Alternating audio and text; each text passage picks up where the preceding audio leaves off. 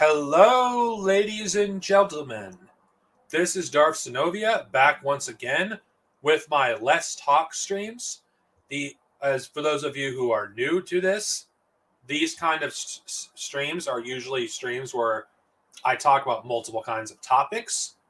And well, I'm inviting guests this time because there's so many topics that need to be discussed that I cannot ignore them because there's been a shooting like a few days ago, stuff regarding the midterms. It's like, God, there's just so much ground to cover.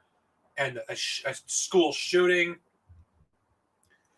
So sit back and basically, for those of you who are watching this after it's done recording live, just sit back, plug your headset or whatever you use on whatever you're doing on your job or whatever, and just listen to this for a few hours because this is going to be a decently long podcast. Anyway, I'm going to wait for a little bit because my guests are still getting on StreamYard. Anyway, so for those of you who are here for my more entertainment takes, don't expect me to talk about that in this stream this time. I know, someone's going to bring up, oh, are you going to talk about Kevin Convoy or Jason David Frank? Well, I'll make this short because, I don't want to talk about entertainment stuff for very long because that's not what the bulk of this stream is going to be about. But Kevin Convoy, I think I probably pronounced that wrong, was, in my opinion, the greatest Batman, in my opinion, in terms of his voice, how he brought that character to life, and how he basically influenced many different versions of Batman. I think it's a tragedy that someone of such talent is no longer with us. So may he rest in peace, just to get that out of the way for those who want me to talk about Kevin Convoy. For Jason David Frank, it's such a shame that a guy of such talent, who was a good martial artist, who basically was a part of a lot of our childhoods, died over the past few days. And yeah, so that's it for the entertainment stuff because I just wanted to address that now. And anyone that's going to ask me later, do not ask me again because there's far more pressing things for me to talk about than the passing of two celebrities. Yep. I just brought that up because I know you would ask. Anyway, Gungaros, Noob, welcome. R.I.P. to both. Welcome, comrade. Welcome, comrades. Welcome. Remember, free format. So, what do you guys want to talk about? There's so fucking much shit to talk about. Oh, there's so much going on in this whole crazy world as it is, right? What's going on recently? We got shootings, blockades, and wars across the world, and I don't know where to start off at, honestly. Well, let's just talk because that's exactly what this stream is. We just talk about whatever we feel like talking, what's important. Right.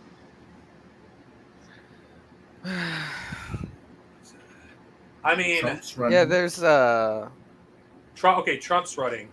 What did you guys think about that? About Trump running? Which this is not shocking to anyone who's been paying attention, who have not been living under a rock. Yeah, there's something banging in your mic, dude. Okay. Who are you talking to about that? Oh, no, that's what I was saying. Something was hitting his mic. Yeah, I think Nuke was walking or something. Oh If yeah. you could mute yourself when not talking, that'd be great. Yeah. Um. Yeah, I mean, like for me, I don't. I knew he was gonna run. It's kind of funny though. I mean, we're gonna get to see like which one of these fascists they're gonna end up choosing to run for the Republicans. It's like they got Ron DeSantis and they got Trump. So We are going to address that here. It just there's so much we're going to talk about. Do not worry. We are addressing all this shit, at least as much as that we can. But yeah, we are going to talk about the most recent shooting that happened in Chicago. yeah, It's like, fucking Christ. Was it Chicago or Colorado? Colorado. Colorado Whatever. Springs. Colorado. Yeah. Fucking Christ. It's like it's like it's okay. I'm not gonna get into any conspiracy theories here, but I just find it convenient that a school shooting happened close to this shooting. Yeah. Now, Yeah. I'm not going to say what I think I in my mind completely because there's no proof, and I do not want to get banned. So let's just leave. I'm just going to leave it at that. But it's these hate crimes that are being committed. Like, we're witnessing the consequences of hate speech, and this is what happens. I'm not saying those who in my audience who are watching this stream do not understand that when you spend all this time demonizing an entire community, calling them pedophiles, groomers, that some crazy psycho isn't going to shoot up a place which hosts these people. Like, yeah, I mean, this is the result. This is the end result of, the idea that we can have a society where everybody can have an opinion, and it's like, well, liberals, if that's Wait. the case, if we can have this society where fascists can go around and spew anti-trans stuff, this is what's going to happen. What's Tucker funnier is the Carlson. fascists that are doing it are denying that it's their fault or that it has any link to it at all. It's like, well, I think they know they're linked to it. They're just doing that for Oh, they know it. plausible they deniability. absolutely know it. Nobody mean- denies they know. I mean, that. I mean, some of them claim that they don't care. I mean, that's that's like how fascist they are now.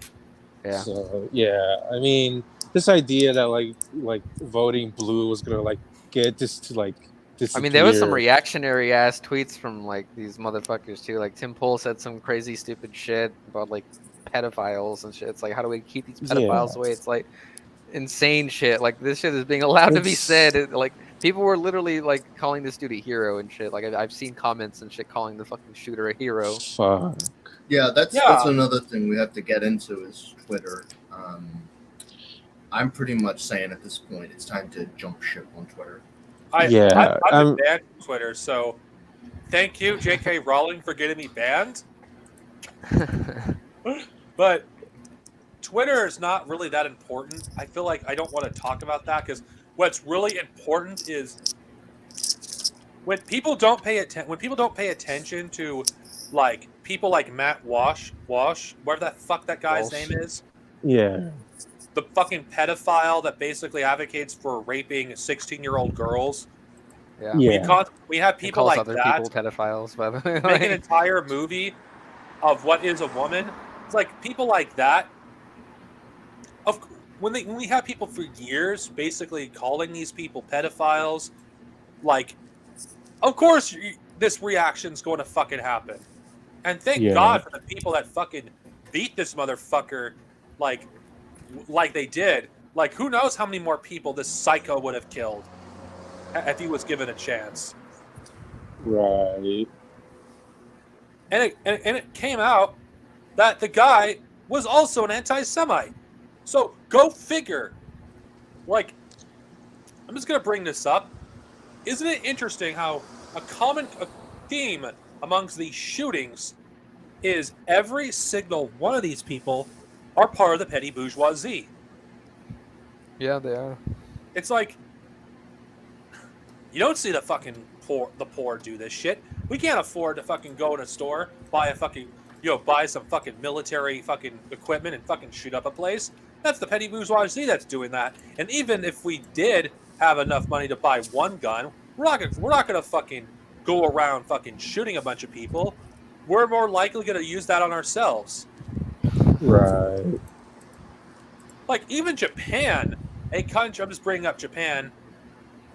Or a country like that. They don't fucking. You don't have mass shootings over there. People, they take their own lives. They don't fucking do what they do here in America.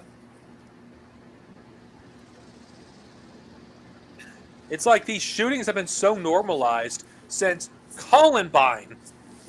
I know for those of you who are my audience, a lot of you probably were not even born when that happened, but I'm still old. I'm old enough to remember that shit. Like Columbine. Yeah. It's like it's been so normalized. Like it's like shootings. We expect them to happen. We're so desensitized to violence. Yeah, America is a violent society. It always has been, always will be, even until its death. I mean, that's what it resorts to. Yeah, it is violent, but people don't understand. Like for those of you who are watching this, yeah, we're all preaching to the choir here. But Right. these shootings that continue to happen, they're only gonna get worse. Yeah. It's like they're especially when the bourgeoisie continue to try to divert class interests based off of this fucking bullshit. It's like they try to divide us up by making like people more fucking reactionary, spreading this fucking hateful propaganda and shit, making us kill each other. Like it's insane. It's like this shit. Writing has been on the wall. It's like shooting against people of marginalized communities. First, like it's only gonna get worse from here.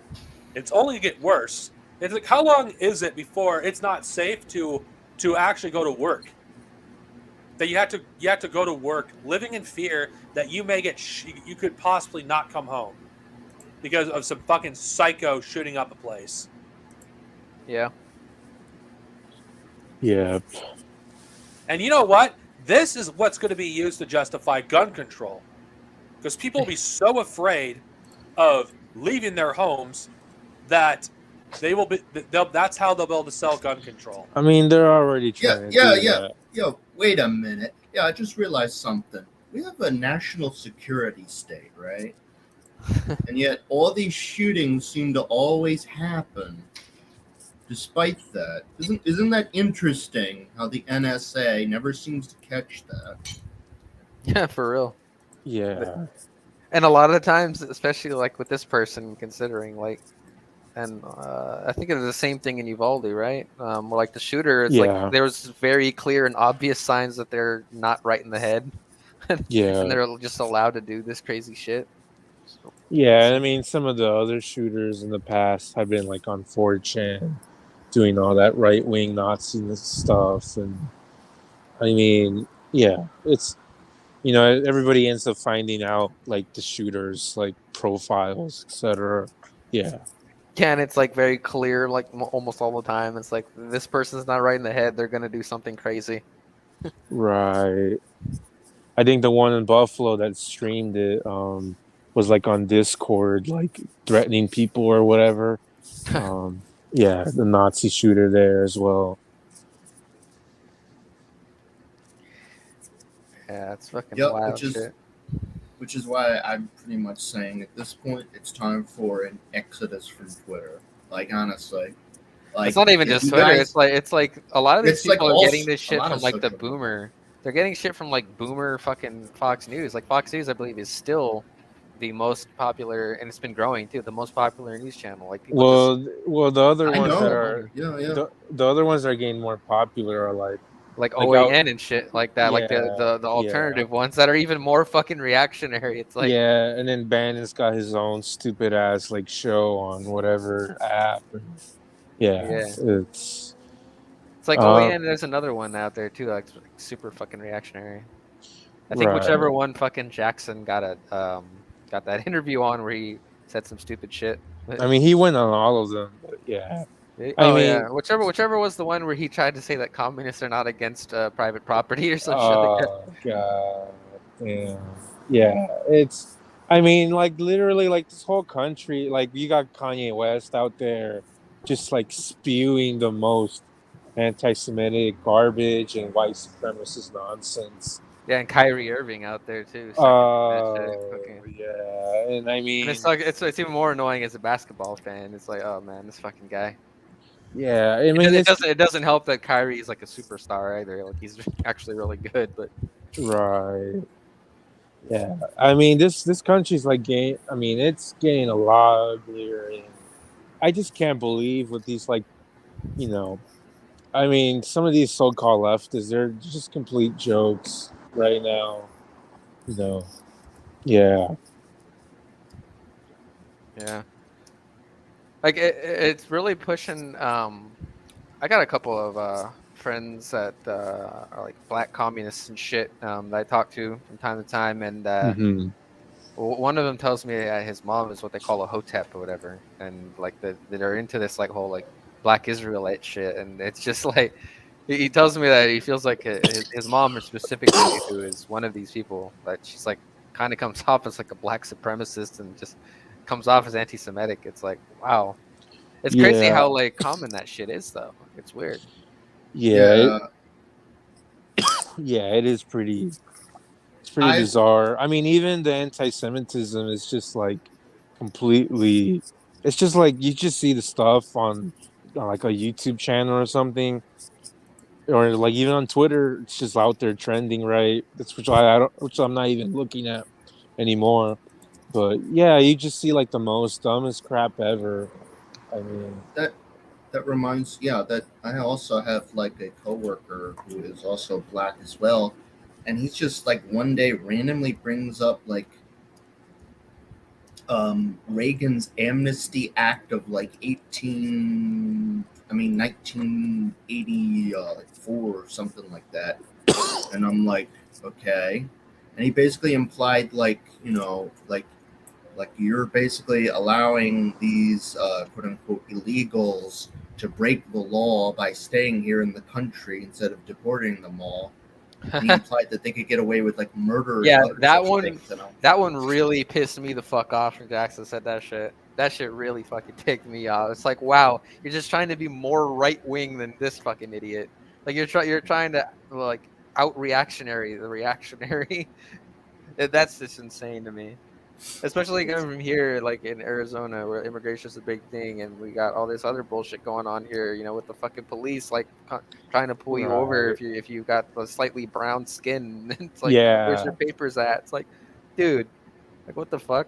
Like we should be fighting for like, you know, easier ways for immigrants to get in here and fight for like sanctuary cities and shit. Like a lot of these yeah, people are also like being super exploited in the agriculture sector. It's like, why are you saying we need to get rid of them all to like save American jobs? This is like bullshit right wing co opting of Marxist terms like all over again. It's Nas bullshit. at the end of the yeah, day, like people that are going to probably be the most likely to organize, unionize, etc., are going to be like the undocumented immigrants, people that were recently let out of jail for whatever fucking charges in this country.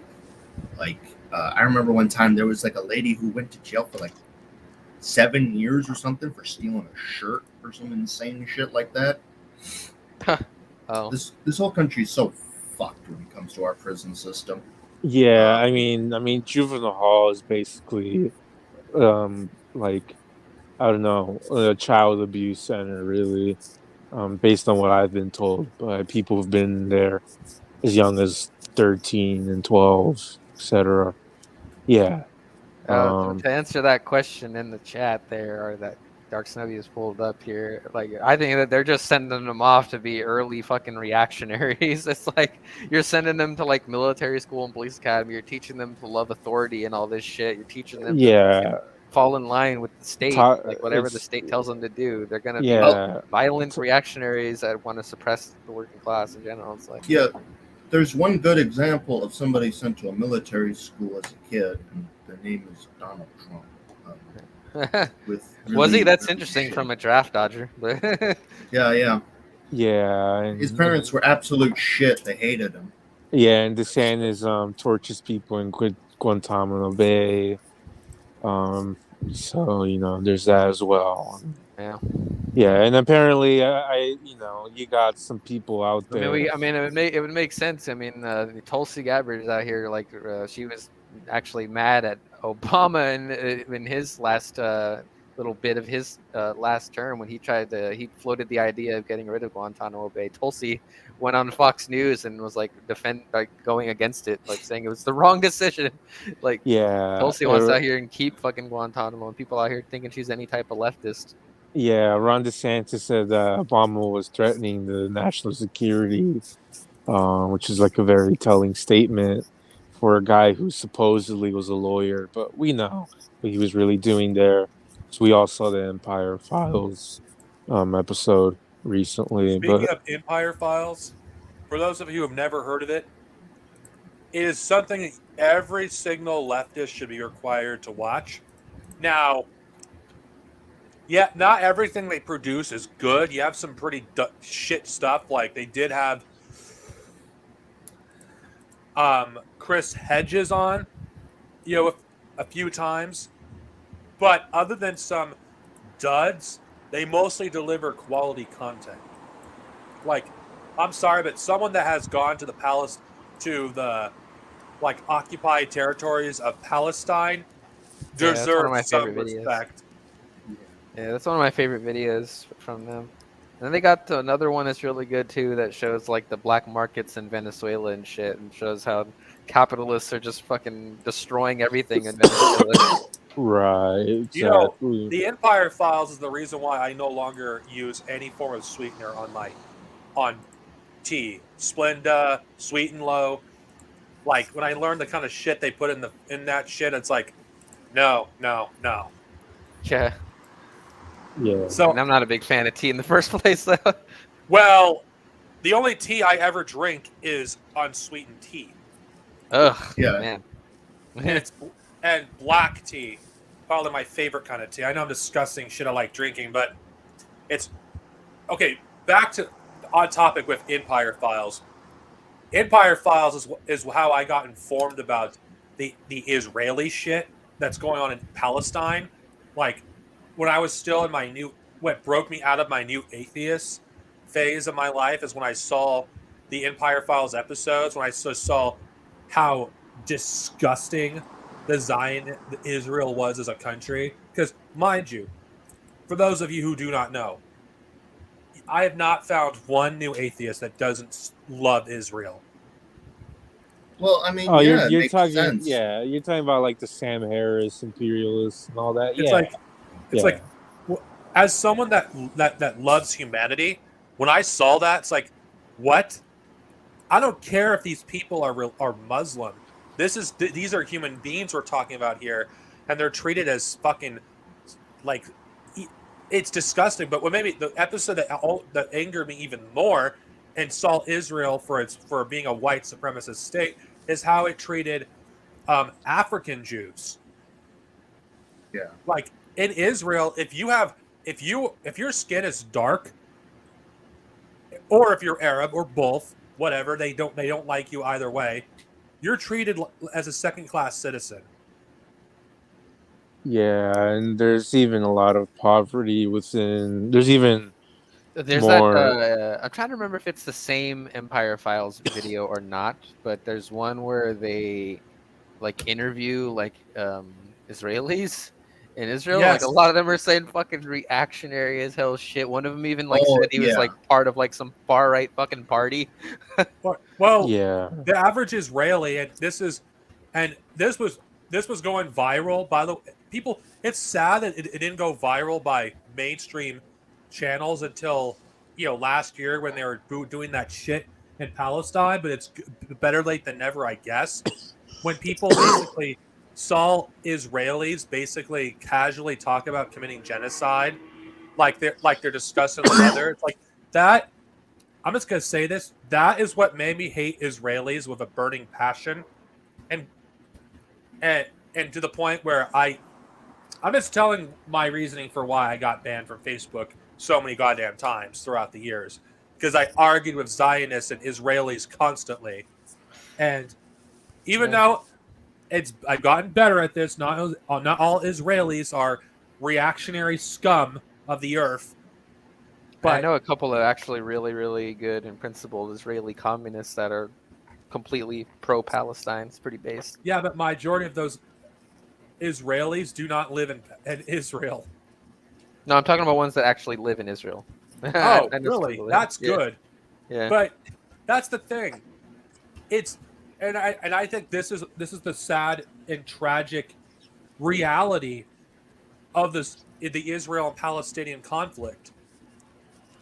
Is people don't want to see Israelis as human, because when people see such evil and vile shit taught by people who basically say like such shit that's basically, if you were to basically look at clips of what the Nazis did or said in Nazi Germany, and then look and compare it to what the average Israeli said, like, you would literally, it wouldn't be that much different.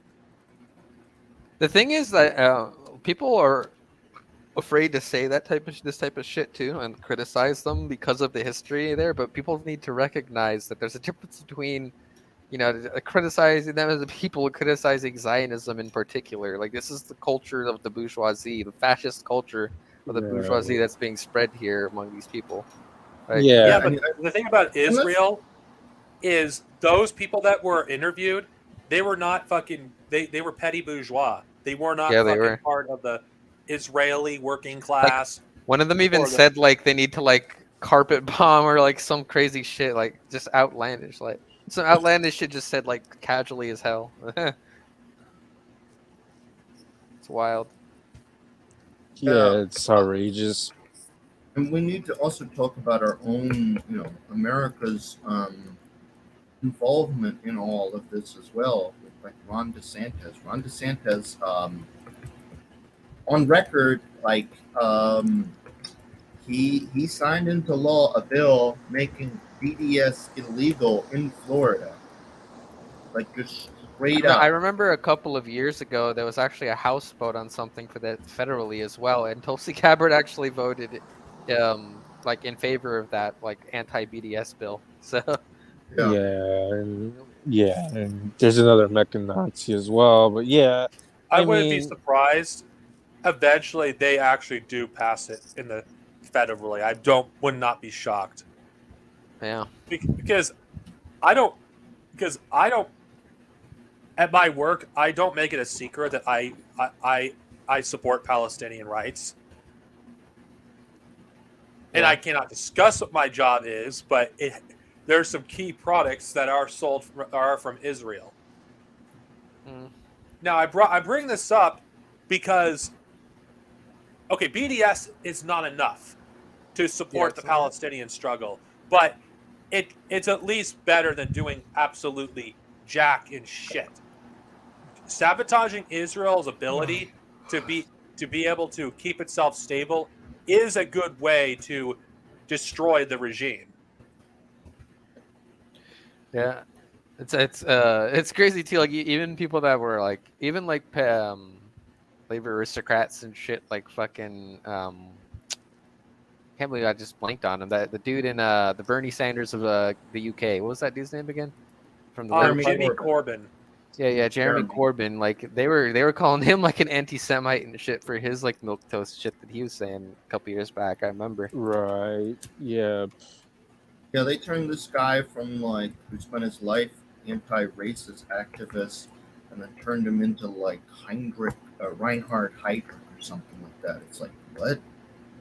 Like, it's insane. And I don't even really like Jeremy Corbyn. Like, fuck him. He's, social democrat. He was way too accommodating to some of the new Labor people that actually stabbed him in the back. Ironically enough. Yeah, I heard the Labor Pro- Party is. I heard the Labor Party is on a major downfall from what they were, which is already pretty bad. But Yeah, I heard they they're ousted going like Corbyn. super neoliberal since they ousted Corbyn. Yeah. That's what I'm hearing. Yeah, yeah, and Corbyn basically supports the kingdom and all that. Yeah. And Galloway isn't any better as well, as we know. He's went way downhill. Yeah, basically the Labor at this point is just the Democrat Party. It's gonna be a right wing shit show, and that's what the Democrats are as well. Let's not kid ourselves. I mean, I'm so sick of all these fucking like neolibs out there, like pretending that Newsom's like progressive or some shit. Like, no, like get out of here. Yeah. And since we brought up Israel, we also need to bring up the fact that, for a lot of these, right wingers claiming to be communist, quote unquote, people like Trump, DeSantis, or even countries like Russia and China.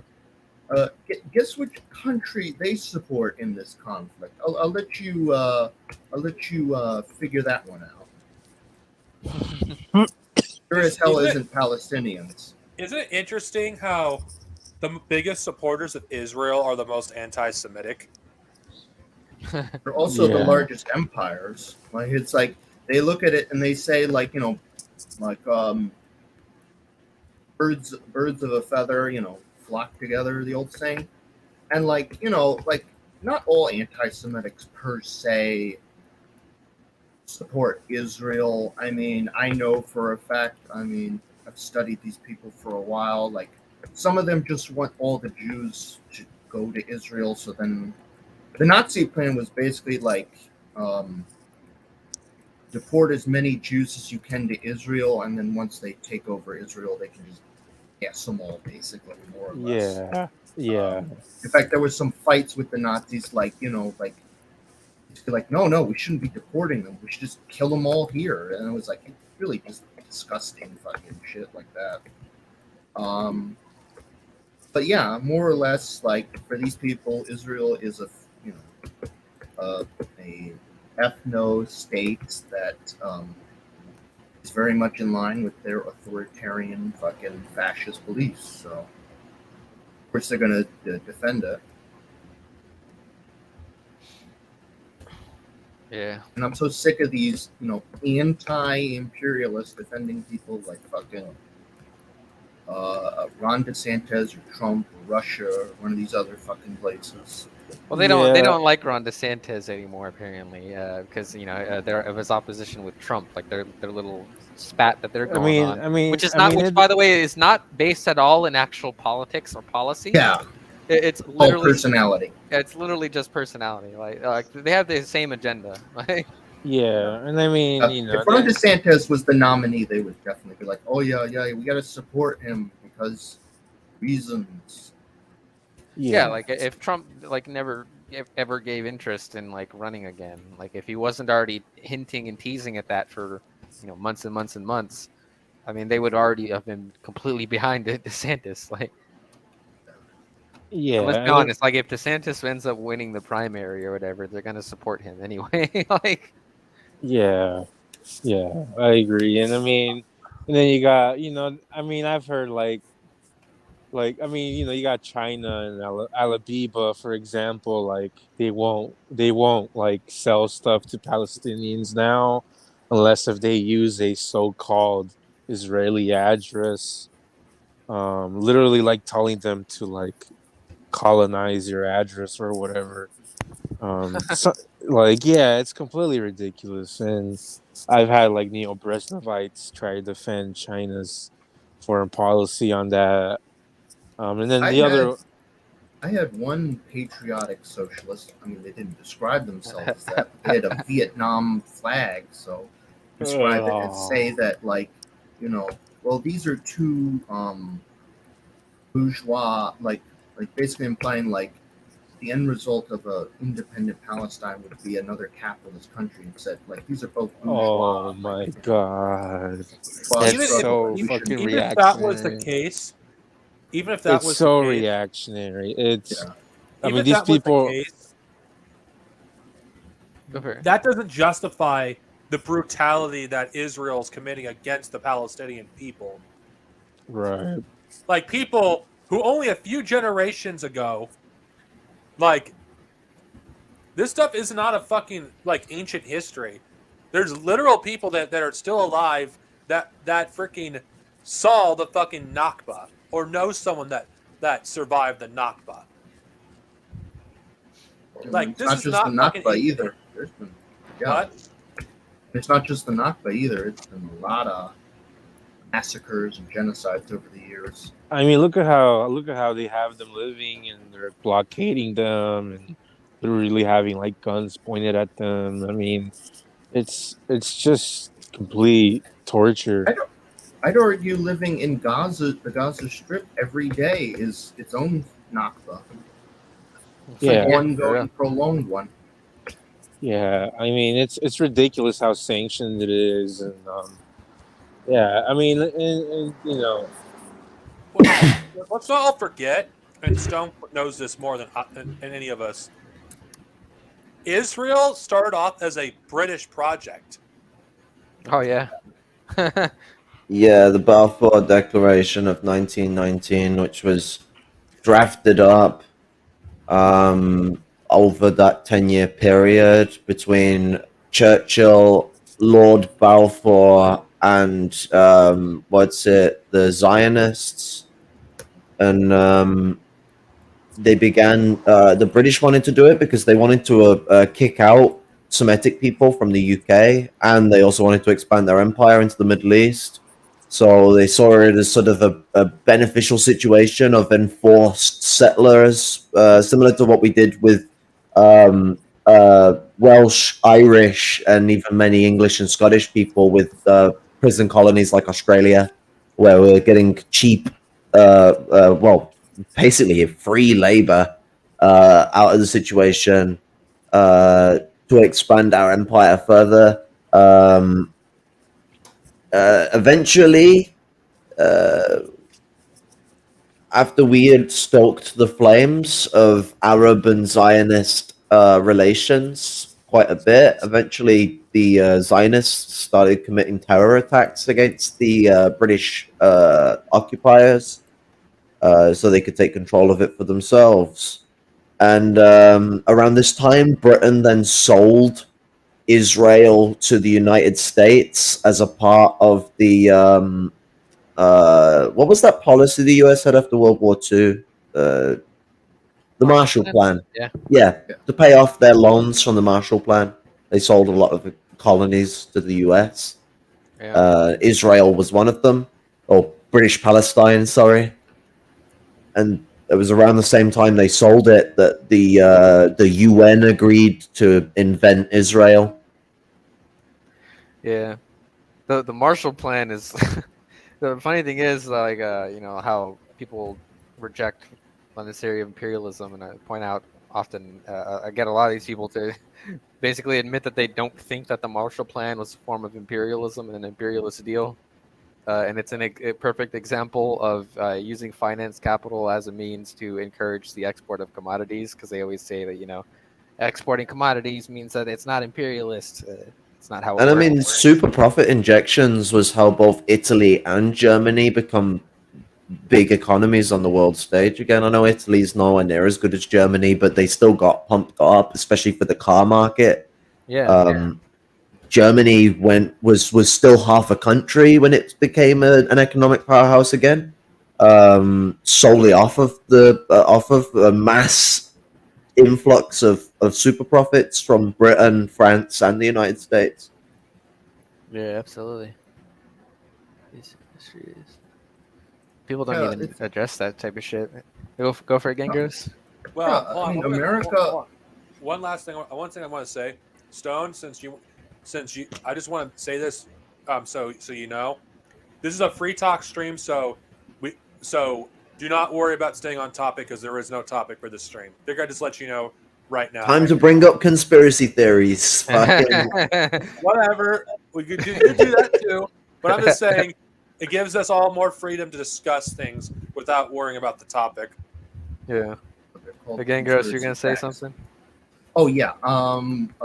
Basically, yeah. America didn't want these, fucking Germany, Italy, or Japan to be, ruined. Like they wanted to rebuild them up because there was various reasons. They wanted to have allies, and also they didn't want these countries to fall to the evil communist hordes that was on the periphery of them as well. Because people got to remember, after World War II, what was one of the most effective fighting forces that fought fascism? I'll let you guys figure that one out. And they were looking at these very powerful communist movements and leftist movements in these countries, and they were like, oh shit, we gotta do something about this. We gotta do something about this. Like even in America, it was like they had to crack down on communism, the Red Scare, and other such things.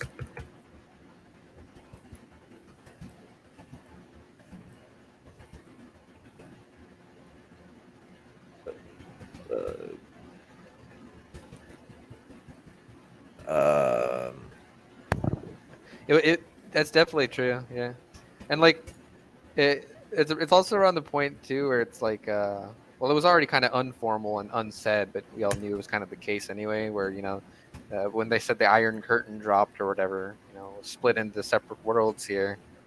I mean, Stalin's got a short work called The Two Camps, but even then, I think even that's simplistic because there was a large unaligned movement. I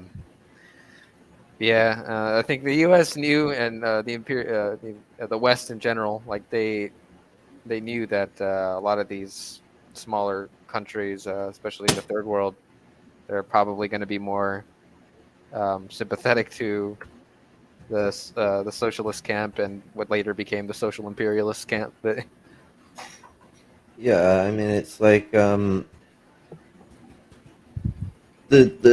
thing that goes on with the global disparity in revolutionary conditions and the intent for revolutionary movements correlates very well. I mean, you look at like when you look at the First World, where if we were to suppose that the super profits of Britain is £100 million, I know it's a lot more than that, but it's easier to put it in these sorts of quantities. It would only take 100,000 of that pounds, which is a mighty amount of its super profits to just actuate still, to buy off the proletariat of Britain. And so a lot of people will use this like mathematics of like, well, if the first world workers are being overpaid and are disconnected from meaningful production, how is that profitable or payable? And then it comes into two things. A, how cheap it is to extract production and resources from the third world. That massively mitigates a lot of those costs. And two, price determines wages, not the other way around. Like how do I put this? So it's like price. The value of labor is dictated by the entire cost of its means of function, and the cost of the market itself is entwined in the labor operations. The exchange value is a rising value that is conflated out of capital through its mediums of exchange, commodity, money, commodity.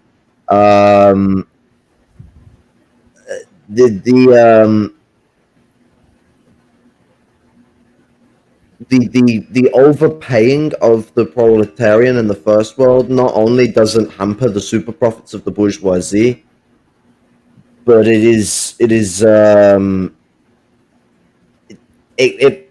it's a problem that pays for itself. If you're giving more money to your first world proletariat, they are spending more money. That is some of the is a process of operations, and the only reason why wages would rise in a capitalist country is because the market cannot satiate its hunger because all goods are outpriced from people's. We know this from Britain in the mid 1800s when wages went down so far to cheapen its productive forces for foreign countries that no one could afford bread, no one could afford rent, no one could afford clean water. And it caused a massive crisis in the 1870s. Yeah. It's really interesting too, especially like in a lot of these first world countries. How they'll, well, and especially in volume 1 of Capital, where Marx gets into like absolute and relative surplus value. Like there would be outcries basically. Well, actually, not even. Because with absolute surplus value, that's like lengthening the actual workday itself. But like, it's to the point now where people are basically forced to work like several jobs, if they're like at the lower end of the spectrum, to work like several jobs to like stay afloat. And the other one would be increasing relative surplus value, which would be actually like increasing the productivity of the labor process and shit. A lot of people take that labor process production and use that to be like, well, look, the first world workers are more productive, and I can understand the logic there, but it's a logic that debunks itself, because it's like, well, what is the within capitalism? What is it that overproduction and the need for increased production constantly brings a drop in profits because of the elevated productive methods that drop the value of that production? Yeah, like they also there's more shit that Marx gets into too, like productive capital and commercial capital and shit like that, where like a lot of our productive capital has been shipped overseas, to countries that are much less developed, that have much worse like labor protections, or they can pay like absolute dirt for stuff that's super exploited. And then at the same time, it also gives them reason to pay workers less than what they were previously paid here in the advanced countries too, because you don't have to be as skilled or whatever to actually do the circulation part of the process, where a lot of them here are just like selling the products. That's why we have so much services here instead of industry and shit. So like they don't have an excuse to be paid more, really. Yeah, absolutely. It's pretty wild how this shit works out, because it's like double. It works out doubly like good for the fucking capitalists too. 'Cause, on the third world side, they're able to super exploit because the high skilled actual production that's going on, productive process, they're able to get by with much cheaper wages. And we're seeing this too, even like how historically they were shipping jobs to like China and stuff like that. A lot of that recently, for both reasons, geopolitical reasons, but also just generally the fact that the growth of China in general is also raising wages in China. We're now seeing, especially in the last like 5 to 10 years, a lot of production being moved from China to Vietnam and other countries like that. I think Cambodia was a big country there too. Yeah, and what's it? They've been getting more and more direct with the type of production they're expecting from Africa, because initially it was more just resource extraction they were expecting out of it, but now Yeah. it's expanding further, and Chinese firms have a much larger presence than they ever have, and a much more direct presence. It's not this whole like, because a lot of Dengists like to frame it like they're just giving money to black bourgeoisie, but it's more so that they're actually settler colonializing places in Africa at this point in time. Yeah, that shit is frustrating. And also, like in my, because I have to like keep up with like logistics journals and shit to see what's going on throughout the world, but like for my job and shit. But there's been, ever since the COVID pandemic happened, there's been a lot of interest in like restructuring supply chains and stuff like that, because of how much it's pushing up inflation, especially. Like lead times are going up like tripling and shit for like products and shit.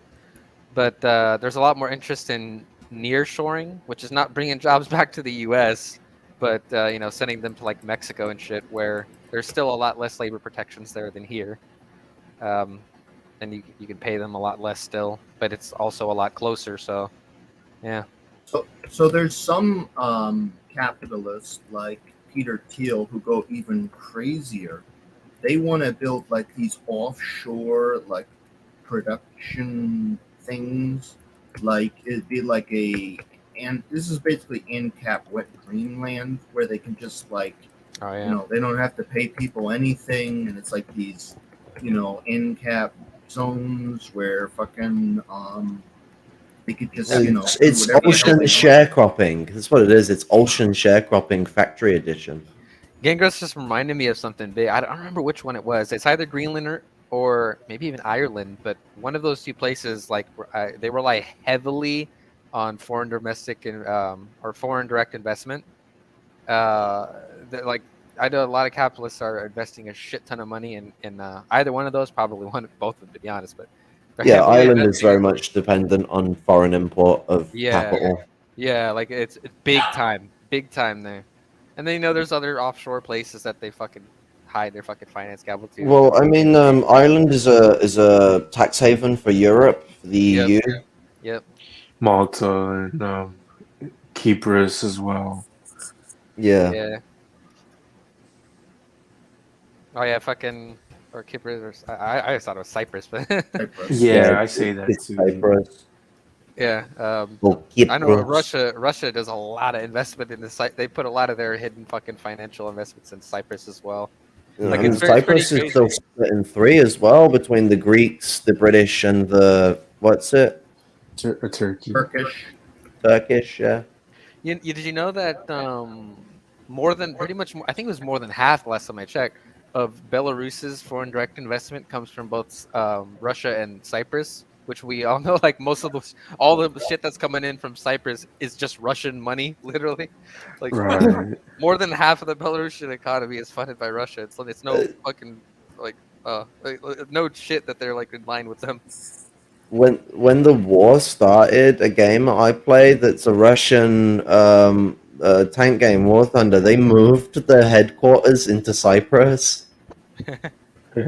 Interestingly enough, too, like I don't know if you guys even remember this, but I'm pretty sure I remember like Lukashenko he was actually like kind of neutral in 2014 with like Ukraine and shit. I believe he was they were trying to be like peacemakers between Russia and Ukraine at that point. Like it wasn't really until like That was part of the Russian tactic, though, because Putin did keep trying to get them to sit at the table. Yeah, definitely. And then especially, I think it was, what was it, 2019 or 2020, something like that, when there was that big like political uproar in Belarus. I think they were like disputing his election or something. Yeah. I think it was when they got that plane to land and arrested that geezer. Yeah. Like I'm just letting you they're know, guys. basically At some point, I want to address the origins of Thanksgiving. I mean, what's it? Not now, but at some point in the stream, we have plenty of time. Oh yeah. Okay. So this is not a specific topic, so I just want to, because I figured Thanksgiving is close, even though it's preaching to the choir, but I feel like it would be irresponsible for us as communists not to talk about the colonialist history of Thanksgiving. Yeah, definitely. But not now. We should focus. Yeah. But I think this person, what this person says, is spot on. Yeah, like what we're seeing in America. Of course, you probably could apply this everywhere, but what George Carlin said was correct. Education is getting shorter and shorter. It's like there's so many people that have never completed high school that I've known. It's insane. Yeah. And privatization of education is being pushed more as time goes on.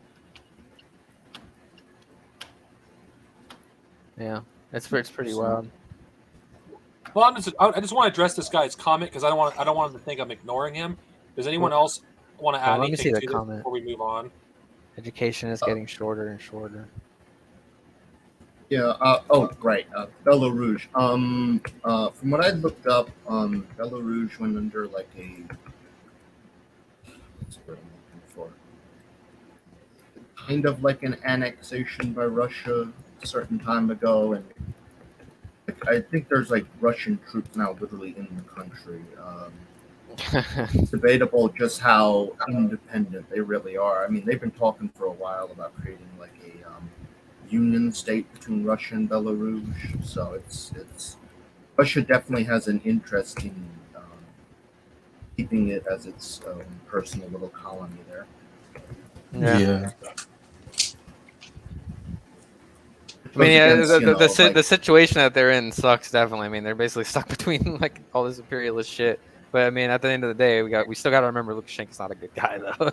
Yeah, it goes against like these mecha Nazis, like Caleb Mata, who's like, like, saying how great.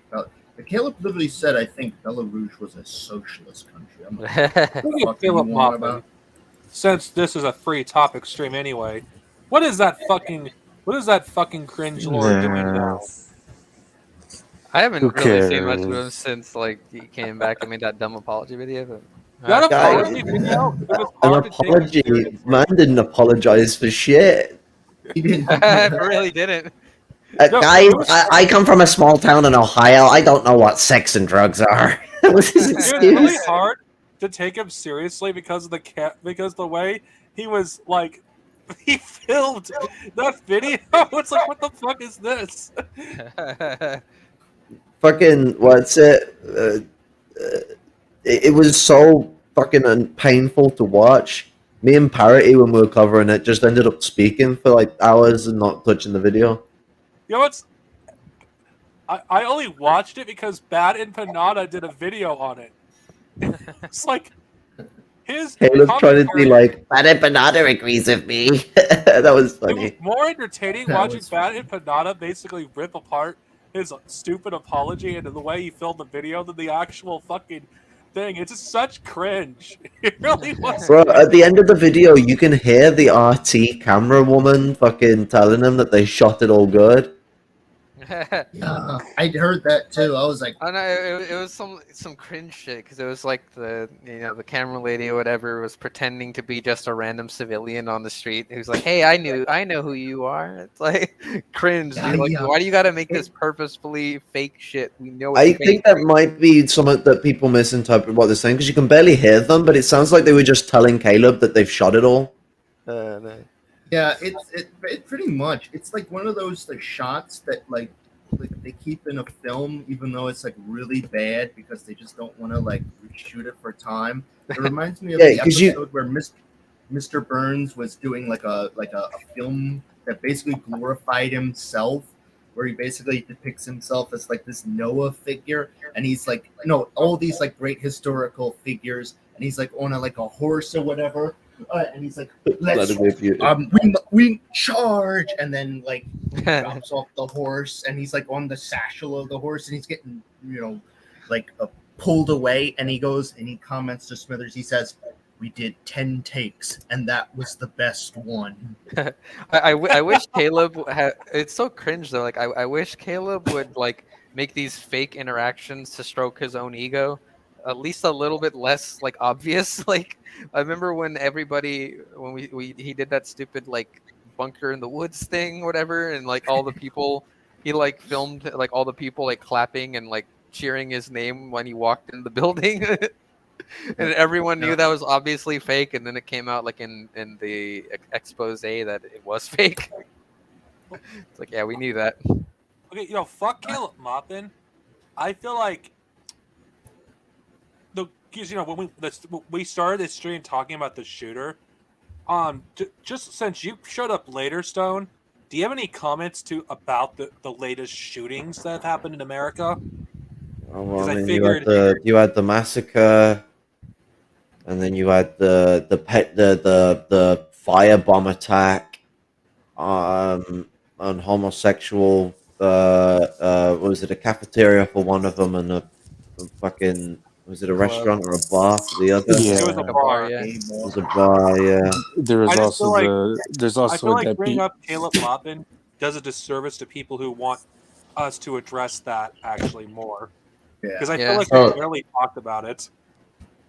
What's it? Well, it was it was held on Trans Remembrance Day, from what Wow. what's his name brought up. It that's was.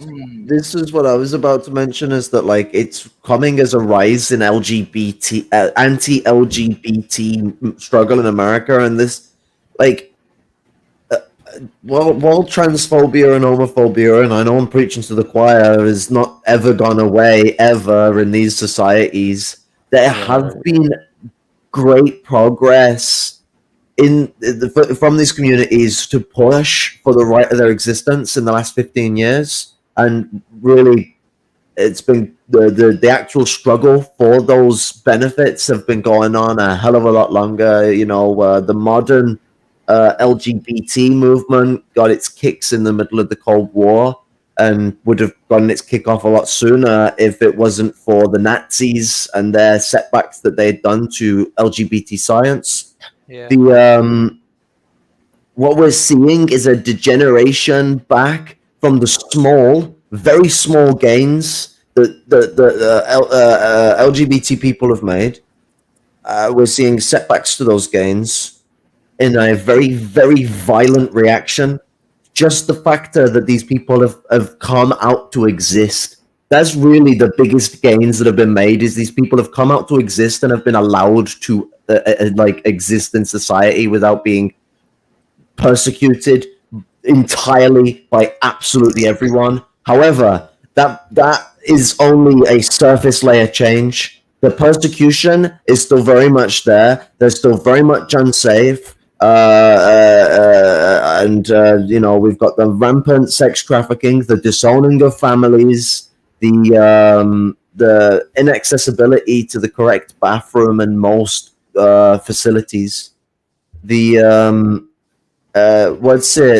restriction of medical care, of both medications and operations.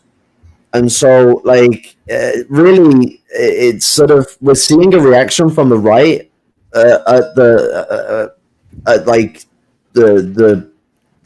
acquisition of trans rights, when the acquisition has only merely begun and is nowhere near its full actuation to actually give the equal rights to trans people. They're nowhere near on that plane. I find that clarification is important when talking about how this reaction to trans rights is at the point where they haven't even been granted their rights yet. And the fact they haven't been fully granted no rights, similar to how the civil rights conflict of the last era went down, it's allowed them to be easy targets to rising transphobia in the same way racism is worsened over time, and homophobia is worsened over time as well. The conservatives have recently kicked out a lot of their gay conservative membership that they had built up in the 80s, 90s, and early 2000s. The Texas conservatives have banned the homosexual Republicans that support them. Log cabin. Yeah. I'm not gonna lie, I don't really have much sympathy for those people. It's not about sympathy. It's more so about the fact that pretenses of respect are dwindling away, and the Democrats isn't doing shit to fucking protect the rights of LGBT people. And then it goes even further into what is actually being done to advance the rights of these people. It feels the method that the bourgeoisie have taken around this is about the profitability of LGBT people, not about their right of existence and their right to be fucking to be free and have a full set of rights as people. And so they've put them in a position where they are raking in profit off them and getting all the benefits they want out of the situation, but not providing the active protections necessary to defend these people from the fascists. Yeah. Well, even though they're not, it's not as documented. Bisexuals are part of the LGBTQ community as well. Oh, I thought the B just stands for Bellends. Sorry, my bad. Hmm. Sorry, I pronounced that wrong. Sorry. I mean LGBTQ. Yeah. LGBT. I think you got it the right way around. I was just making a joke about like if it wasn't bisexual, maybe it's like bellend. For the Americans listening, bellend is a UK slang term for the end of your penis. Well, There the you reason go. I You've bring been that up enlightened. because there's bisexual erasure as well. Like there's, you either have to be gay or you have to be straight.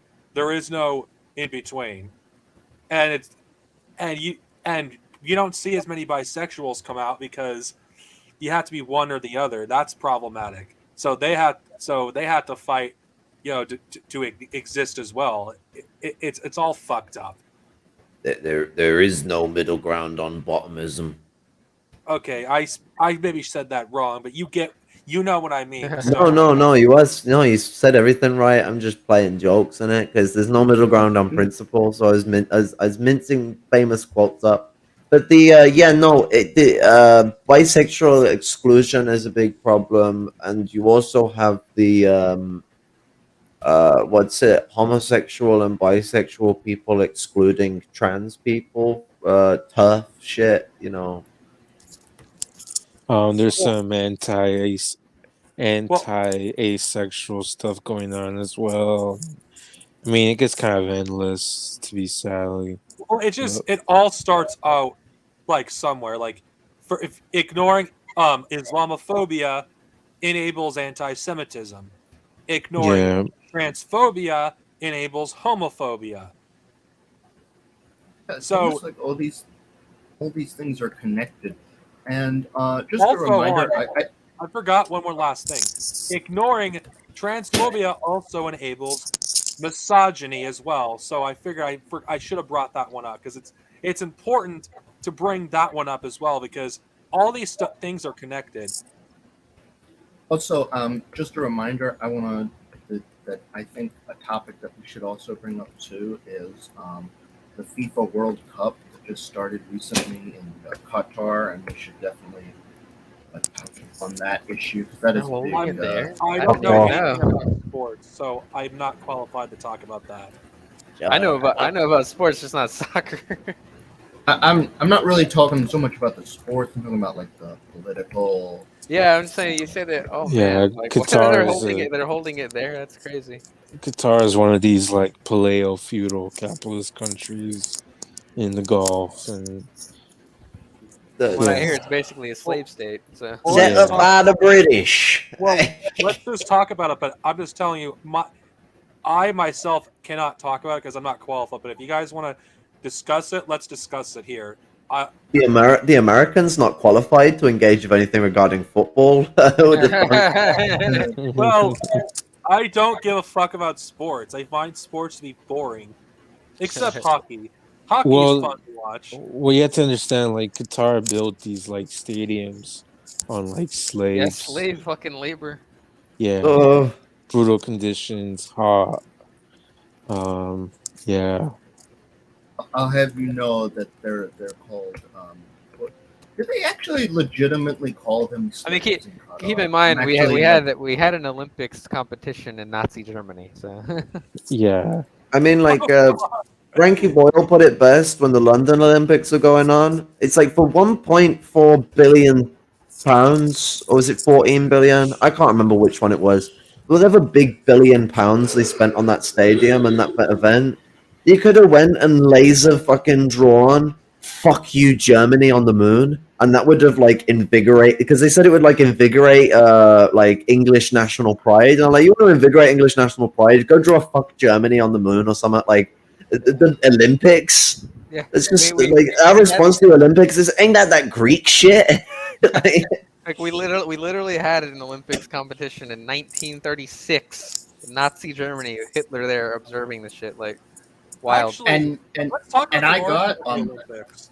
If for those of you who don't, let's just talk about that. Considering we're talking about history anyway, let's talk about the origin, if you guys are willing. well, I just also wanted to bring up too. So in 1936, there's also a lot of newspaper articles that I don't know about the New York Times with a lot of their newspaper like archives, but when you know the Olympics happened in Nazi Germany, everybody was praising it, saying this is amazing. Like Yeah, wasn't it? Germany has really rebuilt itself. They've I think the term that New York Times said, they've rejoined the community of nations or whatever. Saying, like, Yeah. I think wasn't there like I don't remember the name of the competitor, but it was an African American that like steamrolled the Germans at like running, and it's yeah, funny to Jesse just see like Owens. Jesse Owens and like fucking Hitler just like seething. I mean, I guess so, but at the end, though, I think Germany still did win the most amount of medals from that. So, Yeah. I mean, it was a I pretty mean, good would you success. argue with them on the factor of it? Yeah. Yes, Mr. Hitler, you won all the medals for the races. I know you weren't in the races, but you definitely won. Now stop pointing that Walther at me.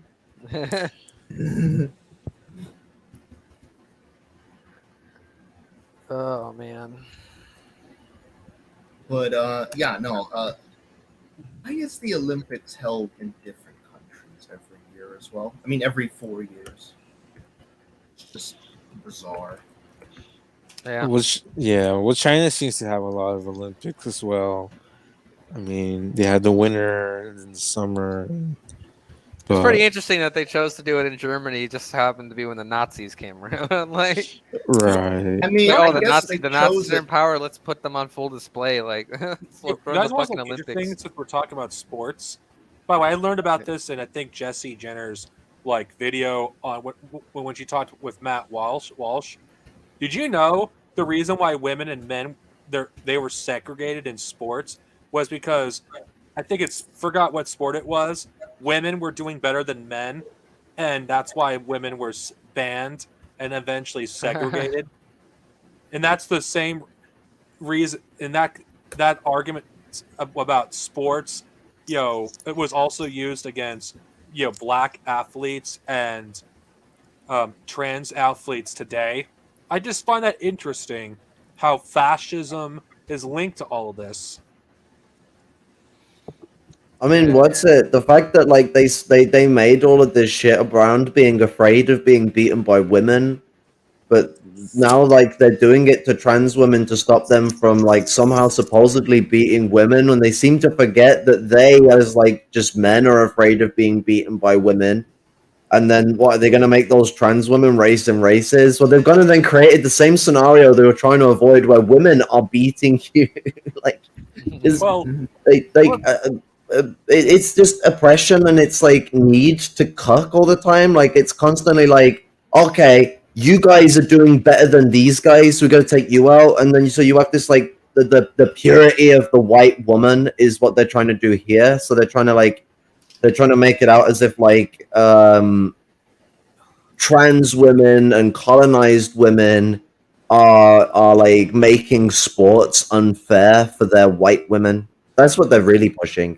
you know what's actually Yeah. interesting is they didn't give a shit about this until when a woman or a African or a trans person won. When they actually won one time, they fucking go on a frenzy and make it like, oh, they have an unfair advantage, blah blah blah blah blah. I'm telling you now, in fucking men's football, they fucking cry when they get tackled. In women's football, they'll fucking murk you off if you tackle them. They got hella tougher skin than the fucking their male equivalents. I always find it funny that this people who are like pretend to be so concerned about like trans women and fucking sports, like all of a sudden these same people don't give a shit about female sports. Like these are the same people that make fun of like the WNBA all the time. It's You know like, what's funny about these Right. people? None of them have ever played sports. Those people are so concerned. Most of them do not have experience playing sports. oh or yeah, have the- most of them are like middle-aged white boys with beer bellies. it's like it's like you're just jealous because your fat ass is out of shape and can't fucking beat any of these people. you just don't like people you look down on being better than you at something. Yeah. Of course, the thing that people don't even understand, and I keep bringing up Jessie Jenner because I think she's one of the best people that talked about this. She's more of a nerd channel, but her political stuff is still good. It's quality content. She talks about from her experience that a lot of the advantages they have before the transition, they lose it when they transition. Like people don't understand, who claim to understand science don't actually understand science, or refuse to listen to people who have actual experience getting transitioned. Like a lot of the stuff that you had, let's say before. I'm not going to dead name anyone, so I'm not going to say it. But before you transition, all the advantages you supposedly have, you lose it when you transition. These It's like advantages are not as drastic as people might find either. But yeah, physical characteristics do change. Like if you're on one hormone or the other, predominant sexual dimorphic characteristics will take hold. So if you're on estrogen, you'll develop wider hips. You'll start to develop breasts and shit like that. Yeah. Well, okay, I'm not a trans person, so I'm not qualified to talk about this in depth. But I'm saying that people who spread this unscientific nonsense will not listen to people with actual experience, trans athletes who have experienced this for themselves. I mean, also if they've been prescribed with some of the older hormones, because there's some hormones the US come up with in the Cold War that can cause like an increased chance of heart attacks and shit like that. Hormones can actually make it a lot harder to do like really, really exertive sports. Not like in a way where they could never do it ever, but it could make it very difficult. So it's not like there's some like cheat code that's going on there. And I mean, sports is very dependent on the individual in general. There's fucking female heavyweight boxers. Are you gonna say because that woman can box better than like most men you'll ever meet in your life? They're like, X is Y and Y is Z and Z is N. It's this like fucking it's this falling logic fallacy where everything falls to the next goalpost constantly, knocking down your argument down the line to try and make it make sense from a preconceived notion. Bollocks.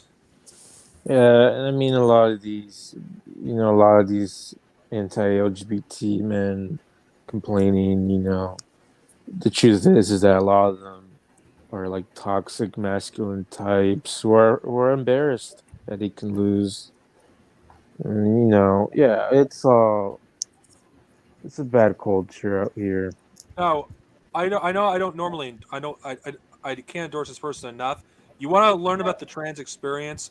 Watch Jessie Jenner's videos on the subject. She speaks from the trans experience about various topics she talks about, and I think she's a good source of information. Though I think there's better out there, but let's be honest, there aren't that many trans people out on this site that actually talk about their experience, because a lot of them, because of the culture environment that we currently are in, are afraid to speak out. Yeah, and I'm thinking on this like trans issue thing is it pisses me off regardless of the issue. Like this fake concern, this fake moral concern that like right wingers will put out with this type of shit. Like they'll bring up like suicide rates and shit like that about trans people, and they'll pretend to like care about them. It's like, no, you literally dehumanize them constantly. You think they're subhuman. You want them dead. It's like you don't care about their fucking high suicide rates, and then they try to pretend it's because like, oh, they want to detransition. No, maybe it's because people like you out there want to go and shoot up places that they occupy. And Well, then it reminds me of like this whole concern. like way back in the day, like, and they still kind of do this, when conservatives were all up in arms about the concept of quote unquote the gay marriage back in the day in the early 2000s. I always Yeah. find it. So Oh, yeah, yeah. go on. I was just gonna say I always find it so weird and cringe when it's always like some boomer. Nobody says this word, by the way, besides like boomer conservatives when they say gay married. It's like, well, that term is so stupid. It's like, no, Yeah. they're just married and happen to be gay. There's no gay married. It's like, And they don't even like the term being changed to partner or whatever. It's like, who fucking cares? I remember back in the day, they would make this like slippery slope argument where they're like, if we legalize this was before gay marriage was legalized, where they're like, if we legalize gay marriage, everyone's gonna be gay married. It's like, damn, do you really want to get gay married or whatever? Like that bad? Like you won't be able to stop yourself from it if they legalize it? Like what Let's the be hell? honest with you guys. I don't believe in the concept of marriage. It's a bourgeois concept. Yeah. Well, even by their own standards, even by their own capitalist standards, their own system is destroying their bourgeois concept of marriage. But they don't want to bring that one up. Okay. I'm They not only saying wanna- Marriage. I'm not saying marriage has not existed in some form for thousands of years, but the modern like version of what marriage is what I oppose vehemently. Yeah, I get you. And Yeah, but it's it's also because like of the manner of the economic system we live in that dictates it as such. It's like religion, marriage. These sort of cultural things will have a part in being changed through cultural revolution, but they will change in their relationship to society, not so much their existence. yeah, definitely. Yeah, I mean, the thing is that certain societies, including parts of America, even up to this day, there's a lot of these like toxic masculine types viewed marriage as a property issue. This is like the really deep misogynistic like roots of certain capitalist societies. Well, let's just say how it is. Children and women are not looked at as people. They're looked at as property. Nothing Yeah. else. Yeah. Like, I mean, I don't know if you hear it, but I hear this shit a lot with, especially a lot of these like misogynist and like even like these red pilled fucking type of dudes and shit. They'll say like jokes, but they're not actually joking. The Like, incels. they'll say like, oh, women mature faster, but they stop growing mentally at like 14. It's like that is the most misogynistic Whoa. shit ever. Whoa. what Yeah. the fuck? Yeah, Holy I've shit. literally That's a heard big that fucking shit L common. for me. Yeah, I've literally heard that shit, and it's common among these people. It's like, holy shit, dude. Yeah, I mean, the rape culture is I mean, real. wait. I mean, One, it's kind of funny. I could bring up a joke about that now. I mean, now it makes sense why most of these fucking pedophiles are right-wing conservatives. You know, because I mean, apparently they don't like. They think women don't age past that anyway. So wow. Jesus. if you ever watch any of these like online predcatcher channels on YouTube, 90+% of these motherfuckers are right-wing, like Trump or MAGA people that And get caught. let's not mention the average hentai person that looks up hentai are also these fucking type of people. Yeah, for real.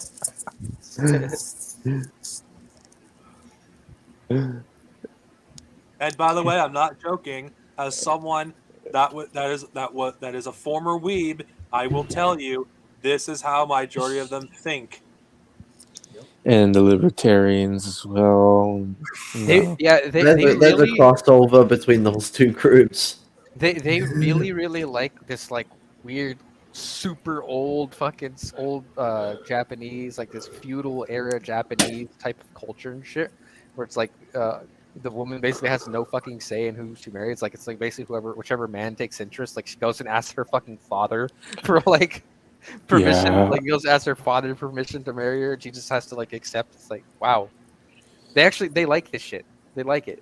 Right, or like the Pol Pot thing and the fascists. Fucking Jordan Yeah. Peterson saying he wants enforced monogamy. Oh my And he's like, god. "No, guys, I didn't say you got to go force women into useless men. I said you just got to protect the foundations of monogamy." And it's like, Protect the foundations of it. Hold but on. then he also admits that like non-monogamous relationships have always existed and will exist. It's like, well, what the fuck are you saying then? It sounds like you're making an excuse what you were originally saying, which was enforced monogamy. That sounds like you're like He's you want enforcing to his guarantee the white race by forcing people into specific relationships sectored on caste and gender. Yeah, that's wild. Right. Oh yeah, you know It's when Matt Walsh was confronted for being a pedophile, he doubled down on it. So calling these people pedos when they're basically outed as pedos, they're not. They double down on it usually. Oh my Who god. the fuck is Matthew Walsh? Some like really right wing reactionary predator on in Daily US. Wire. And Yeah, by the Daily way, Wire. since she lives in your country, I'm so sick of talking about this fucking bitch. I swear to God. Well, J.K. Rowling. Yes, she is friends with Matt Walsh, and she Oh, liked God. his movie. I'm glad I've never had interest in her shitty little series. Despite- Like, She got backlash, by the way, for following Matt Walsh, and she fucking blocked people that freaking pointed out that he was that he is a self-described theocratic fascist. I mean, a lot of these like MAGA people are jumping on the Christian nationalism train. Like, they're openly calling themselves the shit. Right. You know, yeah. like- Sorry. I will say in response to sort of like not wanting, glad you hadn't grown up being into her shitty books. I mean, it's like a lot of people grew up when they made the films, and I find it's the people who engage with the films that have more of a connection with these things. And so I grew up with them, and I say when I was a kid, I didn't see a lot of the problems I see now in them. But I will make this caveat. So, I don't really feel so bad about it being someone I grew up with and now someone I couldn't give a flying fuck about. Like, Harry Potter had killed itself before J.K. Rowling had started making transphobic controversies. Like, it's already bad enough that it did that to itself. But secondly, if you actually look at how the films were made, they had to cut out so much of a fucking horrible shit. Like, there was so much like fat phobia and sexism and Really? fucking anti-Semitism. Yeah, and they still kept some of the anti-Semitism in it with the goblins. And I'm the only one here who's actually read the books, the first 5 anyway. Like, I read up to the Goblet of Fire, I think. yeah, like Yeah. for me, like I just never had interest in it. Like, honestly, Well, like I could the not. I don't think I've ever storyline- finished a Harry Potter movie like start to finish ever. Like, I've seen. you want to bits know and why pieces of it here and Dobby there. was never used again after Chamber of Secrets until the Deathly Hollows? There's a reason for that, because the plot line they deleted from the book, well, I forgot which one it was. I think it was Order of the Phoenix.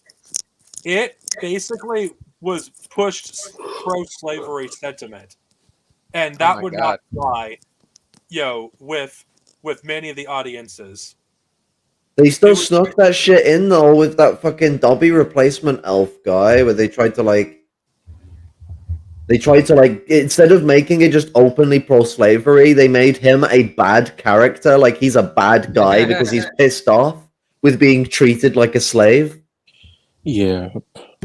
Well, I know Harry Potter heads, which will say, "Oh, the movies butchered the books." To be honest with you, I will say this: the movies improved the books in many ways. Not only did they cut out most of the useless bullshit from the books after book 4, the books were better. The movies were betterly paced.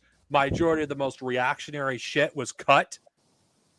They were a far better experience, in my opinion. If you must experience a story of Harry Potter, don't recommend anyone to experience Harry Potter, but if you insist, don't bother with the books. Just take acid and watch Lord of the Rings. You'll thank me later.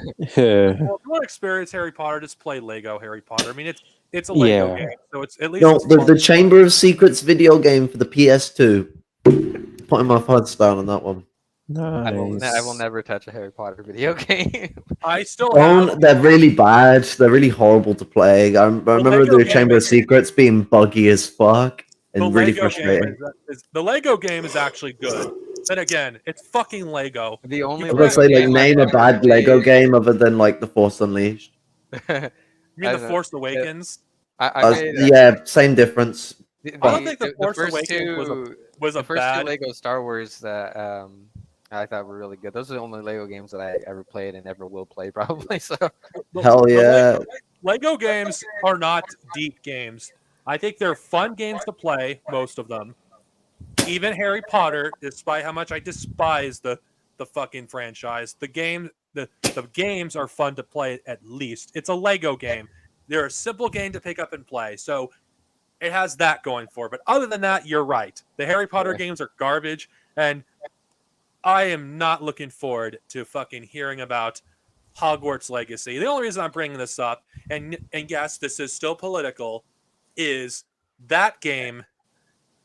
Oh, holy shit.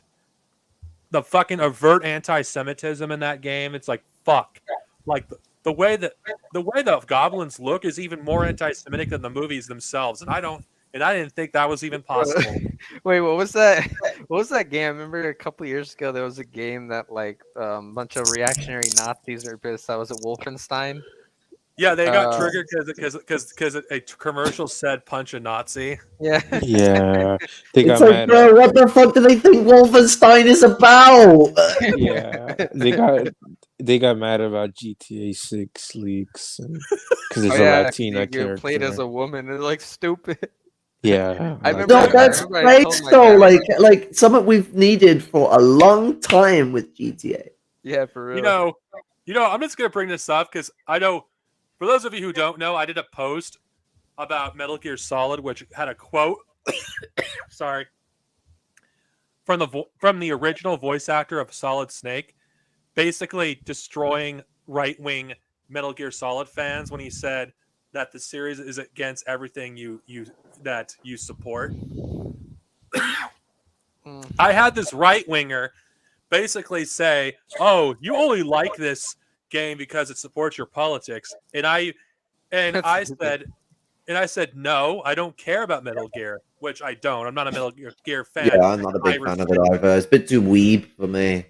For me, okay, I respect it because it has something to say. The story's great, but the techno weeaboo shit, yeah, I'll pass. I If I personally want think to see Megazords, I'll go watch Power Rangers. For me, if you want to experience the story, there's better. You can find like compilations on YouTube that basically has it as a movie. So if you want to watch Metal Gear as a movie, you can find it on YouTube. That's Yeah, why but I'm gonna only watch the first Metal Gear game from the 80s and nothing else. Well, anyway, this person was so stupid. He didn't understand. He actually said only the left like Metal Gear. It's like, oh no, there's Only the right left wingers like it. that like Metal Gear too. And I said, fans of Metal Gear who are right wing are not the same as those who hate Metal Gear who are right wing. Those who hate Metal Gear for being right wing understand the politics, and those who don't, are just illiterate. I mean, like, the Metal Gear is one of those games where it's not fully committed to either position, so it allows the liberal position to be the most dominant one. Deus Ex does this as well. Deus Ex is a game that's supposed to allow a lot of choice, politically and otherwise. And while it does represent far right and far left ideology, which so does Metal Gear, predominantly liberalism tends to take hold. Like, I like the fact that their whole like rebel thing and all the shit like that is like heavily influenced by Che Guevara, and you could argue they're like Falconists, but there's still a bit. It's still a bit milquetoast and stinky. I wonder whether it's like being under a Japanese company making those games. I wonder how much they're allowed to get away with. Because, Japan's going to hit or miss. You either communism's liked or communism's hated. But I will not accept people telling me that what's his name is a communist. just because like there's a picture of him with a commie hat on, and he's basically said like nothing that confirms that he's anything. If anything, he's like a sympathetic fellow traveler at best, and his work shows it. Because if he was like a serious communist, man would go down like that American author during the fucking McCarthyite period, where he kept publishing communist books regardless of what the fuck they said. Like, man then would be open, honest, straightforward, and get blacklisted in the process, using his popularity to then push for greater political actuation within the market of which he operates in. It's the power capital. It buys off the most pretentious of dickheads. Well, I do see what you're getting at, but I did basically tell the guy that he said certified writers in Japan basically called him a hack. And I said, those writers you're talking about write crap that mostly reinforce the status quo, which, as someone that's engaged with Japanese media for 20 years, over 20 years, I could tell you that is exactly most of Japanese media. For the rare stuff that basically comes out of the cracks that does push an anti-capitalist message, Final Fantasy VII being one of those games, or I never played the 7th one. And I'm talking about the original Final Fantasy, not the remake. Because the anti-monarchist stuff in Fire Emblem Three Houses and Three Hopes, even then, those stuff still have some bit of liberalism in there. So you cannot. So you do have to push. If you're putting stuff that goes against the status quo, you do have to push stuff that supports it as well. So it's in capitalism. It's pretty much there. Like, most people are not going to go full on like anti-capitalist in any media. It's just you cannot expect that.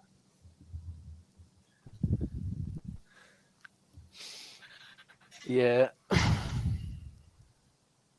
wish there was more. I mean, you could still pick it up and shit too. I wish there was more upfront political stuff in Fallout.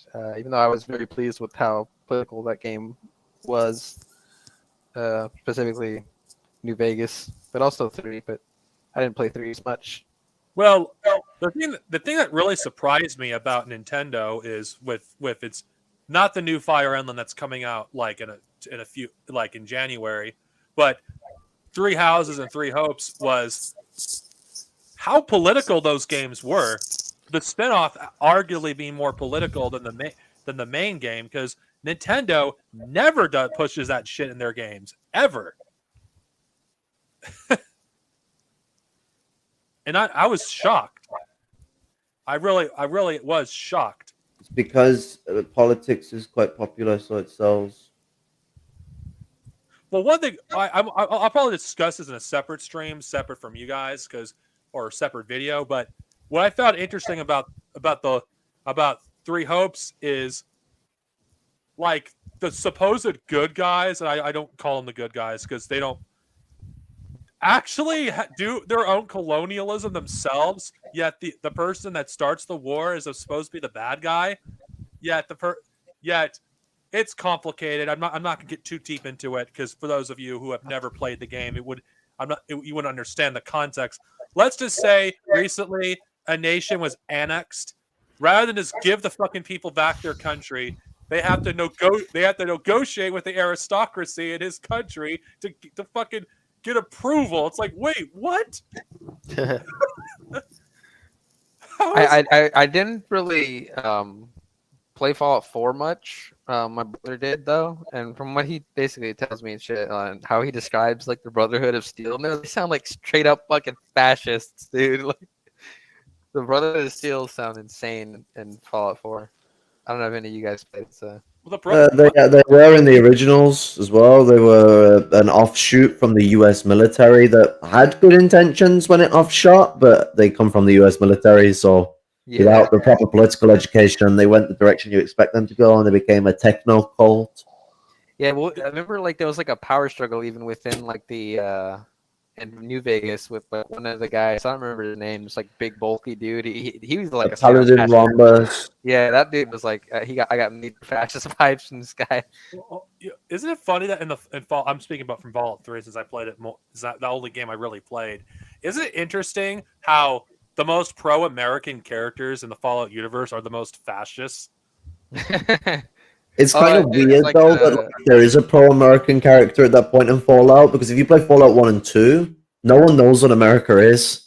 Like, you could type America to people and they won't, because you had the type response thing in Fallout 1, and they wouldn't respond to it. If you mention the vaults, many characters will laugh at you. Like, Vault Tech is something most people don't know about. The super mutants are a new scourge, kind of. It's complicated. But so like this, like Fallout 3, where everyone remembers the bombs like it was 10 years ago, really goes to show that they initially wanted to make Fallout 3 10 to 15 years after the bombs dropped, not 200. Yeah, and then there's the obviously notorious fucking anti-communist robot in the end or whatever. It's like, Yeah. I understand that like Fallout is a bit sort of take the pissy slapsticky, especially with Fallout 2, regarding the way that America was before the war, but like it's only to a certain extent that it works. The I hate communism robot, when the precursor of the Fallout story is a fucking a resource crash. Yeah, no, that doesn't make any sense. Even with the big power boost that America got by moving to fission energy. yeah. They put like they even had like all those different like anti-communist posters and shit. I remember there was one in like Fallout 4 when I was trying to mess with like mods or whatever because I sucked at the game. But they had like posters that were like anti-communist shit. It was like communism. It was basically along the lines of like better dead than red or whatever the fuck. Had like a skull behind Stalin's mask or some shit. The big commie robots poster from Fallout 3 Honestly, that's in anyone Fallout 4 that as well. Anyone that says better dead or red is suspect at best. It's hard for me not to think they're a fascist if they say something like that. At the end of the day, they chose their side. It's my response. That's Yeah. true. Was everybody's thoughts about Red Dead Redemption 2? I never played that. Never one. played it. Oh, I see. The only Red Dead I played was Undead Nightmare, and it was pretty cool. But I was stupid and traded it for Call of Duty Black Ops. Oh God, Well, Call of well, Duty. since we're on about video games, can we talk about the fact that video games are increasingly, like ads in video games are going to get increasingly worse and Oh worse over time. God. And the only way you can really escape, ads in video games is playing older games that don't have all this crap in it. Like I barely even get a chance to play any games at this point in my life. But when Speaking of games- I do have time, I always play old games. I don't play new shit. Speaking of games, the fucking newest Pokemon game was a glitchy piece of shit. I wouldn't. Even worse than even glitchier than the original. No, Scarlet and Violet, which is what the fuck you call it. No, is the most glitchy Pokemon game. I haven't played Pokemon since Diamond and Pearl, like Okay, however long ago that was. Okay, first off, the original Pokemon games, red, blue, and yellow, for everywhere else. Believe it or not, the Japanese versions were actually more glitchy than the versions we got. Believe it or not. But anyway, of course, that was like that with most Nintendo games. The Japanese version was glitchier than our version. Anyway, Red and Blue, most of the glitches in those games did not impact the game at all. It didn't stop progression. Most of them, you had to look for the glitches. The Scarlet and Violet has glitches that's like, wait, what? I'm like, okay, even though some people call me a masochist as a Sonic fan, it pains me to say this. The newest Sonic game, Sonic Frontiers, is more functional than Scarlet and Violet. And this is a series of when Sonic's games are usually buggy in the first place. Bro, the last Sonic game I played was Sonic 06. A good one to leave off on. Which, speaking of which, 06 does have a modding community that's actually remade. That's remade most of it. The made actually playable. Well, I remember that was the first game that I ever had on PS3, and that was the pretty much the only game I had for PS3 for a while because I didn't have any money. well, okay, I know. Like it's like what was I saying? Oh yeah, Pokemon. Yeah, it's just the Pokemon series. It's just so pathetic. Just how much worse the freaking Pokemon series has gotten since the Switch. Like, yeah, the 3DS Pokemon games were not that great, but it's like every game that comes out of Pokemon, each game looks worse and worse and worse. Like Pokemon is worse than Call of Duty at this point. I remember like years ago when I was a kid, there was a lot of like political talk about Pokemon from the reactionary right wing, and they were saying it was like demonic and all this shit. Oh god, it was fucking funny. Yeah, that used to be way back in the day. I remember that. Yeah, it's funny how Pokemon was one of the gold standards of video games, and now it's like, what? Wait, Poke what? Like, I swear, Game Freak stands are like so pathetic. They will bend over backwards to defend their shitty game. It's like Call of Duty is more functional than the current Pokemon game. Let that sink in. The latest Call of Duty game and Madden. And I used to be a huge Call of Duty fan. I haven't played it in like 3 or 4 years. I feel like Sonic as well is also another example of a video game franchise that has really just shit the bed over the years. They have not made good video games in a very, very, very long time. It feels. Well, Sonic Generations and Sonic Colors and I'm the minority for Sonic Lost World, the Wii U version anyway. I think are good games. It's just Boom. The Boom games were terrible. Nothing to write home about. Sonic Forces was a disappointment. Sonic Mini is a good game, but not what I was looking for. But then again, I don't want to talk about the Sonic because the fan base. Oh God, let's not talk about those disgusting people. Oh. Yeah, there's a lot of shit where they have like really weird and random subgroups and you want to know why communities. You want to know why furries are considered pedophiles? Look at the Sonic fan base, and you'll look no further than that. They the majority of the furries. Jeez. Oh my God, this thing is taking load. It's like fucking Christ. And I know we've switched the topic to entertainment. We'll shift back to politics again, inevitably. I keep thinking about this, but my biggest issue with The Last Jedi, since we're talking about entertainment anyway, is how it didn't go far enough when it criticized the Jedi. It was so soft, Luke was in The Last Jedi.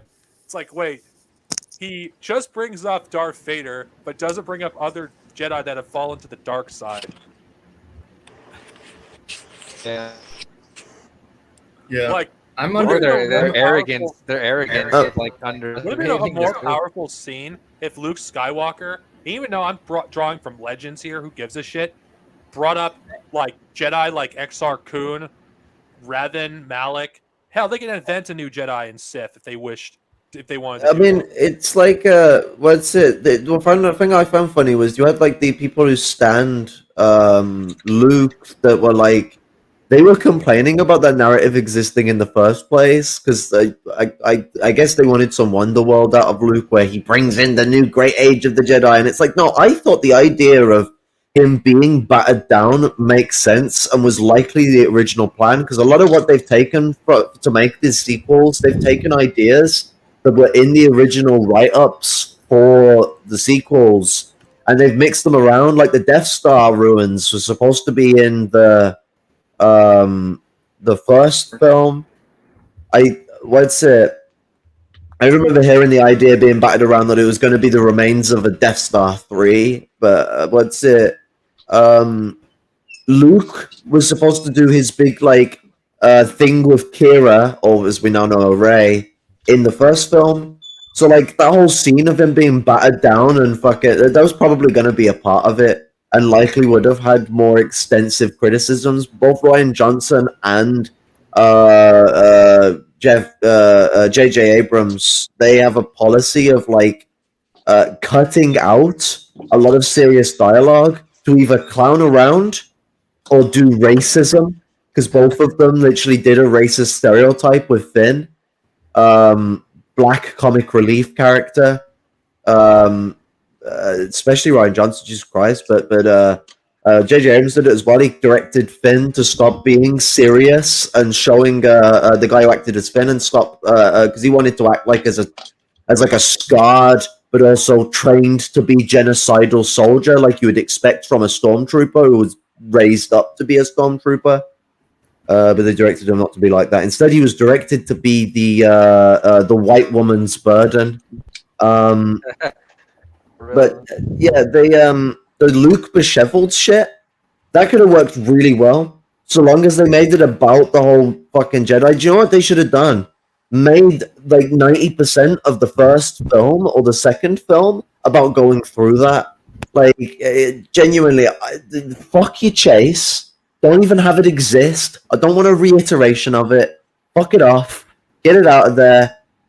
Doesn't need to sound like Episode 5 with the chase that actually made sense in that film because they were moving at actual speed and going through asteroid fields and shit. But and just do a fucking Luke going on about the terrors of the Jedi.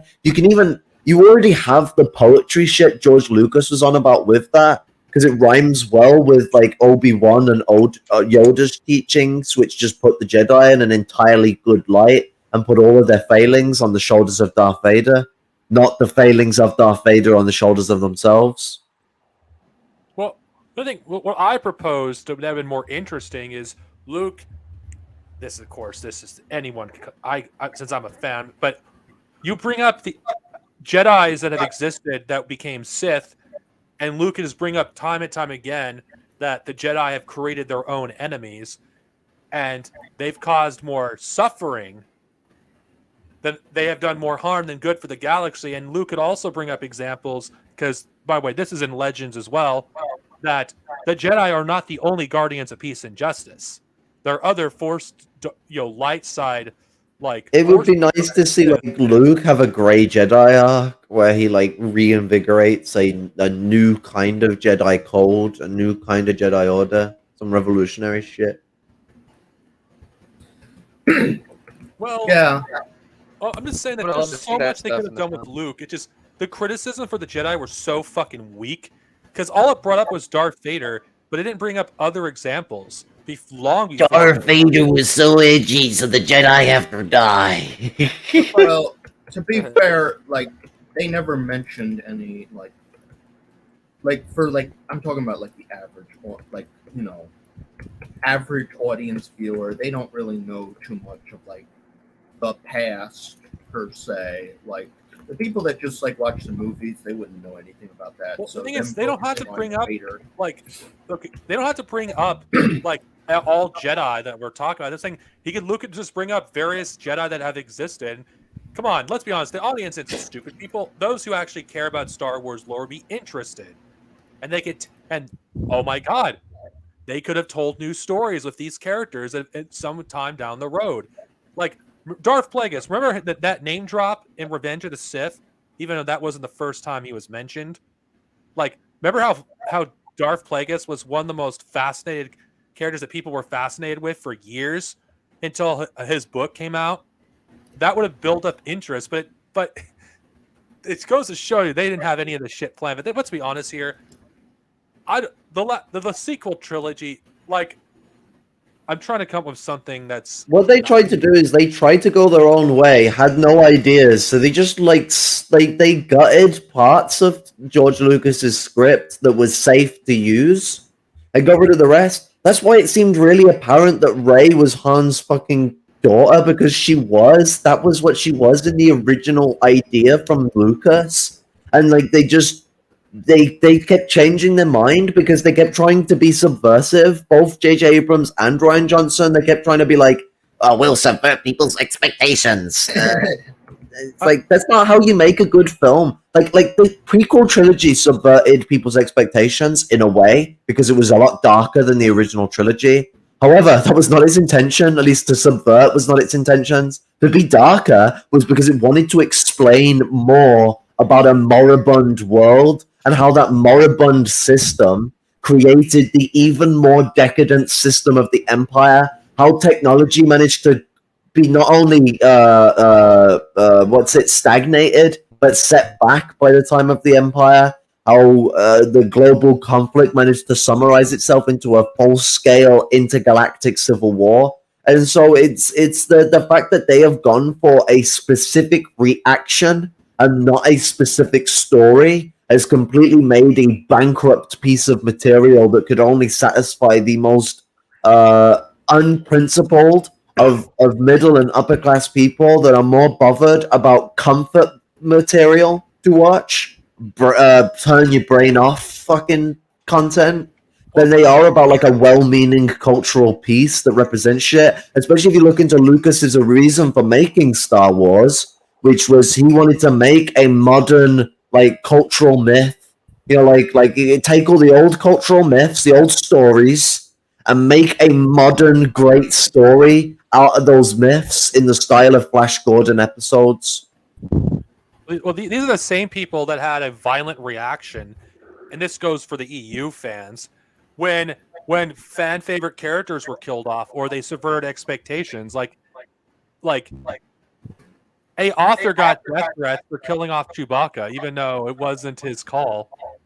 Oh shit! Actually, and I see that you mentioned one of the scenes that just barely dissolved the Imperial been around. Well, the thing is, even the EU wasn't just comfort fucking stories. It took some serious risk. It killed off fan favorite characters, and that's the thing about these people. Their reason for hating the sequels is because it didn't meet their stupid expectations. Like, oh, they wanted Snoke to be Darth Plagueis. That would have been stupid. I'm sorry. That would have been fucking stupid. They wanted Luke Skywalker to be some fucking God Jesus figure. I mean, these people would have rejected even EU Luke because they don't want Luke as a flawed human being. They want Luke exactly how he was at the end of Return of the Jedi, which, and I've said this, human beings are not like that. They change over time for better or for worse. You know what would have been a more interesting story for the sequel trilogy? If you're going to do the themes of failure, you don't even have to go pull by George Lucas's version. You could have just done something. If you want to do something, not follow George Lucas's story, fine. Tell a new story. Like, address the failures of Luke's generation and how they learned nothing from the failures of their predecessors, how they've repeated or doubled down on their failures. Like the First Order could have been a reaction by people that benefited from the Empire of stuff that was going on at the time of the New Republic. Like things were actually worse than before or deteriorated, and you have nostalgia for the Empire. But that means they would have to criticize liberalism and fascism at the same time, and that leaves only like one response to that, and they don't like that response. Yeah. Well, they could have. I'm not saying the sequel trilogy, like the characters themselves, you don't have to delete characters like Rey from existence. Like if you could fucking just. Let's be honest here. The worst decision they've ever made with Rey's character, the reason why her character is not compelling, it's not because she's a Mary Sue. No. It's because no one gave a shit from the very start about her character. They wanted to know where she came, what her parents were. Well, it's that the character has bad writing to them. Like they are, like in a sense, there's nothing wrong with having Mary Sue qualities, but when all you are is a Mary Sue, it's like, well, what am I into? Like this character just comes, does everything, has no character development. I learn nothing about them. Because you could argue Luke was a Mary Sue. He's still got so much character to him that he's a good character. He's fun to look into. Anakin Skywalker too, wee bit of a Mary Sue, good character. So that it is absolutely correct that it's not the absolute reason, but the fact that it's the only character quality they have is that they're somehow like an abandoned and very downtrodden person, but also can just do everything. It's like, okay, like take your fucking pick. I Even don't with think- the Mary Sue-ness of Luke and Anakin, they start to go through like trauma and trouble to get anywhere. I wouldn't say Luke was a Gary Sue at all in his movies because that guy struggled like throughout most of his journey. In fact, I would argue that it was more luck than anything else why he managed to blow up the Death Star. Yeah, but like that, you can scratch that up in writing to Mary Sue qualities, like insane luck. I just don't know if I agree with that luck because how I view that scene is Luke trusting the Force and having faith in himself. I don't think see that as the a Mary Sue character quality. in general over his time does become a bit of a sort of amaze. Like it's the hero's journey. Every hero's journey ends up with you eventually becoming a Mary Sue. I don't think that's what a Mary Sue is, but I'm not going to because No, Mary Sue means insane qualities. Like it's like you're fucking just insanely good at shit. Like that's like Mary Sue stuff. It's like a character insert is what it implies. And Luke was literally a character insert for George Lucas. So like, yeah, they kind of had some of the qualities, but I did make a contrast between them that it's something that's a part of their character, not the core quality of it. I don't Which think Mary Sue relies on the core quality of a character being their ability to get out of impossible situations with impossible means. I don't know if I would agree with that because Star Trek was the first, it was a joke more like than anything else. Was the first, series to actually coin the term Mary Sue. The character was named Mary Sue. It was a character Yeah, who did everything and was like friends with everyone in the Enterprise. But at the end of she was smarter than Spock. At the end of the story, though, she did die. I don't know.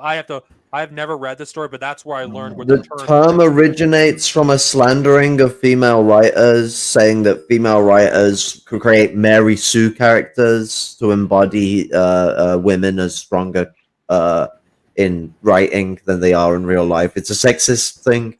If I have to be honest, the character that would qualify the most in the Gary Sue, which that's the male equivalent. No, you just call them Mary Sues. Males don't need more representation than they already have. They're all just Mary Sues. Okay, the character that would actually qualify the most as whatever. I'll call him Gary Sue because that's how I refer to the female counterpart. But you can't get any more Mary Sue than Batman, in my opinion. I think Batman is the most Mary Sue of any character in fiction. Yeah, I mean, what's it? Fucking. Now my internet's fucked. Again, Yeah, you've been like glitching out the whole conversation. Well, I'm just saying that no character is more of a Mary Sue than Batman, in my opinion.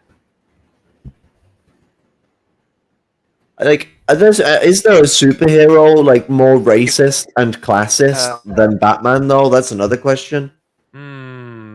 No, I can't think of one. I'm just kidding, Major one? but believe it or not, there's reactionaries who actually believe Rorschach is like a hero. So, Which is funny is Alan Moore said if your favorite character is Rorschach, you're a bad person. Yeah, he said whenever anyone mentions that they like Rorschach or they are Rorschach or their favorite character is Rorschach, his mind instantly turns to "Get the fuck away from me." Alan Moore. I agree with Alan Moore regarding superheroes. They're pretty fascist. Like, it's in the first superhero movie is Birth of the Nation. I mean, it is a Kaiseristic power fantasy. No, it's like no matter how much people want to spin it, you cannot make superheroes not fascists. And I think the best written superhero stories, I'm not praising them by the way, are the ones that are portraying them as fascists. The Boys, Watchmen, because it's more realistic. Because it takes me out of the story when you have people who have all this power. Like do you honestly think these people wouldn't fucking use it to fucking oppress people? No, I don't believe that at all. I mean, even if they're not directly doing that, why should that give them a right to use it free willy nilly when it could lead to those power imbalances? Like the whole you can't just let fucking super powered fucking beings go and rampage society that like Marvel puts into question with Civil War is kind of like an important question because it's like these people can literally destroy the entire globe. Like it's like allowing a nuclear missile to go shopping. No, not a good idea. Well, the reason why I like the X-Men the most because they don't choose to have these powers at all. They would rather not. If they had a choice, they would not want to have it. They just want to be left alone. No, I'd like Magneto's powers. They seem pretty useful.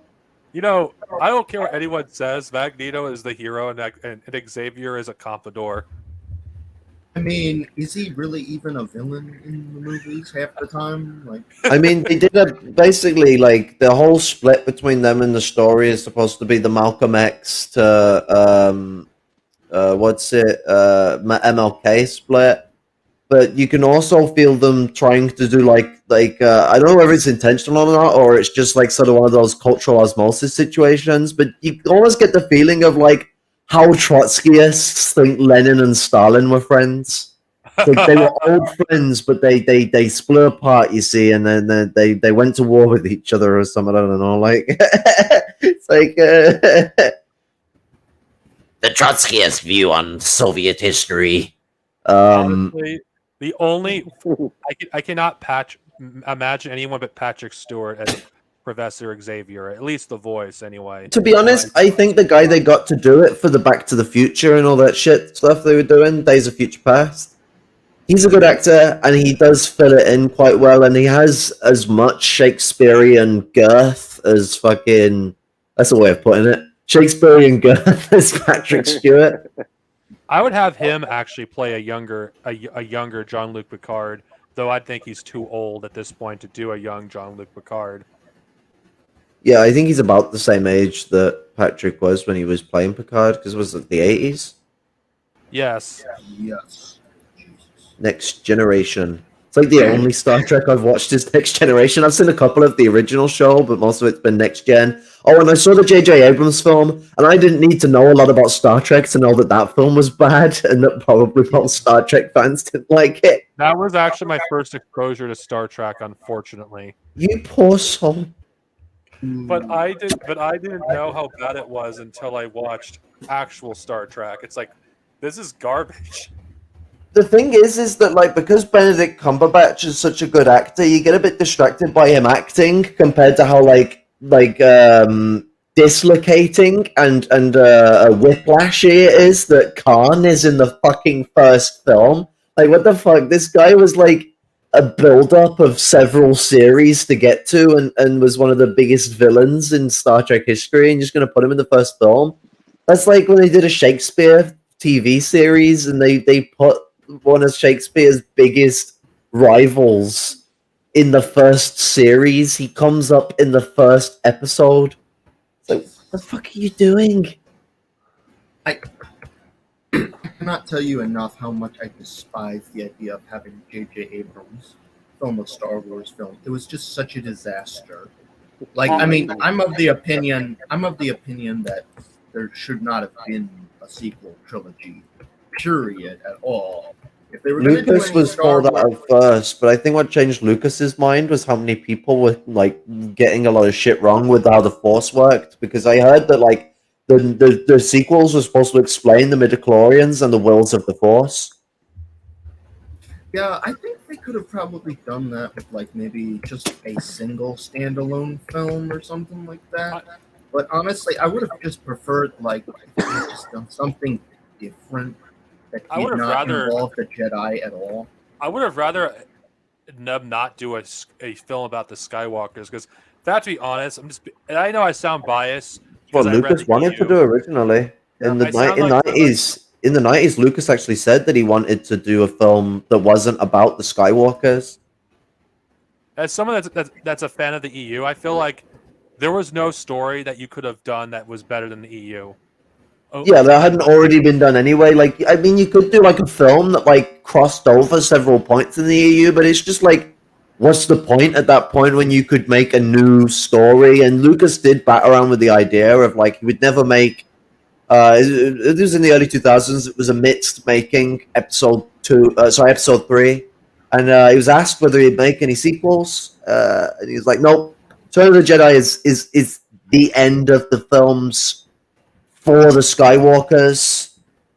He would, however, not mind making films outside, and he did disapprove of like people making films as well at that point in time. That he didn't want anyone making the films other than him, because he was still. This was before, well, it was around the same time that he'd started getting close to some of the people that worked around Jurassic Park, including yours truly. What's her fucking name? The Wicked Witch of the West took over Lucasfilm.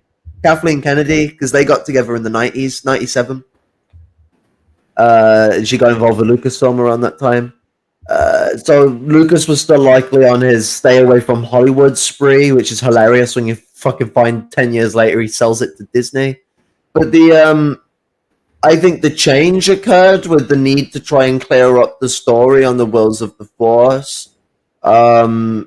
And maybe a lot of the constant asking of fans for another film in the film universe of the Skywalkers. But what was happening that I say justifies a new trilogy was that they were going to change it up. It wasn't going to be Luke's story again. I mean, Kira was going to take a big main stage, but the actual chosen one of it all was supposed to be Leia. And she was supposed to have like a call to action. It would have been base. So there's something cool was going to come out of these films. I feel like the legendization of the EU was something that was going to happen, even if they didn't.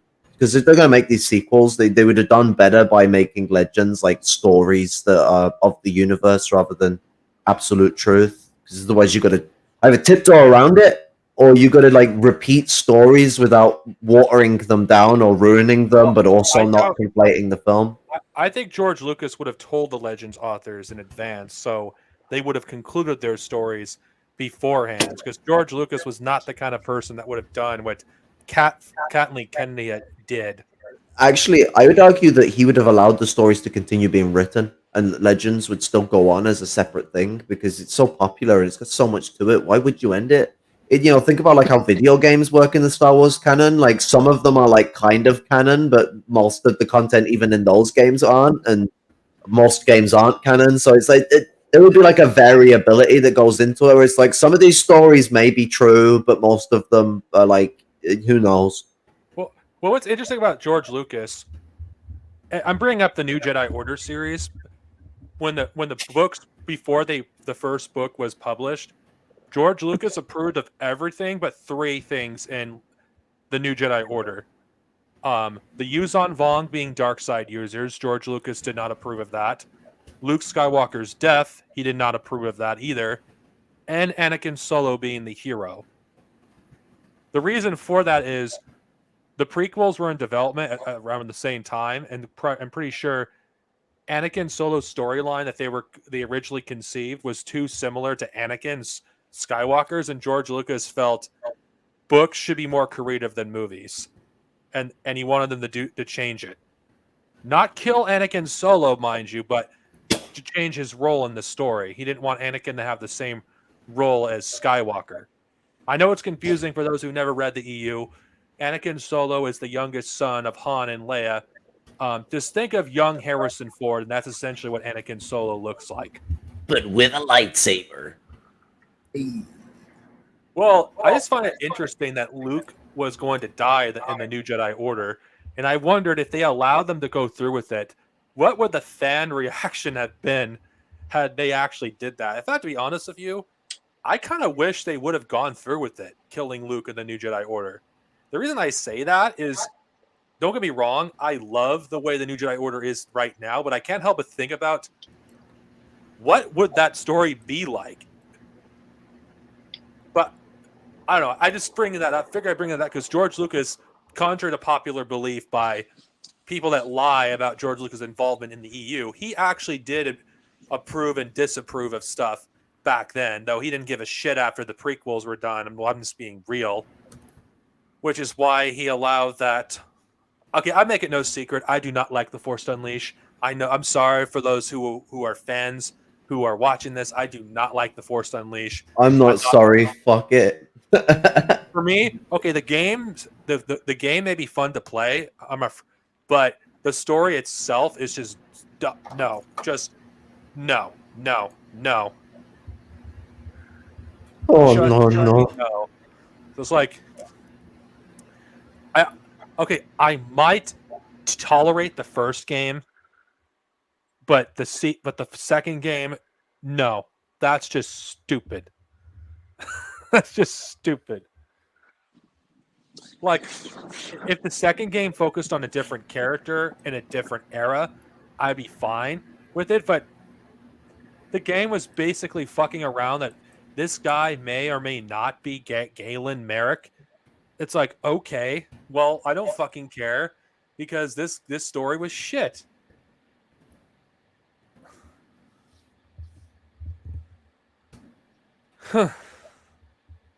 Wow, we've been talking about entertainment for quite a while.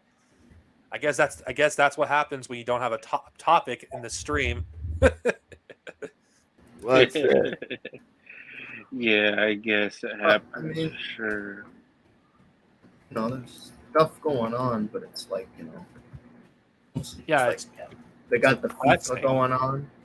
Got like wars everywhere. You got climate change. It's like, Your great aunt Patricia, the fucking slag. We need to stop green fascism. I'm sorry for my existence. I think we need to just stop fascism. Margie Taylor Greene, that woman is dangerous. Yeah, I want the you're free right. 50 cal though. Like she can go fucking die in a ditch, but I want the free Barrett 50 cal. I mean, that woman is dangerous. I mean, people do not.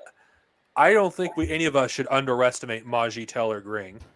She sounds like a crazy idiot, but I don't think she is an idiot. No, she is stupid. That's apparent, but she's like fanatically stupid and quite powerful because of her father's business that she inherited. So I like, don't think she is. she, she is a fucking idiot. Like you should have saw her when she was on trial.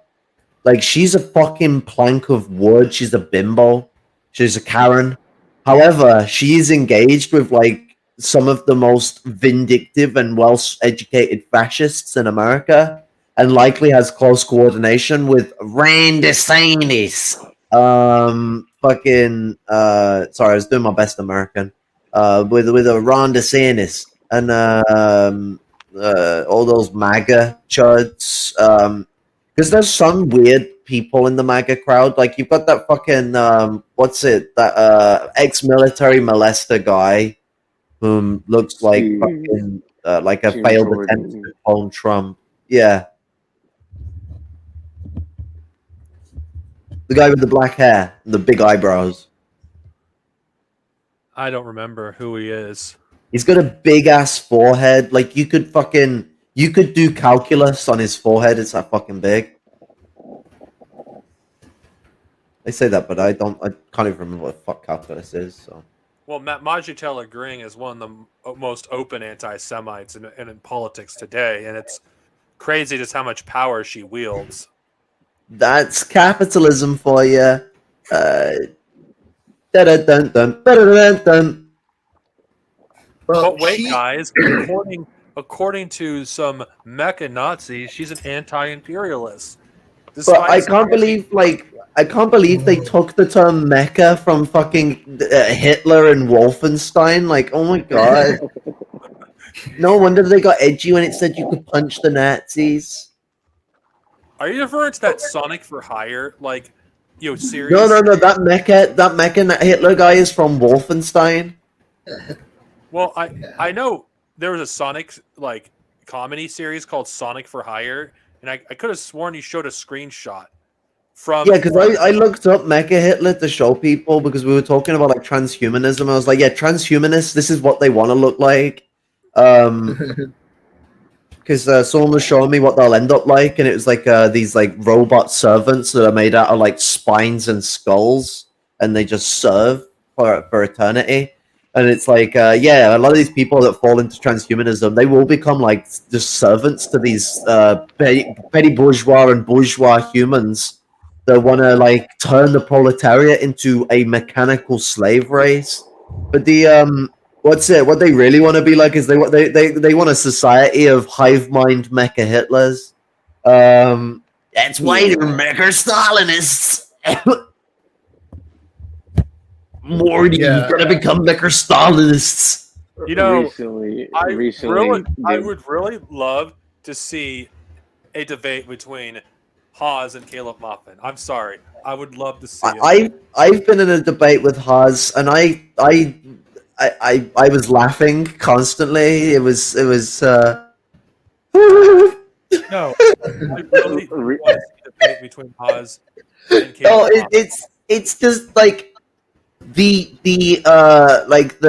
constant need to remind themselves that yes, they are a toxic masculine person and can do the yelling. It's fucking amazing. Like you'll be like not even saying anything that aggravating, and they're like fucking. They make me when I'm exploding just seem chill and reasonable, and I'm just like, this is not intimidating. It's embarrassing. Please stop.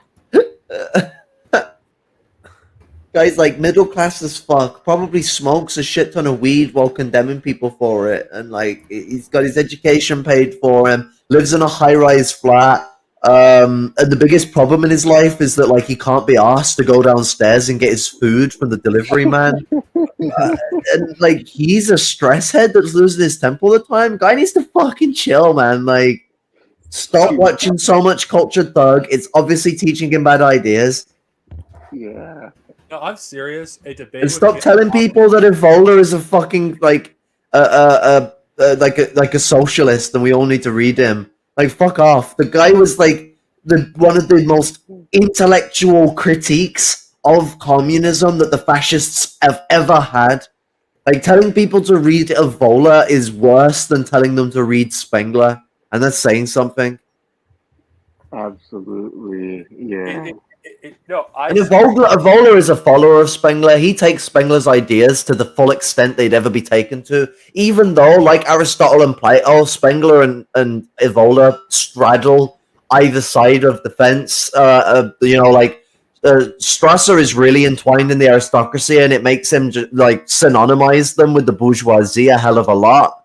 And then you've got Evola, who really does not like the bourgeoisie. He centers himself on the old aristocracy, not the. He separates clergic and oligarchic from warrior, and tries to center himself on this warrior aristocracy. But then even argues that that is not good enough, and that the most wholesome of society is the spiritual society that existed in primitive communism. It's really fucking deluded. Yeah, I mean, we're talking about a guy who calls himself a super fascist in court. That's proof that he's not part of the fascist party, and that the reason he can't be a fascist because he's never voted, because he's anti-democratic to the fullest extent.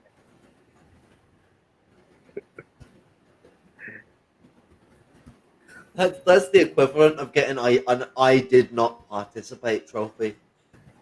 I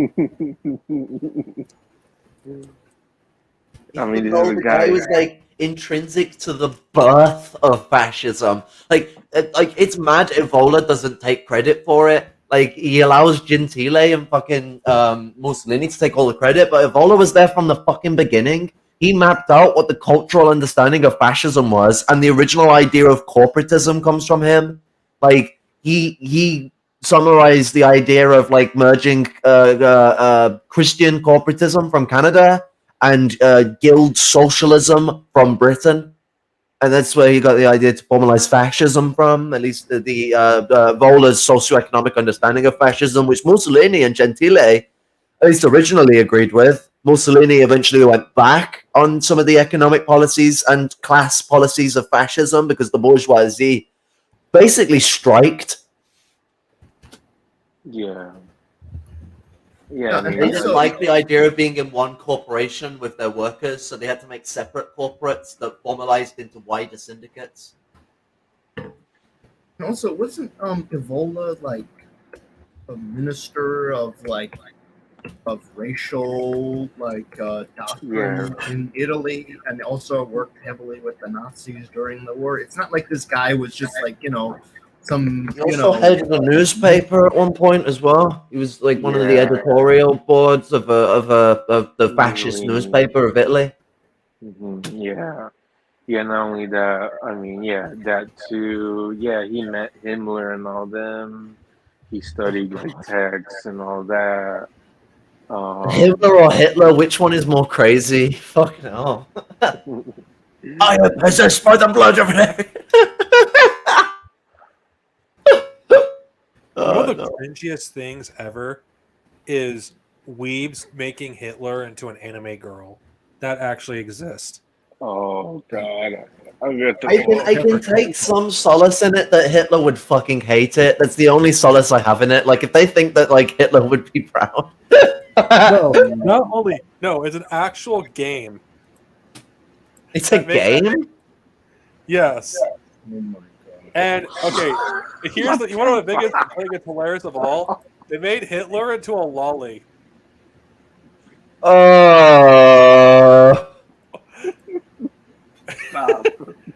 And they did the same for like Spangler and Joseph Goebbels. No joke.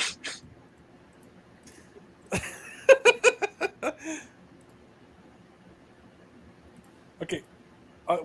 Yeah, I guess you're right. If Hitler were to see this shit, he would like want to kill the people that made it.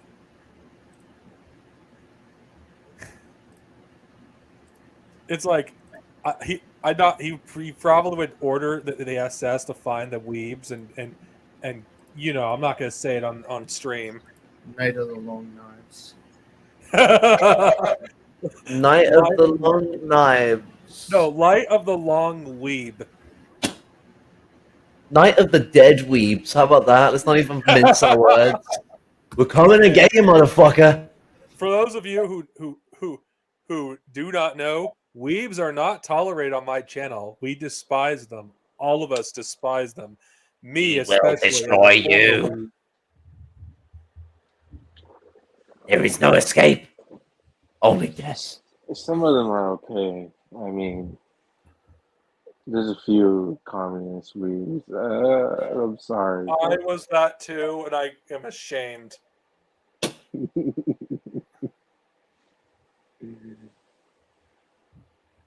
Hey, I'm a fan. Hey, I'm a fan of anime, but it's in moderation. There's nothing wrong with liking anime as long as it's in moderation, folks. But this shit is fucking cringe. As soon as you go over the threshold, though, death. You want to know what? You want to know what the most popular opening when it comes to this weeb shit? For those of you for those casual anime fans or fans in general, I think you've heard of a certain anime called Neo Genesis Evangelion. You know, the anime that's basically the anti-weeb and otaku anime.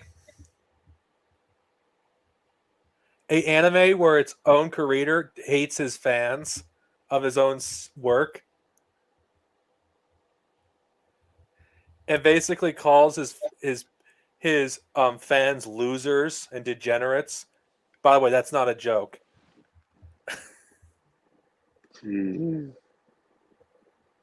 Well, if you look at the average fan of Evangelion, you would understand why. Like the show is insane. Like literally. Let's just say the main character of Evangelion is an incel. It's not endorsing it; it's criticizing the incel, mindset. Right. get a mod for Atom RPG that allows me to use money as toilet paper. Based. Speaking of toilet paper, you want to know what's good for toilet paper? um, so Atlas Shrug and Fountainhead. I have the Deathly Hallows in the other room that I can use for toilet paper. I smoked I used a page The of that Deathly to roll a Hallows? spliff at one point. Yeah, I've stolen a page from the Harry Potter book and smoked a joint of it. I wouldn't advise it. It's not parch paper. It's because Bible paper is like parch paper, and parch paper you can smoke. This stuff is actually just outright book paper, and I probably fucked my lungs up. But I had no Rizzlers. I wanted a fucking spliff. Okay, like. Rizzler is rolling paper. It's a brand. We do the US thing where we use a brand name for a fucking name of an item. You want to know like what's funny?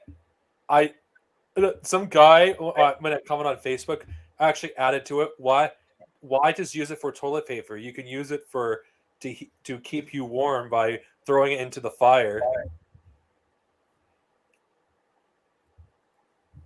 Right. Wait, I didn't get it. Speaking of fucking Ayn Rand, why do so many? It's interesting how mecha Nazis seem to quote her in one way or another.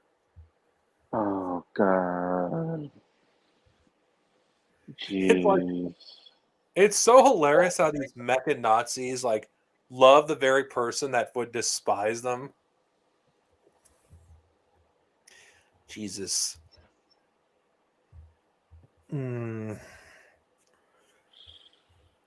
This stream has been all over the place, but whatever. It's cool. I mean, yeah. It's Is there anything of Crazy. interest else we can discuss? Like, Shit, I was muted. Well, since we're on the topic of mecha Nazis, is there any chance like we could talk about the dumpster fire that is fucking Twitter at the moment? And so Yeah. I think Then stay away from Twitter. I've been calling pretty much for an exodus from Twitter at this point. yeah. I I stopped need to- checking Twitter. I need to get in touch with Marx is my N-word. If anyone knows him, is an absolute fucking G on Twitter. Fucking I've had a few pieces of respectable engagements with him over the several different Twitter accounts that I've had. He always follows me back, so I don't know whether I'm remembered or it's just cordiality. But either way, I need to speak to him because he's involved with like starting up a Pantherite Rifle Association, and I might be able to try and get some fucking links going with that. Like, it's been weird being over in the UK and being able to fucking link people up with people. But it's just because I get random conversations. I fall into situations where I'm talking with Mandem and fucking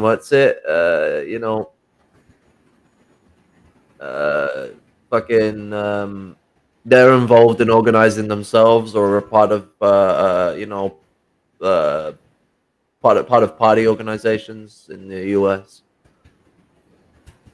Been engaging with Holgerists of lately, because as me and a couple Maoist comrades have been saying, the only good MLs, the only good anti-revisionist MLs tend to be fucking like Holgerists or Guevarists, really. Like, Right. you'd like to trust people who've centered themselves around the sanctity of Lenin, but the fact that the word sanctity is being used there is kind of sort of the off-cuff manner of it all. Like capital L Leninism from the guise of Trotskyite fetishism seems to be taking hold of these people. And so they allow like fairy tale positions on Stalin, Lenin, and people like that. Yeah. Yeah. it's I keep saying this, but I will continue to keep saying this. Every signal Trotskyist becomes a Dengus at some point. It's inevitable. Every single Yeah. Trotskyist, including your friend Obi-Wan Kenobi, is now an enemy of the Republic.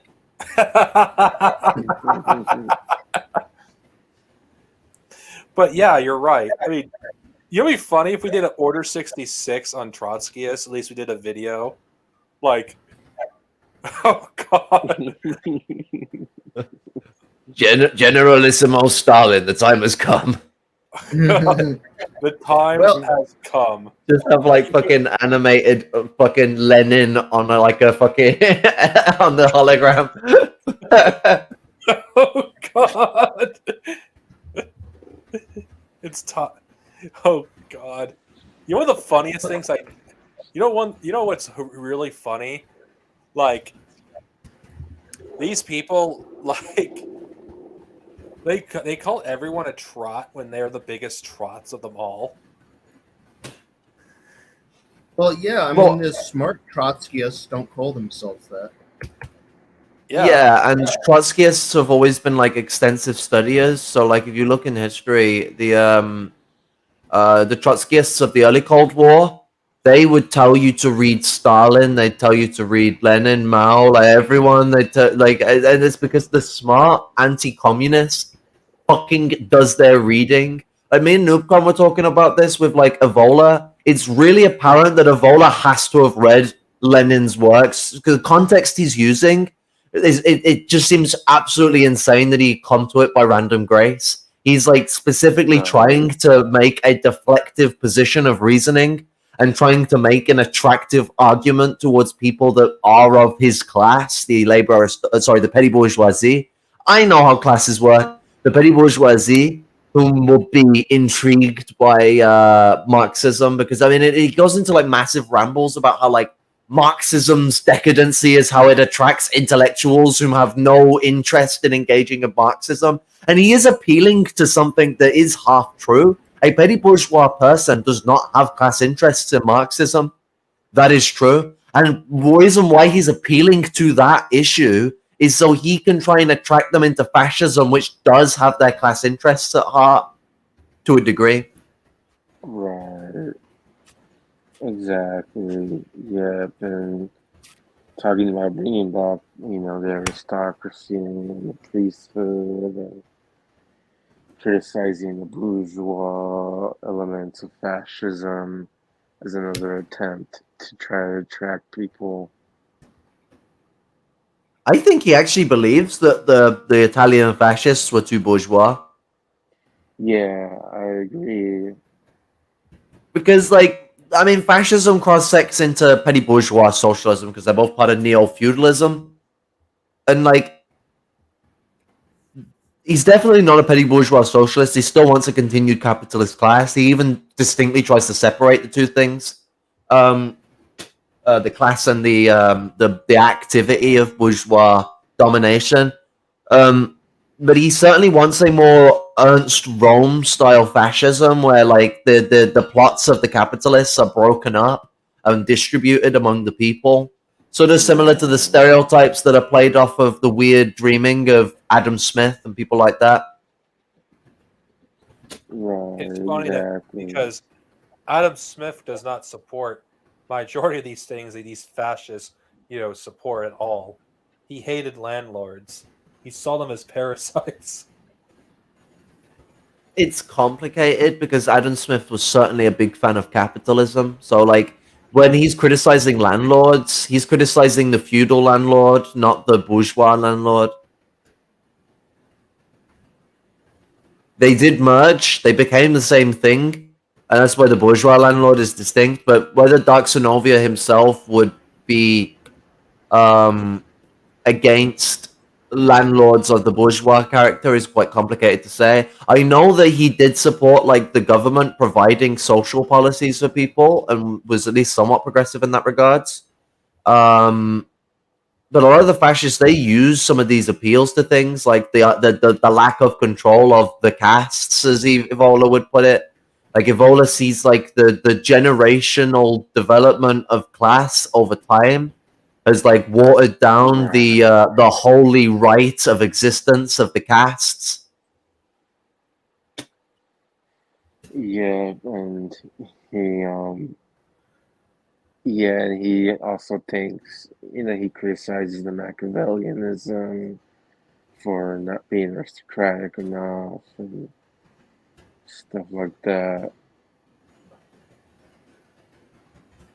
And it comes into like the context of how like Swedish and Russian style. The reason why Russian style feudalism is like this has to do with Swedish colonialism that people seem to forget about. But the style of feudalism of Sweden and its the territories that were dominated by the Vikings, they had a 4-estate system rather than what we typically see with the 3-estate system. So the way that this estate system works, the monarch is not a part of any estate. They themselves are their own entity. Then you have the first estate, which is the religious clergy. Then you have the second estate, which is the warrior aristocracy. And then you have the third estate, which is the bourgeoisie. And then you have the fourth estate, which is the rural peasantry and common men.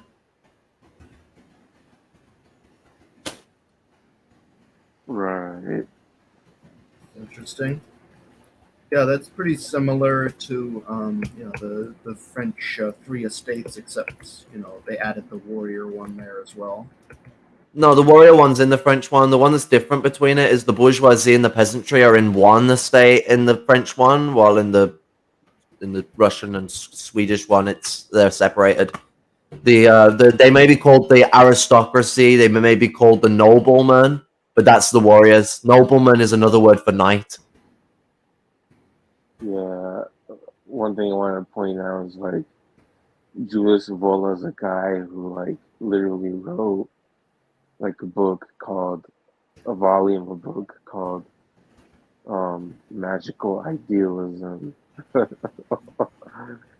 Like he's very open about his fascism.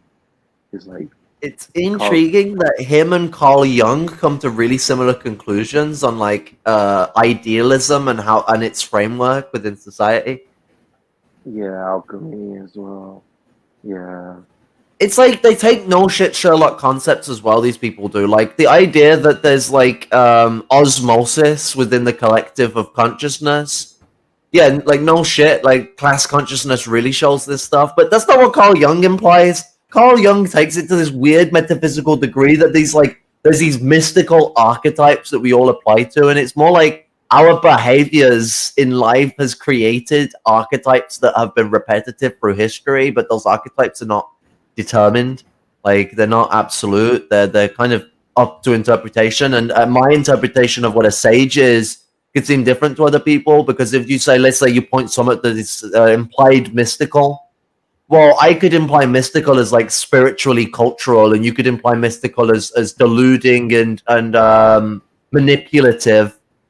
And it's all about a perspective of that situation, but it's an archetype. The archetype itself is not the existing behavior. It's a stereotype of trends of behavior. And like, I have to throw in the correlation does not equal causation point to this all. It's like to correlate to these archetypes seems a bit dumbfounded, especially when we have more modern archetypes to apply towards. Like, you can argue that there is like fascism, the ideology, and then fascism, the archetypical tendency.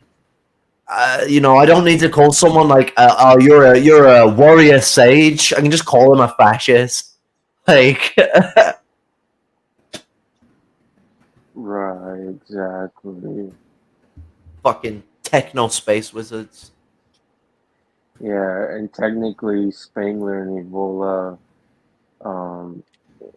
so it's kind of complicated.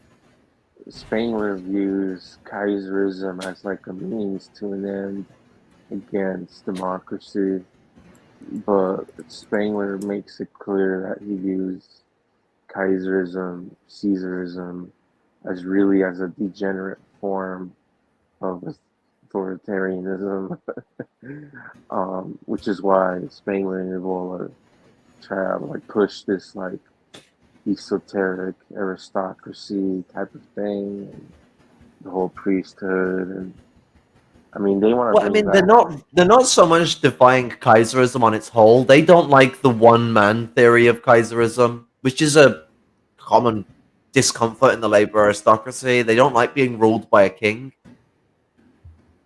Right. If they are to be ruled by a king, they want that king to be a warrior, a nobleman. Yeah.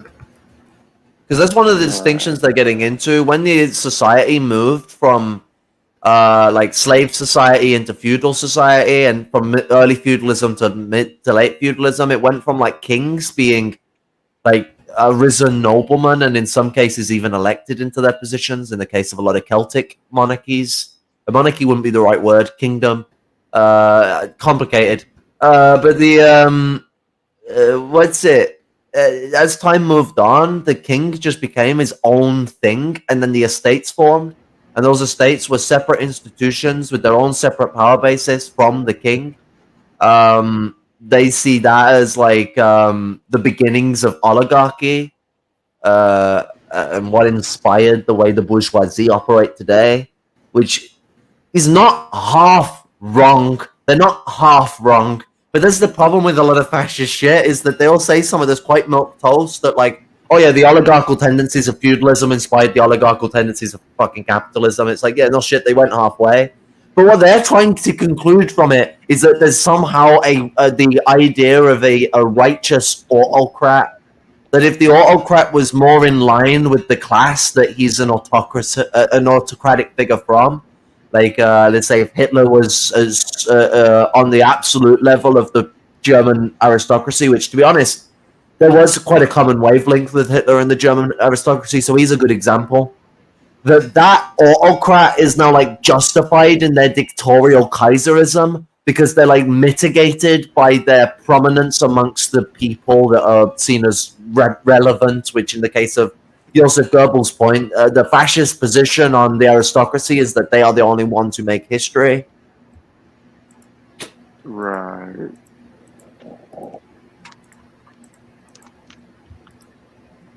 So, like, Evola is not so much against Kaiserism as much as he's against the way that one man theory puts everyone below them. He doesn't like being second fiddle to anyone. Right, exactly.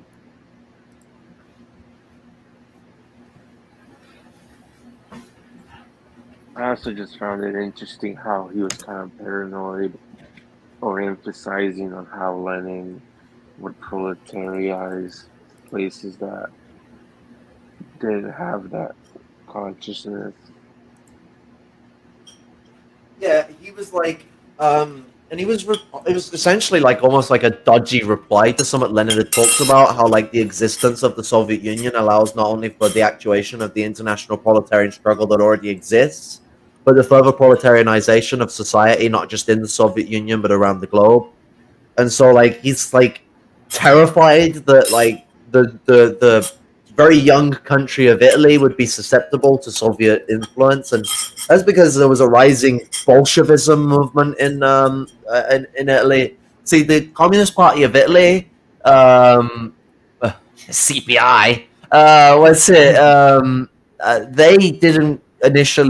they did eventually, but they didn't initially call themselves Marxist-Leninist when the theory was synthesized by Stalin. They already had a name for what they called Marxism-Leninism, and that was Bolshevism. And the Bolshevik faction of the CPI was led by yours truly, Antonio Gramsci. Nice.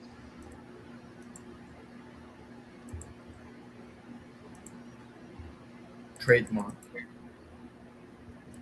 Wait, so Caleb Moffman didn't trademark the CPI? I'm sorry, I had to joke about that. Kind of a mistake on Caleb's part not to trademark it. Well, he's no longer the CEO of his new rebranded. Apparently, it's like CPI Washington or something insane like that. That he's new legal name for it.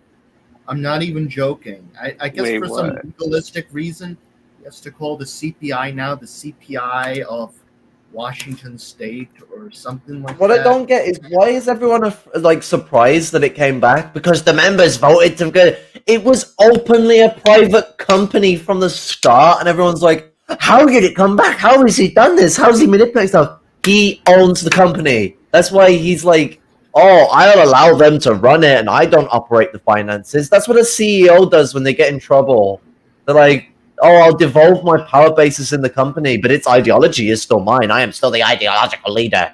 Like, I thought you said that you're like the guy to find the ideological leader, not the ideological leader. You see, the thing is with someone when they have to explain themselves in a way they never wanted to, is no matter how much they spend, almost 2 fucking months writing a script to then practice that script to then without either on a teleprompter because they had news cameras or just literally off the cuff of his learning of it. Go and read that by a bay with a heavy blue filter on, although it didn't stop him from being a red boy.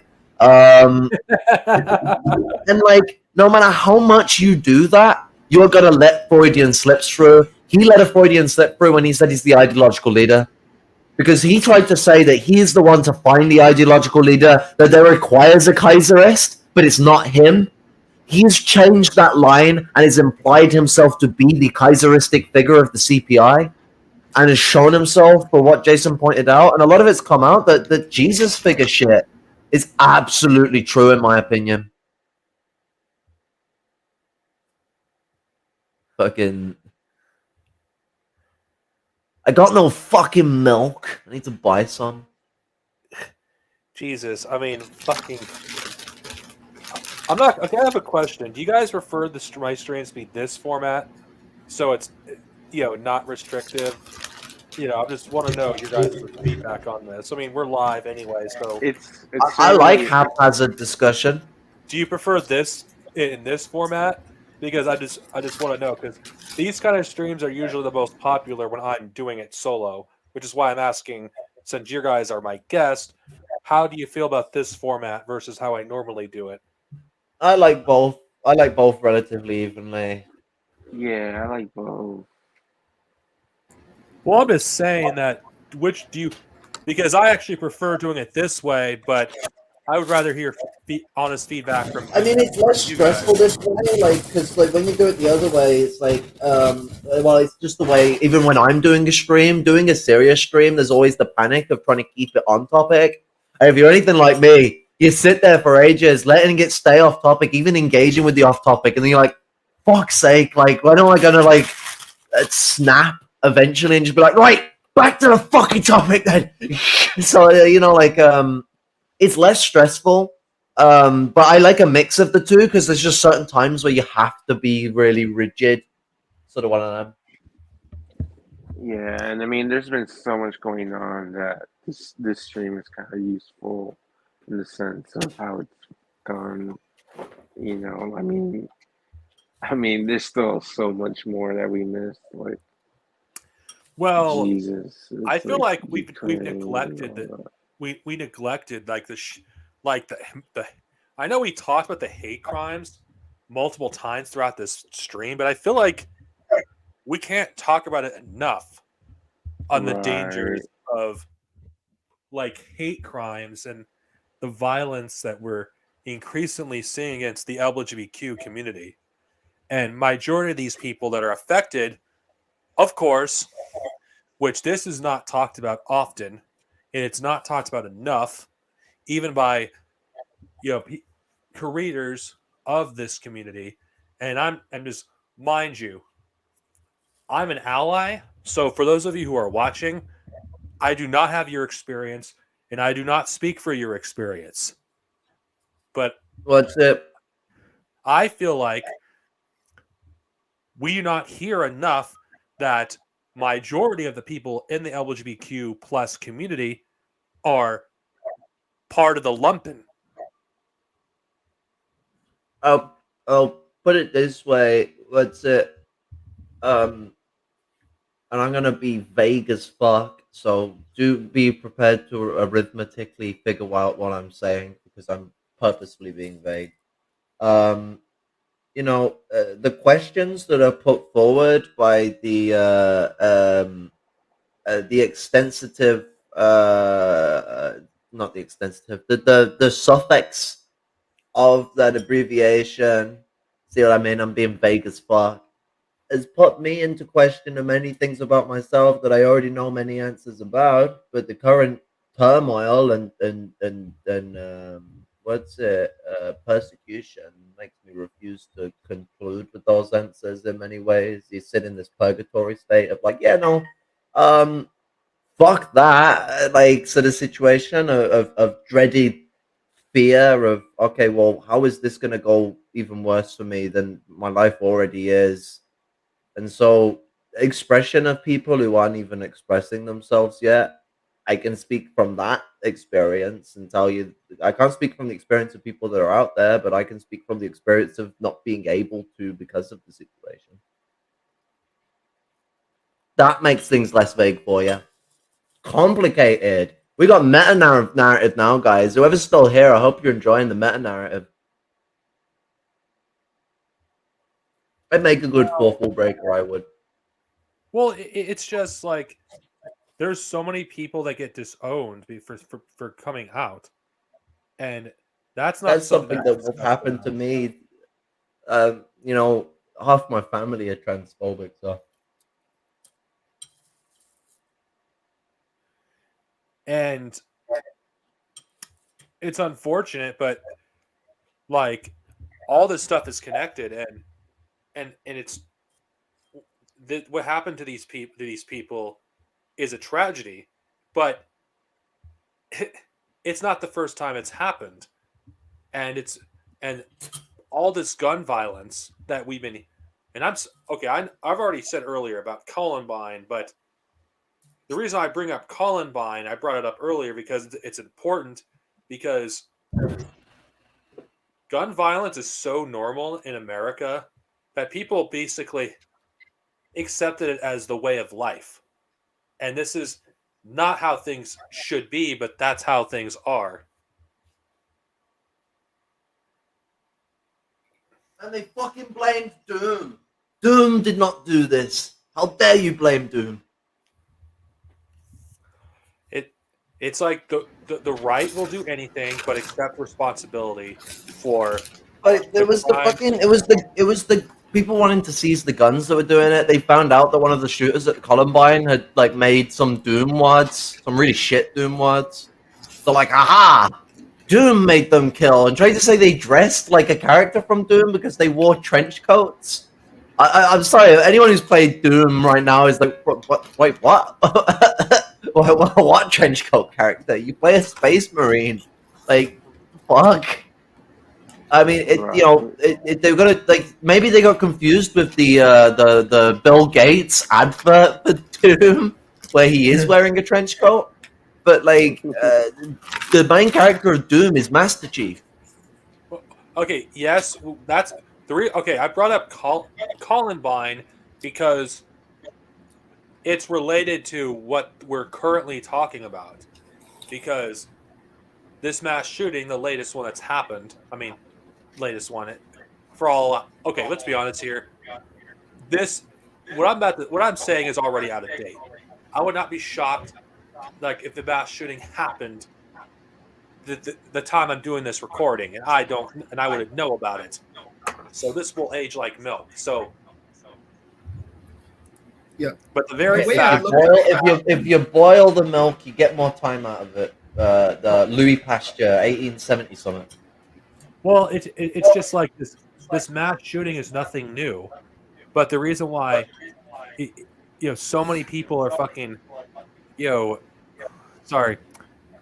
Like I said earlier, when you constantly hear people say hate speech, and when you constantly protect these people because freedom of speech, well, this so-called freedom of speech, which it doesn't exist, by the way, I don't believe there is such thing as freedom of speech, but that's a different discussion. When you allow these people to say what they want with no consequences, guess what? You're going to have some guy who's inspired by it who's going to commit a violence against, because when you constantly have people dehumanizing people in the LGBTQ plus community, guess what? That's what's going to happen. You had a guy that did the same for Muslims. You had a person like constantly do it to new African peoples. it's like this propaganda that's being waged against these people. It's only gonna get worse. Like people like Matt Walsh, they're gonna double down on their propaganda. They're not gonna, because they enjoy the fact that LGBTQ plus people are living in fear that they could be fucking next if they don't fucking like go back into the closet. This is what this whole thing is about. They're selling a culture of fear. And this is why it's like what it's like imagine how different things would be if people were armed. Like, because I these fucking live in the petty UK. That's something we imagine a lot. These petty bourgeois people are cowards. They don't go after people that can defend themselves. They always go after people that can't defend themselves. You saw that with the police. Like when black people started arming themselves, police officers started like doing a decent job when they were around. Like they would catch them like abusing someone, and they just start doing like just ordinary like respectable police work to get in their car and drive off because they knew that if they made any sunny move, they were dead. Like, and that's the way it goes about. Don't mess in the streets. Don't start bullying people. Don't start attacking people. Don't be beating someone who you've arrested, even if you rightfully arrested them, and think you ain't gonna get shit. You know, when their sister's standing there with a fucking double barrel shotgun ready to plow a fucking 12 gauge in your ass, your piggy ass cunt ain't gonna go trying to fucking kill no black brothers and sisters. They're gonna be put on the fucking. They're gonna be put on the ice. I just think what needs to be pushed more is self-defense by any means necessary. Yeah. Because if we had people carry guns more, these shootings would not happen as often. Absolutely. And we also not need to stay out of the trap of these free speech absolutists and these rad libs like Jimmy Duh or fucking like all these so-called anti-imperialists who say like, yeah, well, Tucker Carlson, we gotta ally with Tucker Carlson. He's against war. Fucking idiots. It's like But another thing that people cannot fall for is like being against free speech either. Lenin was a massive advocate of freedom of speech. Yeah. Yeah, but Like, okay, let's be honest here. There was Nazis in America that were anti-war. Well, not really, but you know what I mean. They were against America's involvement in World War II. Does that make them anti-imperialists? guys, like if you support the Russian Empire, it's anti-imperialist because they're against the American Empire. Two negatives make a positive. Am I right? But according to my Lord and Savior Alexander Dugin, Russia is the. I was about to say Alex Jones. Russia is the people's empire, according to Alexander Dugin. You see, when I, my Lord and Savior, Alexander Dugin, told me about the chemicals they were putting in the war to turn the freaking frogs gay.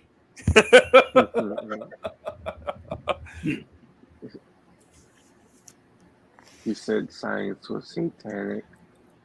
The only people that can do like a really good Alex Jones are people who have a bit of weight to them, because you need a chunky neck. You need a chunky neck and a big gut, because that really helps with diaphragmatic speaking.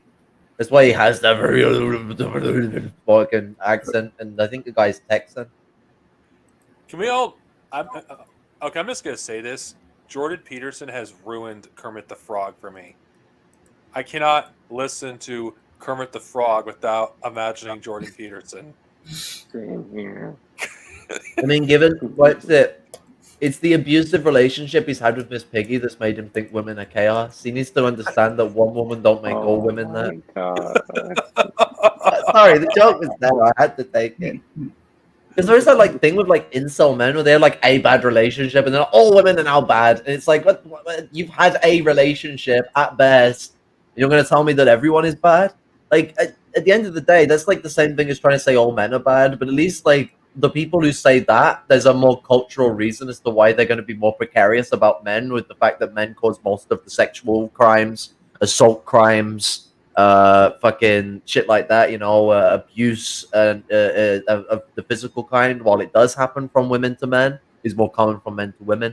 So it's like, there is more of an understandable position to be like that about men, but when men are like it about women, it's kind of like, come on, dog. You gotta see the contradictions with the bullshit you're pushing here, fam. Okay, like, the thing is, though, why I wouldn't take too much of a piss out of Will Smith slapping that geezer is Will Smith grew up in a pretty shitty situation. Had to, like, be the man of the house for his mom because his dad fucked off. And he takes that shit quite seriously. And his wife had been getting the piss taken out of her for alopecia. She has hair loss problems because of a disability. That's well public. Like, it's not like the geezer couldn't have figured that out when he was researching shit to write his jokes. So at the end of the day, as much as it's petty bourgeois squabbles, someone took the piss out of my missus because she had alopecia. The slap is being nice.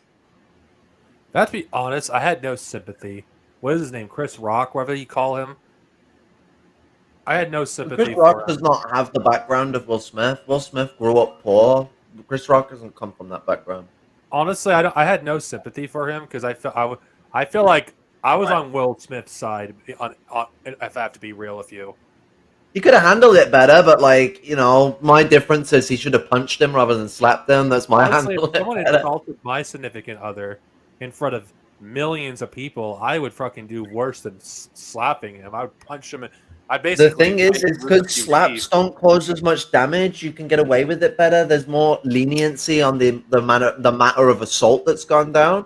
Because as soon as you flex your fists at someone, like to put it in like context of shit that we both know quite well, lore-wise, think about it as like when a Wookiee uses their claws. That's the kind of narrative that'll come out if you've used a fist.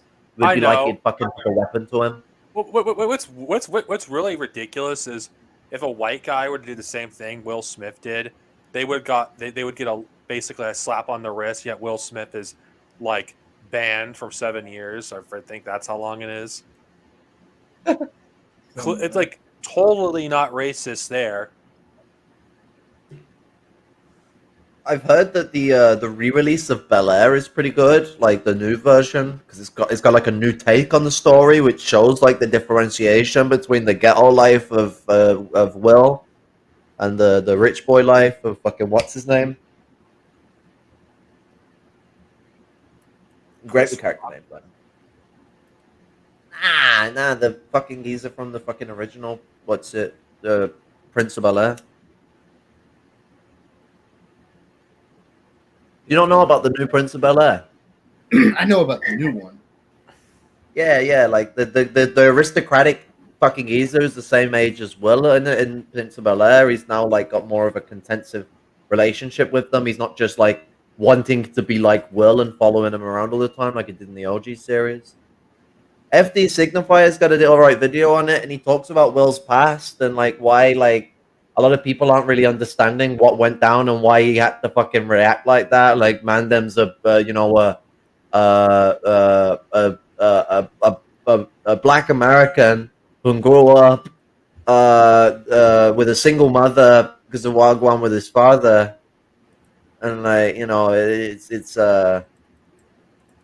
it's rotted shit. Like it's raw.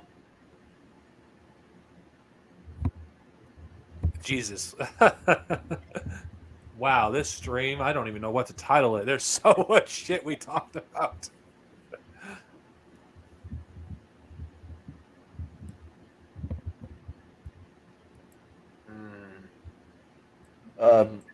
What's it? Just leave it ambiguous. Sorry, I got one. I have no idea what to call this stream. Fuck. We did make it.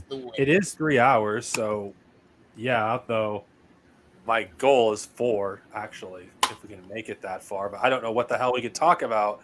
Nonsensical rambling.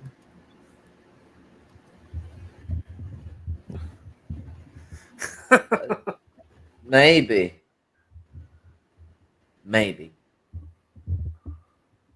I need a spliff though, fucking hell. Stress, my children. You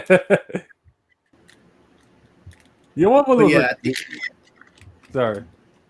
oh, sorry. Yeah, but I think one of the things that we as communists can do right now is basically We need to tell people get off Twitter and stop watching the World Cup. Basically, I think at this point those are the two best messages I can come up with right now. And stop watching football. We'll stop watching sports in general, but yeah, especially the big sports. There's a I'll have you know that watching the Soviet Union hunt Nazis through the forests of Poland is an absolute amazing sport to watch. You should get into it. You know what? I could watch that. I mean, I think it's the best kind of sport, hunting Nazis. Manhunt. I mean, Season that should be a sport. I mean, let's say you have a group of people hunting down Nazis, and whoever scores the highest wins. There's a cool story from World War II about a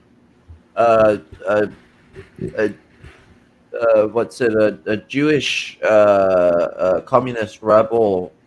I think she was Jewish. I can't remember. She was in a concentration camp. She's definitely a communist. I think she was Polish. Katarina Yakov.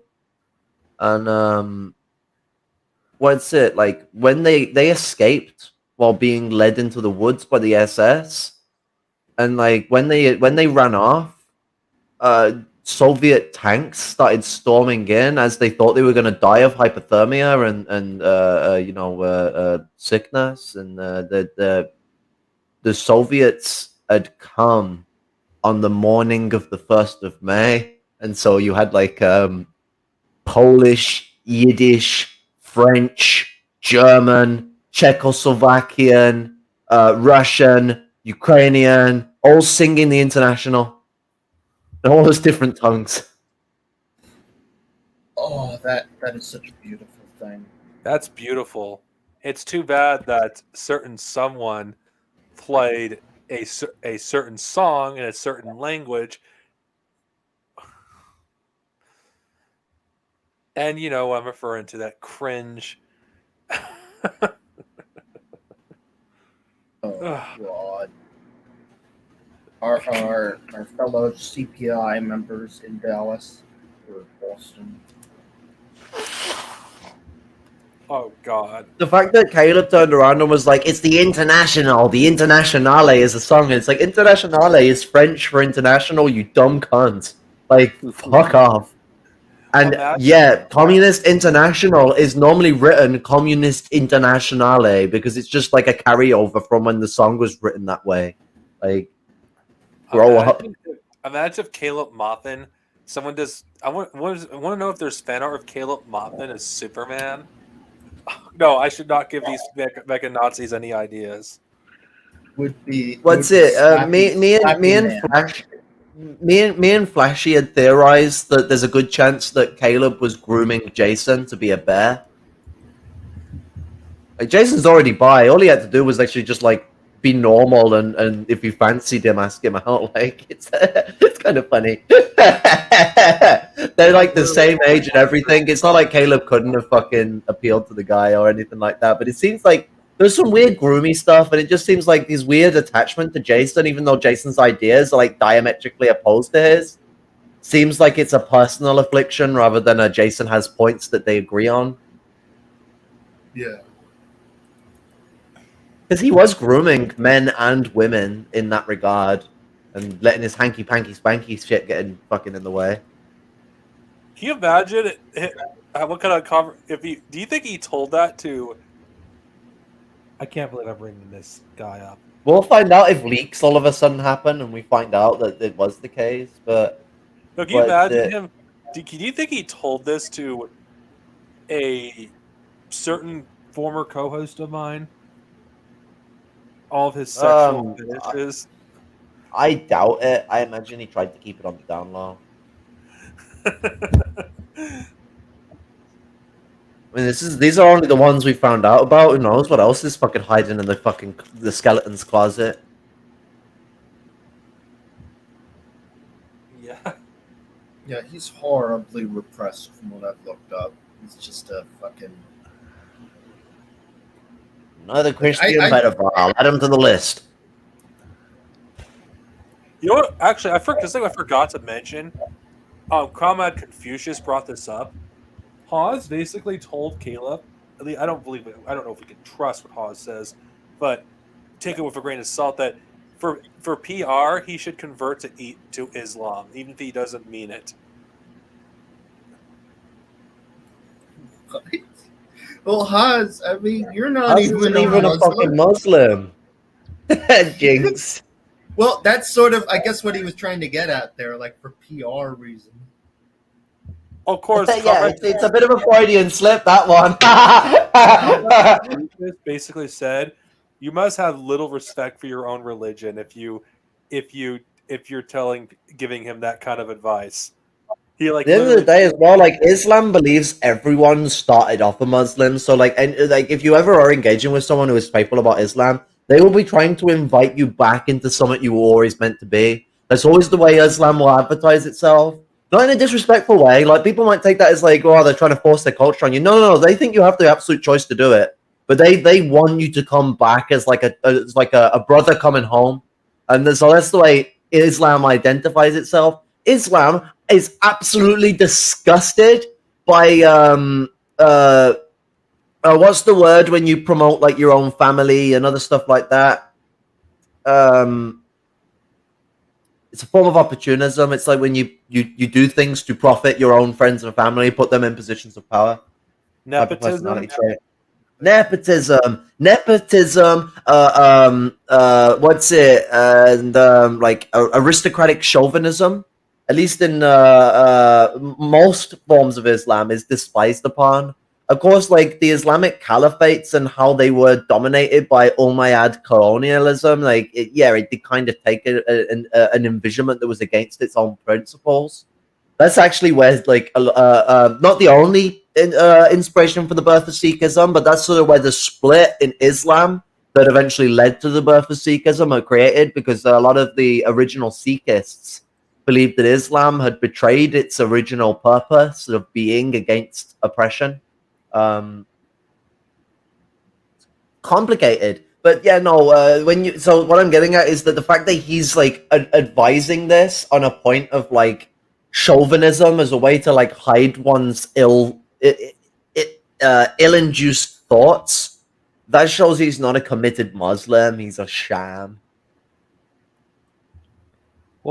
Well, Comrade Confucius exposed, even though he's not the first person to do this, he basically exposed him for basically not being a real Muslim, for having little respect for his own religion. Yeah. Now, I mean, the fact that he's made idolatry out of the sun and gorillas sort of goes to show it. Like in Abrahamic culture, like while there has been the separation of the deity into a supposed physical being, the actual Abrahamic concept of God is all things that exist and all things that do not exist.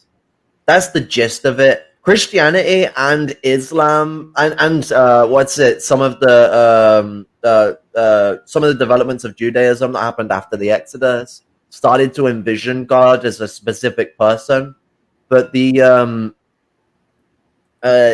older traditions, the Bedouin traditions, the old Christian traditions, the idea of God as a spiritual expression of the universe and what doesn't exist is sort of typically what it is. Even Jesus followed this old Jewish concept of what God was, that God is not a person per se. An entity is the best you could probably pull, but it's more like the entities of reality exist because we are all beings of light and God is represented as the light. So we are all bendings and refractions of the light of God. That's the old Jewish position on like how we exist and why we exist.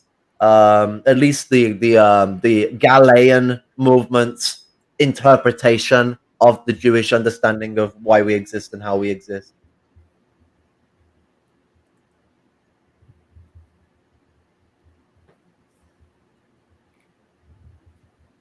yeah, I mean, I'm not a religious person. If I ever were to become religious, it'd probably be Islam. Would probably be the religion I would probably choose, because of how serious Muslims and Jews take their religion, unlike most Christians.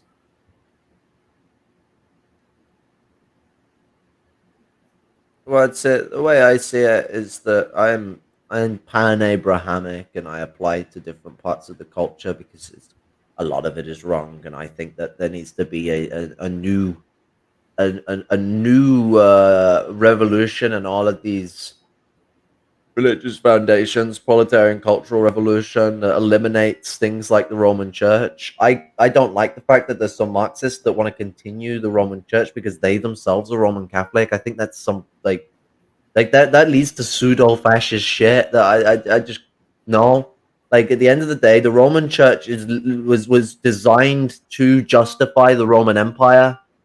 It's a bankrupt institution that doesn't need to exist. Christianity needs to make a new beginning and also make some steps backwards to understand where the fuck it went wrong. Like I want religious scholarly to return in that regards as well, like actual dialectical materialists looking at the history, looking at the forbidden texts and other stuff like that, and just putting it into cultural perspective. Not saying whether it's right for it to be this way or that way. That's up to the religious institution and how those positions affect other people in society, because the religious institution cannot just do what it wants. But what I'm getting at is the scholarization, understanding that these things exist and making interpretations on what their meanings are and why they were suppressed, so we can have a greater understanding, even for non-religious people, on like what went wrong, where things have gone, and just general history anyway. I agree. I mean, what maybe actually changed my mind about what actually made me stop becoming Islamophobic was Malcolm X. That's why I hold him in such high regard, because I view him as a teacher more than anything else. I view Very him good as one, someone that dude. actually saved me from my chauvinism against Muslims.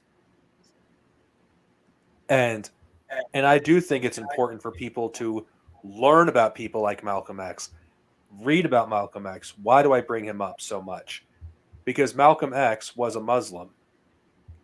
And not to mention, another thing about Malcolm X, why I view him as someone worth reading, is his background is relatable for those who were born poor. He grew up in some of the poorest conditions. Yeah, a lot Imagine. of people wouldn't think it because the guy dresses up nice. He's got a pair of specs on, so a lot of people just presume Malcolm X was middle class. No, guy grew up in ghetto. He hated the middle class, actually. Yeah, distinctly, and got in conflicts with white middle class people all the fucking time. Like, it got to a point, where when he's making a speech, 9 out of 11 of them speeches, 9/11, nice, would be to a full on only black crowd. Not because he's going out of his way to avoid white people. Other way around. They're going out of their way to avoid him. They don't want to listen. They don't want to learn. They don't want to be a part of the struggle. And then there's some of them that only want to be part of the struggle if they're allowed to be in the same exact org as the black fucking comrades. And it's like the whole reason things like the Panthers and the American Indian movement were born was because they cannot rely on white people and they cannot trust white people. If there's going to be organization between the two groups, it's going to happen with separate orgs coming together, like when Maoists and MLs work together. We have distinctly differing opinions, so our parties are likely going to be separate, but we should conglomerate together as a whole organization that can then organize around struggle, and we can sort out our political differences as the struggle is elevated and as the conditions pull for the necessitized will of one direction or the other, ensuring that we stick in line with the mass line. It's the same with this situation where black and white people should unite on the basis of revolution having a similar destiny, but black people need to be in a separate org so they know that if the path goes wrong or white people try and manipulate it, they can go their own way. You can go your own way. Well, here's one thing. I don't believe Maoism as we know it could exist without Malcolm X. Because he's one of the most important people to Maoism as a whole, because the Panthers were inspired by Malcolm X. Yeah, but the Panthers didn't synthesize Maoism. They had some tendencies that were I'm like not saying pretty they based. did. But I'm just saying- Maoism happened without. I mean, Malcolm X was inspirational to people in the third world because he had like engagements with a lot of third world countries. There was inspiration there, but the main drive for Maoism came from 20 years of experiments in the third world, from the 60s to the 80s, with Mao Zedong thought. I agree with that because as a third worldist, because like if you also like if you look at it from this direction as well, like there is a signal Maoist, and I'm more speaking from a lot of black, mostly because majority of them are not white, despite what The revisionists myth of the like to white tell you. Maoist. Majority of Maoists are inspired by Malcolm X. Why is that? Because he speaks from experience. And another thing that made me inspired by Malcolm X is when he was in prison, before he came out, he was illiterate. He could barely read or write or spell. Yet, the reason why he was actually let out early because they didn't want him educating other prisoners. And Malcolm X is an inspirational in the sense of this guy managed to, with the resources, of course, lift himself up. And I think Malcolm X is a good inspiration because if someone like that was barely able to read and write, and if they were given the same tools, someone else was given the same tools he was, they can learn to read too. And like Malcolm X, I mean, he was. If you were to hear him speak, you couldn't tell that he that a decade before he was barely able to read or write. I'm not the best fucking reader or writer. But the James Connolly, he didn't know how to read or write until he was a fully grown man and married in Ireland. It's like there's a reason why Malcolm X's story is so inspirational from those in the lumpen proletariat, because a lot of us struggle with these things. Yeah, fucking learning difficulties was what screwed up my education. Especially executive function problems with my ADHD and my fibromyalgia. Like, if you don't believe me, people, read Malcolm X's autobiography. You need to read it because you're not going to because he's one of the best examples to understand the lumpen struggle. Because he sure doesn't sugarcoat his experiences.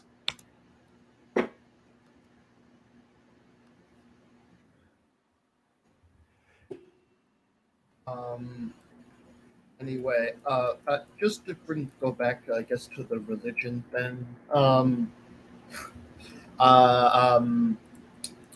I grew up a Lutheran, one of those strange and mysterious religions that is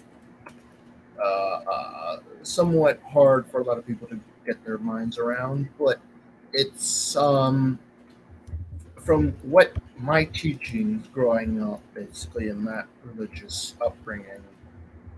I mean, basically, I saw like pretty much like being rich. Like, if you were rich, I mean, unless you devoted your entire existence helping the most marginalized and impoverished in society, I mean, you're gonna burn in fucking hell. Like, that's just a fact. Wait, like, that's just a fact. Like, that's literally what the teaching is.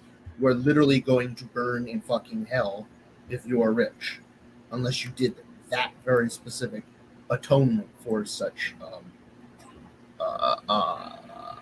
your filthy lucre that you worship, basically.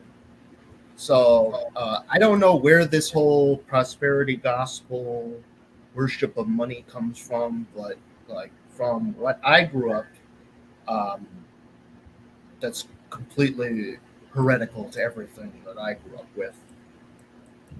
Also, the concept of Israel when I was growing up in the church was it certainly was not the modern concept of Israel that we would understand by any stretch of the imagination. You know, one of the funniest exchanges I ever had on Facebook? There was this Christian that was basically, that didn't understand his own religion. When I basically, I basically said that Jesus was a communist. Is like, oh, and where does it say that in the Bible? I was like, I don't know the part. I don't know the part where Jesus told you said for people to take care of each other, and that rich people will go to hell. And the guy had no response. A camel will walk through the eye of a needle before a rich man ever enters heaven.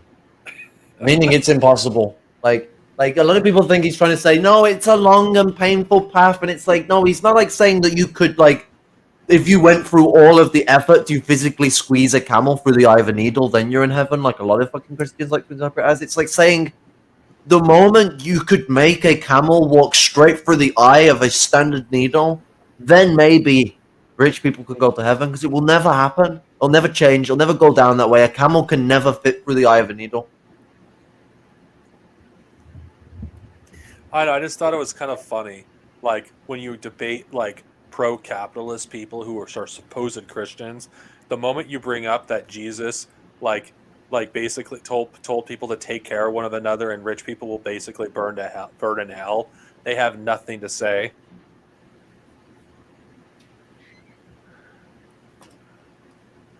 Or that ridiculous PragerU video about Jesus being a capitalist.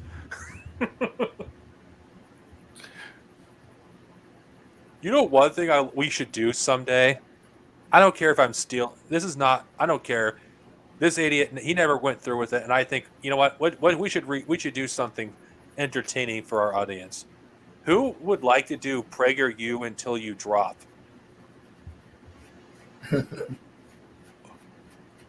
Maybe it has to be like something good to go over. Like, no, I said PragerU until you drop. I mean, we go through PragerU videos for like 4 hours. This sounds like something that's going to last for 16 hours straight. No, 4 hours, and we don't spend more than 30 minutes on each video. Maybe. I mean, it's a proposed idea. Be entertaining. Maybe. It certainly sounds like fun.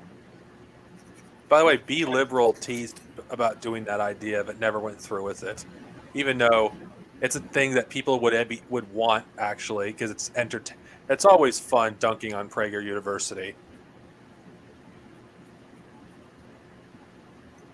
They're just so fucking. It's just so easy to dunk on. It's like they're beyond a meme at this point. You know, no one would know who they are if it weren't for their stupid ads. I think Because most people skip their videos because it's fucking boring. But it doesn't matter if people watch their videos or not. As long as you see a certain amount of someone's video, that still counts as a view. Are they an actual university, or is this just like one of these? Yeah, that's what I was suspecting. It's like, why have they not been sued for that name? Then? Going around pretending like they're a university or something. Well, they do have enough people that watch them that are hardcore right-wingers. The only kind of people that watch Prager University are basically hardcore right-wingers. I mean, that's their basically that's their basic audience. Like the boomer fucking and Gen X audience is pretty much most who watch them. Like, I ever call that stupid one when they basically about when they were basically praising Margaret Thatcher. and and talked about the glorious of privatization.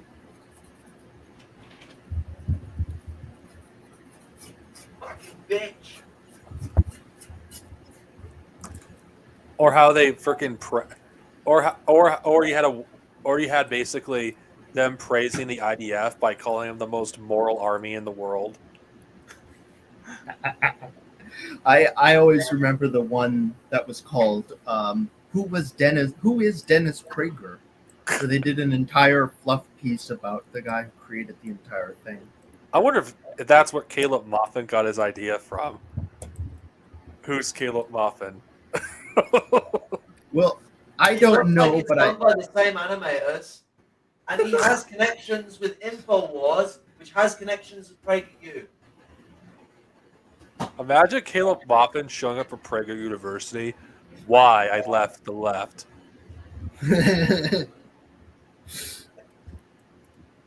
Sounds Ben Shapiro as fuck.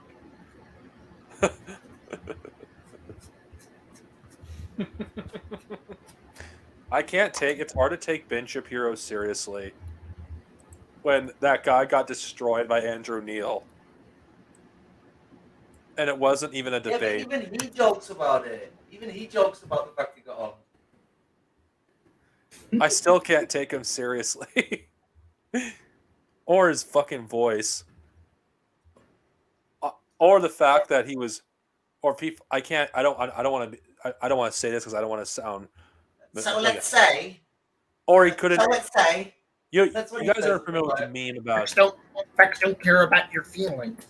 You guys are familiar with the meme about not being able to please his wife, right? Yes. That's what I'm talking about. I don't want to say it because I don't want to. It was a fake tweet.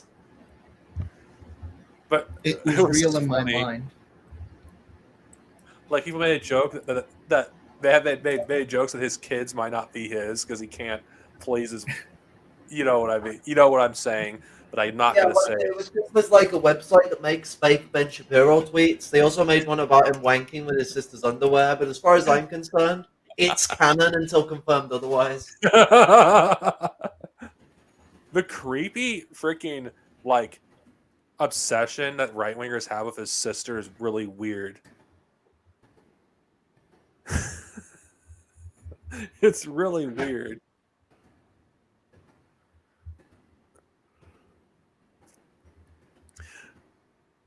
Wait, did Ben Shapiro said something weird about his sister? No, on his actual account.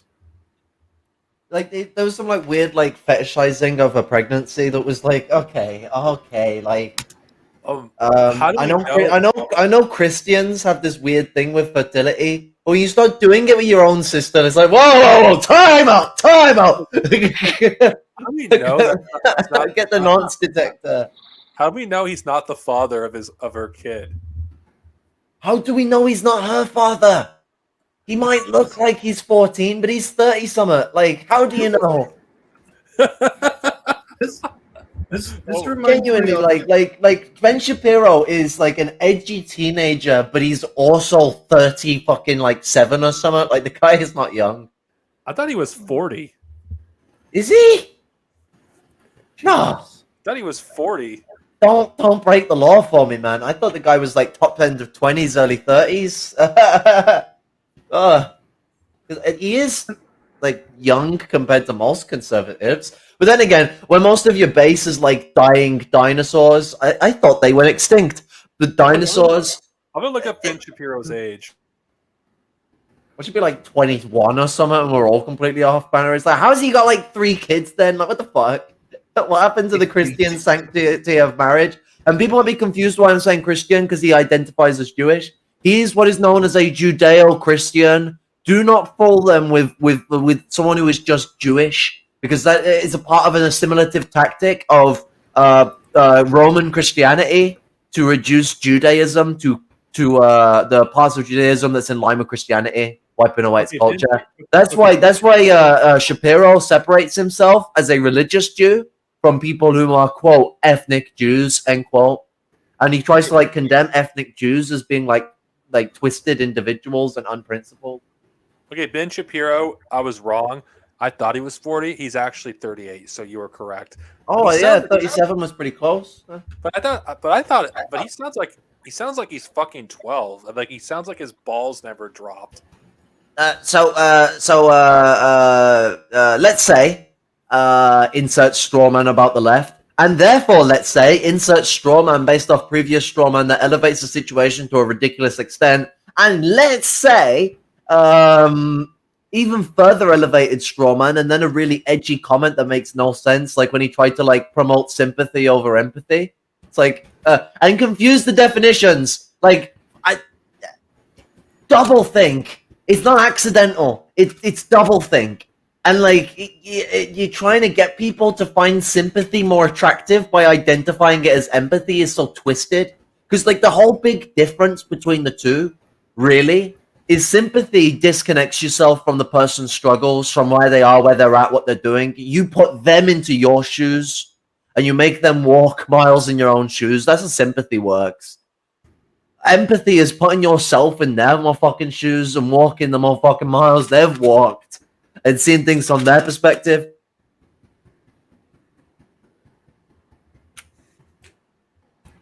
I mean, Ben Shapiro, that guy is. I don't know what to say about that guy. I mean, I would not be shocked if he's a sociopath. I wouldn't be shocked, but I have no evidence for that. I mean, the thing is with sociopathy is not really a direct diagnosis. It's more of like it kind of exists, but it's like a slang term, if anything. It's not slang, but it's kind of like it's like the point I would lay out is sociopathy is a common practice and tendency of the upper class with how they operate. They're very individualistic. So in their operations, they're only going to appeal to a sociopathic grandeur of themselves and try and push their will through said grandeur. I mean, Just I'm just saying remind I me- wouldn't be shocked if Ben Shapiro is a sociopath. I mean, nobody does the stuff he does or says the stuff he does or have such hatred for like marginalized people to the I extent that disagree. I'd say that there's enough people that do that. Many. But again, I'm not an expert, medical expert. I would not be shocked. No, what I'm saying is like sociopathy is not like an official medical diagnosis. It's something that comes from like the term psychopath. It's like an easy slur to avoid looking at the different conditions that come up to it. And what I'm saying is the sociopathy of the upper class is it can cause other mental illnesses, especially depression and extreme alienation. But in and of itself is not so much a mental illness as a part of their way of life. That's what I was trying to get at. Well, I would not be shocked if Matt Walsh and Steven Crowder and all those other people are the same way. I mean, it's almost it's just so many of these people are have this kind of mentality. It's like it isn't a shocker in the slightest. What's it? See, you do the thing I do with my dyslexia sometimes where you miss out letters, but just like when I stumble, it comes up with some good ideas. Like, so, you accidentally drop the L because L's are a little hard to say. I struggle with them myself. Matt Wash. How about Matt Whitewash? There we go. Genuinely, dyslexia can have you fumble in such funny situations, especially if you're like me. Me or Sonovia both do this, where we overthink it because we're afraid of stumbling, and we'll say the opposite of what we're trying to say and say the thing we're trying to avoid saying because we're overthinking like what we have to say next, but we're also like in the moment of trying to speak. It's why you'll also see like our executive function glitch out when we're in the middle of long-winded explanations. Because we're thinking too much of what we said before, too much of what we're saying after, and also trying to keep things relative to the moment. Because if you ever listen to an autistic person go on a diatribe, we will criticize ourselves in the middle of trying to explain something. It's fucking brilliant. Never let anyone else have the chance to speak. Well, okay. Again, I'm not an expert on any of this, so I cannot say for certain. But it does make sense considering the lack of empathy from any of these people. It makes sense. It's part of their class interest. I mean, they empathize to each other, but they won't empathize down below. They have class consciousness, and they're as far as they're willing to throw anything, it's sympathy. What's it? Their diffusion of empathy causes mental illness, but its origins itself is not because of mere mental illness. That's the point I'm laying out. Like, it's a class tendency that causes health problems because it's unhealthy to be a horrific person. Well, it's just like if you just look at all the studies that have been done, like every single person who's a psychopath and sociopath, all of them come from the upper class. Not all the time, but it is predominantly their problem. Yes, I agree. Well, I'm not saying people in the lower class can't possess these tendencies, but it's far more common for the upper class. These tendencies in and of themselves aren't so bad. I mean, like, it's like, I know that sounds like a bit of a hot phrase. Definitely going to get snipped out on that one. What I mean is, like, there's no evil to it. It's not moral in the sense of, like, you know, way psychopathy, psychosis, schizophrenia, and other debilitating psychological conditions operate. I got good friends who I know from back when, and people I know from the streets who got schizophrenia, and they're fucking, like, other than how, like, the medical system pushes them into a destructive situation, especially with the horrible drugs they put them on, like, it's what's it they get put in a situation where it enforces dangerous and behaviors towards themselves and even others, because they get pushed into situations where they'll likely end up getting addicted to illegal substances because they won't like the way that they're overdrugged by the medical system. So they'll end up drinking or smoking even when they're on their injection. And if they're off their injection, drinking and smoking and going completely off the rails. You know, I've known people where alcohol will make them completely fucking snap out of reality. I know people with whom have, like, managed to get great control over their schizophrenia as well, like, and they know the difference absolutely, like, all the time between reality and delusion. And he was explaining to me how he got over it and how he doesn't rely on any medication anymore to deal with it. It's so there's, like, complications to it. We need better medication to help people in these situations, as well as, like, better therapy, better, like, aid for these people to exist, etc. But the reason why, like, it's so easy, and it's a problem because the right wing like to do this. They like to couple, like, oppressive tendencies to mental health conditions. Well, it's more so that, like, the oppressive position they are in can enforce bad mental health positions, but that mental health is not the reason why they're lacking empathy in the situation. It's about experience. Their worldview is completely gated into their upper class communities. They have empathy for each other. Guarantee you get these people in a dinner environment, or you're like one of their close mates, they'll treat you like a darling. It's the people they hate that they show pure hatred for. You got to think about, like, what we're on the receiving end of from them is, like, the way we perceive fascists, maybe even worse. At least for me as a disabled person, certainly. Well, in a post-capitalist society, if we did, hypothetically, I do not think it was it would not be it wouldn't be able to fester because all these treatments would be wildly available. Yeah, but it's not going to become sunshine and roses. Like, there is a lot of other things in society that cause trauma that need to be dealt with. I'm aware of that, but I'm saying in a hypothetically post-capitalist world, it wouldn't be. You wouldn't have as many people with destructive, tendencies, because you can see that coming from the destruction of alienation. Like, alienation is the really big enforcement of a lot of these destructive tendencies because it allows for a purveyance of individualism. Because I hate to say this, but even in a feudalistic society, people weren't this alienated from each other as they are under capitalism. To a degree. Capitalism has kind of created its own alienation that is just as vindictive, but we've exported it in many ways and created an even bigger one in other ways. So where the labor force of the first world is completely alienated, and majority of which dissected from their labor power and the functions of production. They're disorientated and disconnected, and the labor aristocracy and the petty bourgeoisie, the richer they get, the more alienated they get.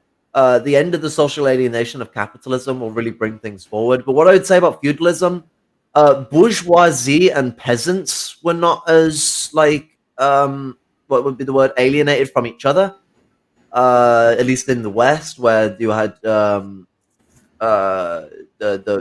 peasants and the bourgeoisie in the same class, they engaged with each other a lot. It's why the peasants put a lot of like reliancy in the bourgeois revolution when it was happening. They thought it was going to be like fraternity, liberty, all those beautiful sounding things that capitalism didn't deliver. So like, yes, kind of, but the noblemen, the clergy, and the the monarchy. I'm good with my classes, I promise. They were still segregated off from society. Like, a point to put into perspective, the third estate, or in the case of Russia and Sweden, the third/fourth estate made up 98% of feudal society.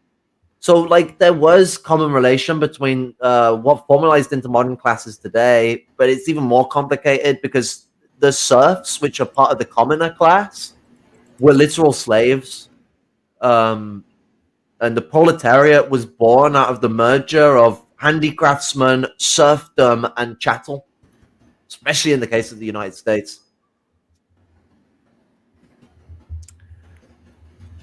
Wow, this stream has been interesting. Entertainment, history, current events.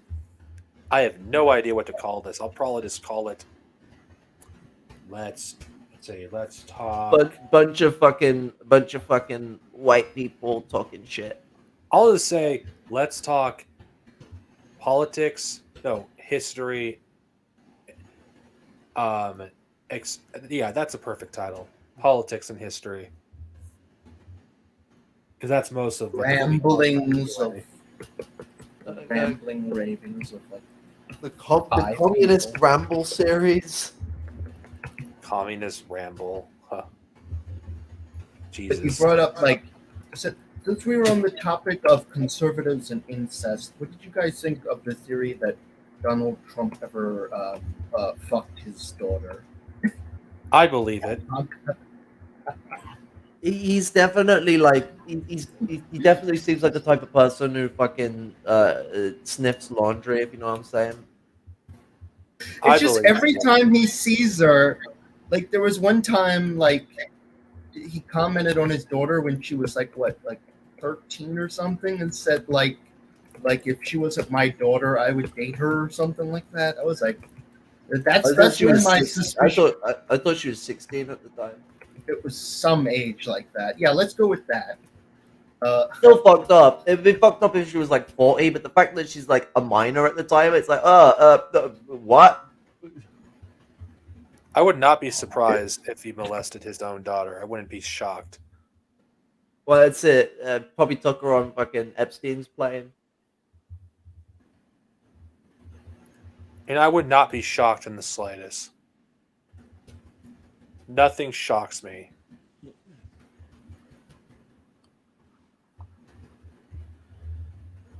But then again, we don't have evidence for this, but we can only speculate. I think I got enough evidence based off all his kissing with his daughter. Just look at it. Trump is a fucking creep. Just like Biden. I mean, they're both the fucking same. Like, It's like it's like the bourgeoisie. They all just seem to come out of the same weird pedophile fucking clone factory or something. it's like the very fact that so many reactionaries hate Biden when Biden is doing everything they want. And they're just pissed that Biden is doing it better than Trump ever could. It's the same thing that they said under Obama. Like, if Obama was a Republican, he would be regarded as the greatest Republican since What said Reagan. Obama was a third positionist. That's what it is. Yeah.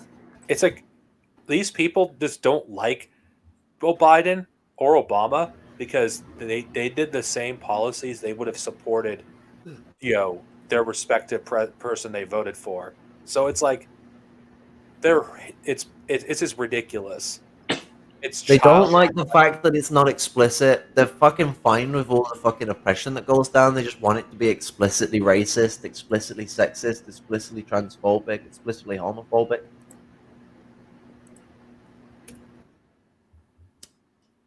It's like what more do they want? I mean, seriously, it's like the right wing in America, to them, if you're slightly to the left, even if you're extremely right wing, you are a fucking far left communist.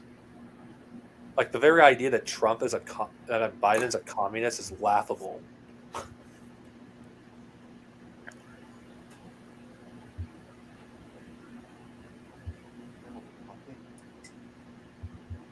And actually, there is one thing that's interesting.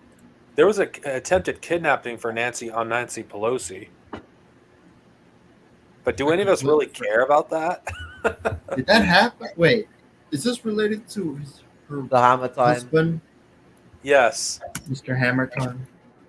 I mean, what's it? It's scary because that shows that fascists are willing to fucking strike out, but it's also like it's still funny that it happened to Nancy Pelosi. And also, she's not even going to be in power in like the next few days. She's getting like, isn't she like retiring or something? Well, yeah, I think she's retiring to avoid being investigated for the fucking literal market manipulation she was doing for her husband.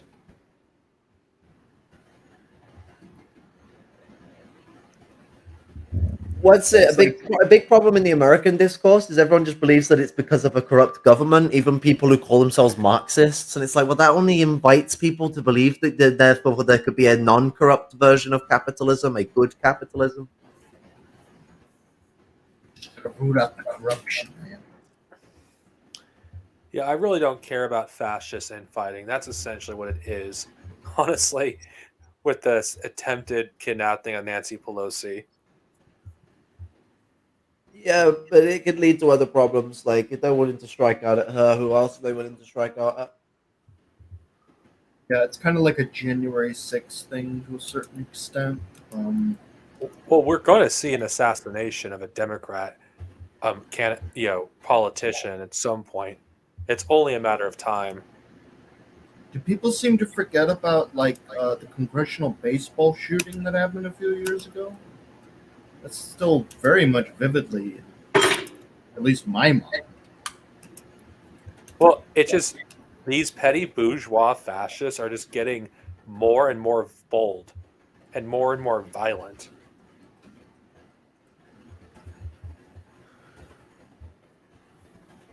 And I do think it's only a matter of time before one of them is successful.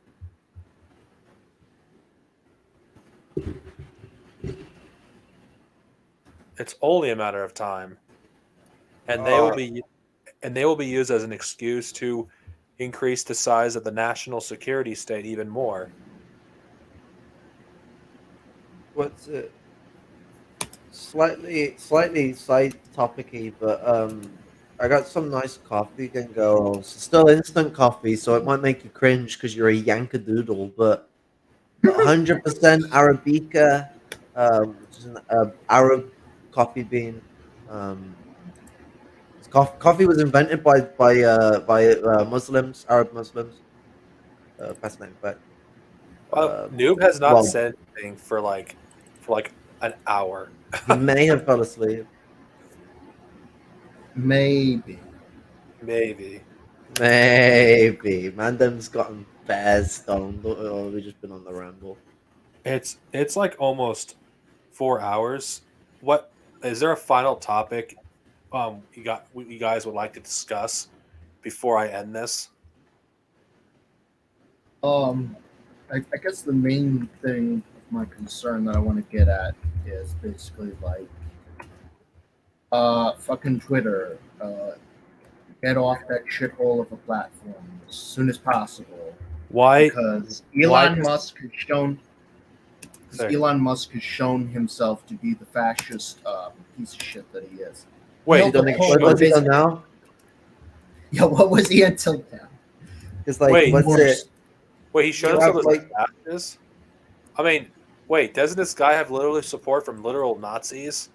Yeah, and he's tied with Peter Thiel, who's a eugenics advocate. So like, he has already shown himself. But like, I asked the question, what's he done now? Because every day I hear something new. If I have to be honest, why end with Twitter? Why not just all fucking social media platforms? He might have a lot of money, but I don't think he's willing to bankrupt himself on social media. Like he saying- wants the image of being a white knight, not the full price of it. He already shafted himself with the Twitter deal, and that's why like he's doing really expensive, stupid shit to try and fucking like make up for the factor of it, because it's been a hindrance on not only his own economics but the economics of his company, which has made like the investors get pissy with him and basically want him out. So like he's been Like- trying to like skirt his popularity back into order. Like, isn't it like I think Twitter is going to go the way of MySpace. For those of you who do Yeah, not, it's definitely going to decline. I think it already kind of is. I It's mean, like- I view it as like, Twitter has just, like it's openly now hostile towards, like, even more so than it ever was towards the left in general, and openly propping up these fucking far right figures. I mean, like, what is reinstating Trump on Twitter if not just an indication that you side with the far right? It's just like, there's better places we can go to other than fucking Twitter to organize. Oh yeah, I agree there. Absolutely. I don't really use my Twitter very often. Like I go on it every now and then. Maybe like well, I've been maybe do the fun thing of like just owning a few people, because what I do is I can't even remember the name for it, but I basically like flip people's arguments back around on them. I just completely restructure what they're saying to point out the folly of it. Or another fun thing to do is to like use deductive reasoning. So in deductive reasoning, you're operating with just the information you're being given.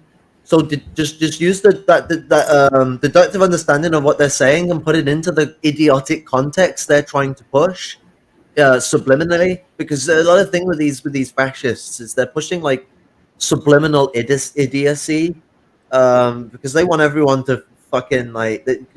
You can't purvey this like aristocratic like chauvinism and intellectual chauvinism while telling everyone you want them to be fucking thick as shit. You want to tell people that they're the fucking like, the pulling all the weight, being the big smarties, putting fucking thought through to it. In that rhetoric where they try and make people feel like Kaiserists, it's got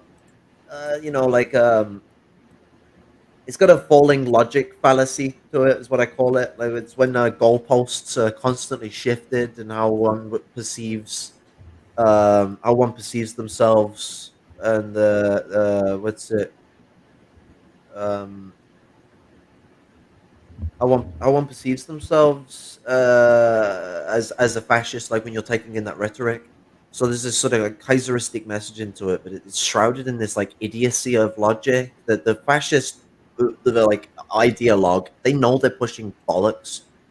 Like they believe the shit like the anti-Semitic shit, all this stuff like that. Like I'm not about that stuff specifically. I'm on about like the conflated logic they use to associate everyone to this bad thing, when they actually see that bad thing and the other bad things as terrible. They just find the one thing that they can attach themselves to use as the most attractive position of reactionary struggle. But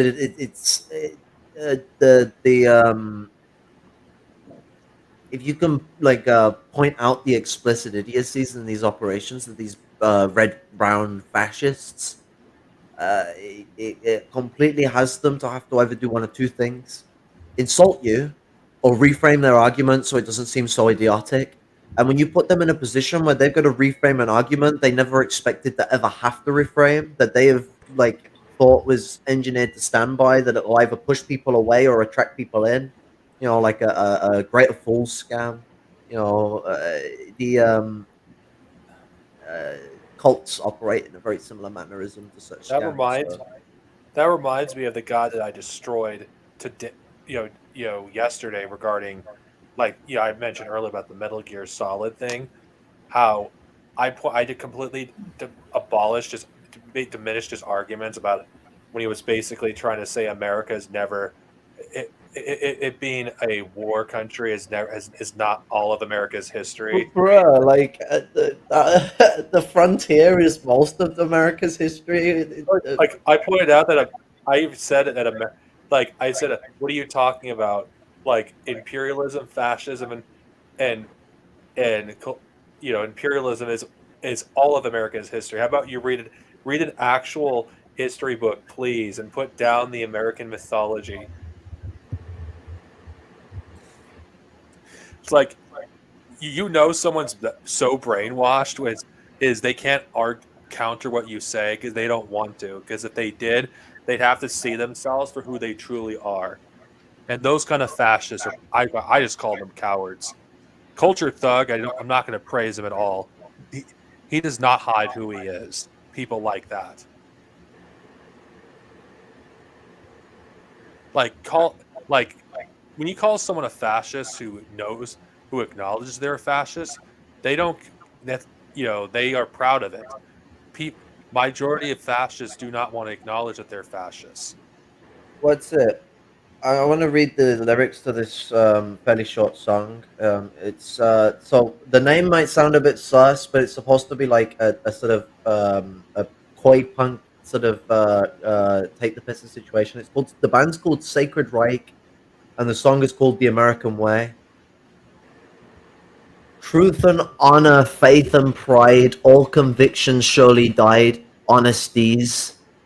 Time has passed. Time for lies is here at last. Truth is false. I'm so fed up. How did we come to be so fucked? Hate, fear, pain, death. All our country has got left. Talk to children, hear them say, "Daddy left today. Daddy left again today." Brother steals and mommy lies. Future lost before their eyes.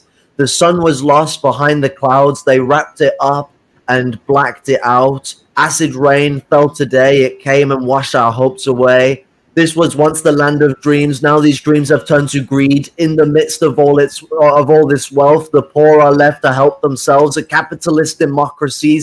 No one said that freedom's free. Lady Liberty rots away. No truth, no justice. The American way. Don't look past your TV. All of us are what you see. A looking glass into our lives. What we watch is what we buy. Priorities are what are out of whack. Who is next to stab our back? Doesn't it make you mad to have lost all that we've had? This was once the land of dreams. Now these dreams have turned to greed. In the midst of all this wealth, the poor are left to help themselves. A capitalist democracy. No one said that freedom's free. Lady Liberty rots away. No truth, no justice, the American way. Doesn't it fill you with disgust that there's no one left to trust? Is this happening? Is this real? My body numb, I cannot feel. Are you happy? Are you sad? Our emotions are thing of the past. I have no tears, I cannot cry. No one mourns for a world that's died. And then the chorus again. That last part of it, though. Lady Liberty rots away. No truth, no justice, the American way. Oh, and no one said that freedom's free. It just hits like a fucking dump truck. Wow. Well, it's fucking dropping fucking truth bombs. And that's the thing about these indoctrinated reactionaries. They do not want to fucking, actually look at things as they actually are, because they'd have to see within themselves that they are fascists. They are the very thing they claim to hate. And they do not want to fucking acknowledge that harsh truth. Now, they don't want to take the first step to actually be a better person and acknowledging what they are, But I'm just going to say this for anyone who is stuck in the matrix metaphorically. Fucking Just because X-Files theme plays. just because you are a fascist or you ideologically are a fascist doesn't mean you always have to be that way. The first step to be a better person is to acknowledge what's wrong and what you believe in is wrong. And that's how you can start the long and painful process of deprogramming your terrible reactionary views. All of us have been through this in one way or another. None of us are immune to reaction. All of us have been through it at one point or another. Sorry, I'm having to report you to Caleb Maupin. I heard deprogramming. Honestly, Yep. you choosing to put your head in the sand is a conscious choice to embrace fully how the control that your masters have over you, over your mind. You're a slave. If you don't want to be a slave, you have to acknowledge what you are, but that doesn't mean you have to stay that way. All of us are capable of changing, for better or for worse. I know I won't reach most of you or any of you if you've even got this far, but if you truly want to change, you have to start by looking within yourself. You have to do the most difficult thing that let's be honest here, most of you will not do, because to look within yourself would make you realize you are not the good person you think you are. That doesn't mean that you have to stay that way. You could be better, but the choice is ultimately yours to make. And that's all I'll have to say. I don't think any of these reactionaries I can get through to them. But if I did, then you know what? I've succeeded, but I'm not counting on that. I mean, deprogramming is something we should attempt at the very least, but it shouldn't be a priority. Yeah, I mean, we need to get a lot of people on our side, but you know, like revolutions aren't based on X minority or X majority alone. Like it's about like the organization's principles being of applying themselves towards the proletarian struggle for liberation and the liberation of the oppressed masses. It's it's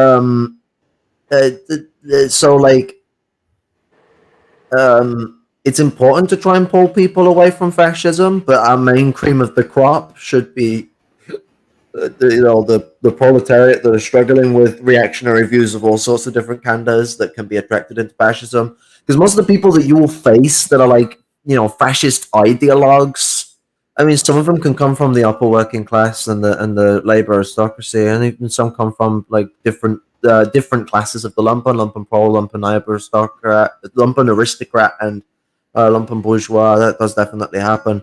But the predominant person you're going to engage with who's a fascist, they're going to be petty bourgeois.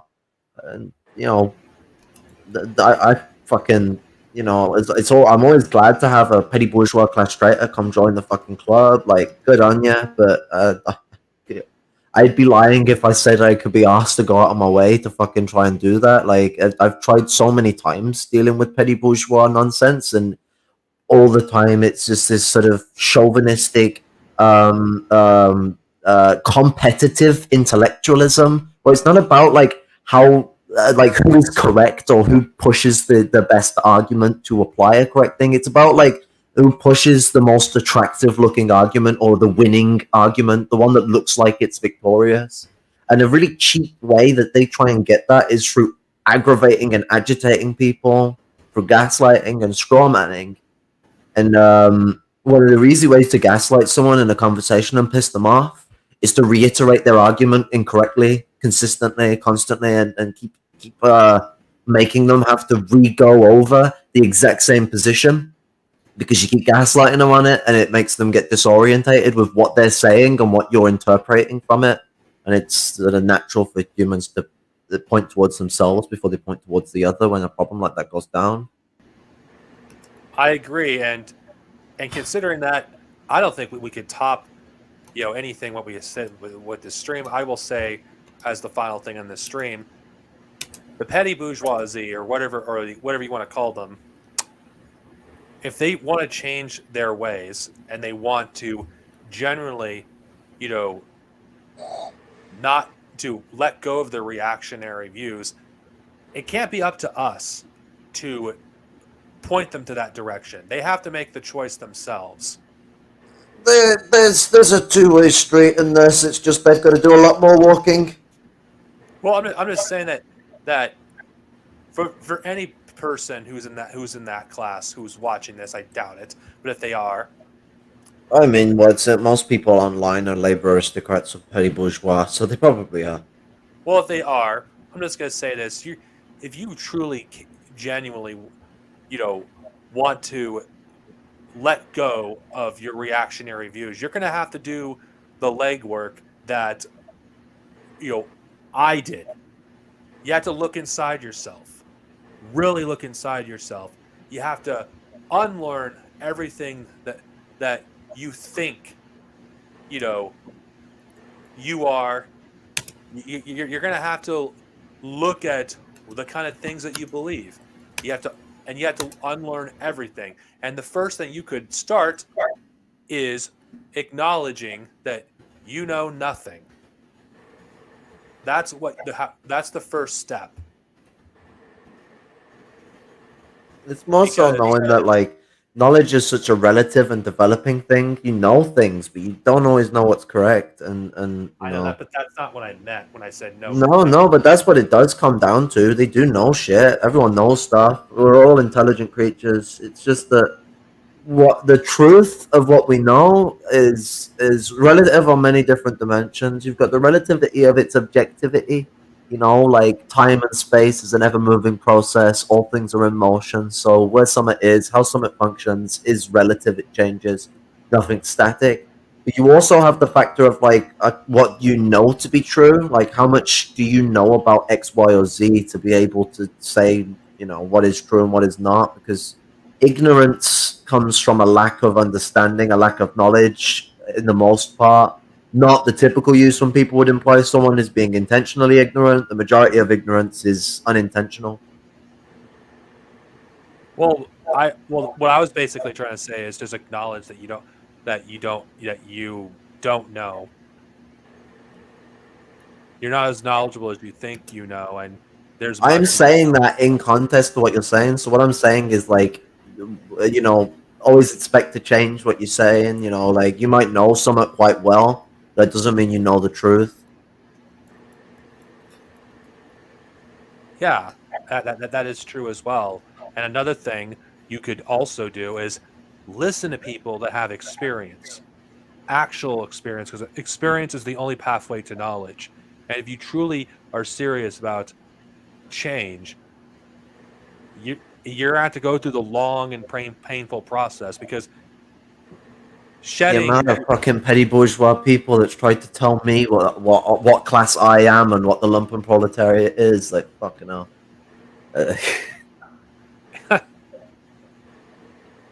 Anyway, I'm not gonna say anymore.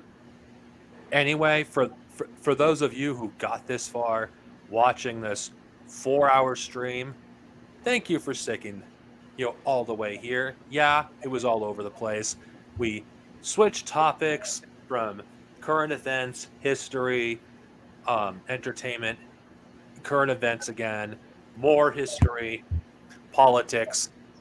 I'm not gonna lie, this is the best Let's Talk stream I've had in ages. I mean, it has basically a bunch of different stuff, and for those of you who enjoy this, I hope you were entertained and you learned something. And I will say before it closes that with fascists, one thing you want to keep in mind is trying to put them into the shoes of the people they oppress. That's where you really know what type of person you're dealing with. If it hits them hard, you're dealing with someone who could be taken away. If they take fucking lust in it, you know that person deserves to be shot, really. Like, you don't engage with them. Get the fuck away. So use, like, histories of genocide. The Native American genocide was the one that knocked me off my racism. It won't stop them from being a fascist, but it'll at least start them on a path where they come into contradiction with most fascists and will start to butt heads. It can go worse, but it could go better. So, because everything's step by step, you'll never change someone's mind in one conversation. Always remember that. Yes, and I will have to apologize. I forgot to talk about the genocidal history of Thanksgiving, but I'm pretty sure there's people more qualified than I am that can talk about it more in depth. So Here's I'm the sorry. 5-second version. Like, the Englishmen were not very well prepared for the fucking winter. They had fuck all food, poorly dressed, and fucking natives were like, "Yo, do you want to we'll come chill with us. We'll feed you. We'll let you have some shelter and keep you warm and all that, and we're all cool." Not because they were like, "Oh wow, we love white people so much." It was more like a point of principle. Like, you guys are stranded. You got no shit to you. Like, come on in. Just be respectful. Don't cause no trouble. That's Thanksgiving. The reason why it went colonial is because they've changed the narrative to be like, they handed over the land. They didn't give you shit. No, they fed you. That's it. They didn't fucking decree no land splitting. They didn't no fucking do shit like that.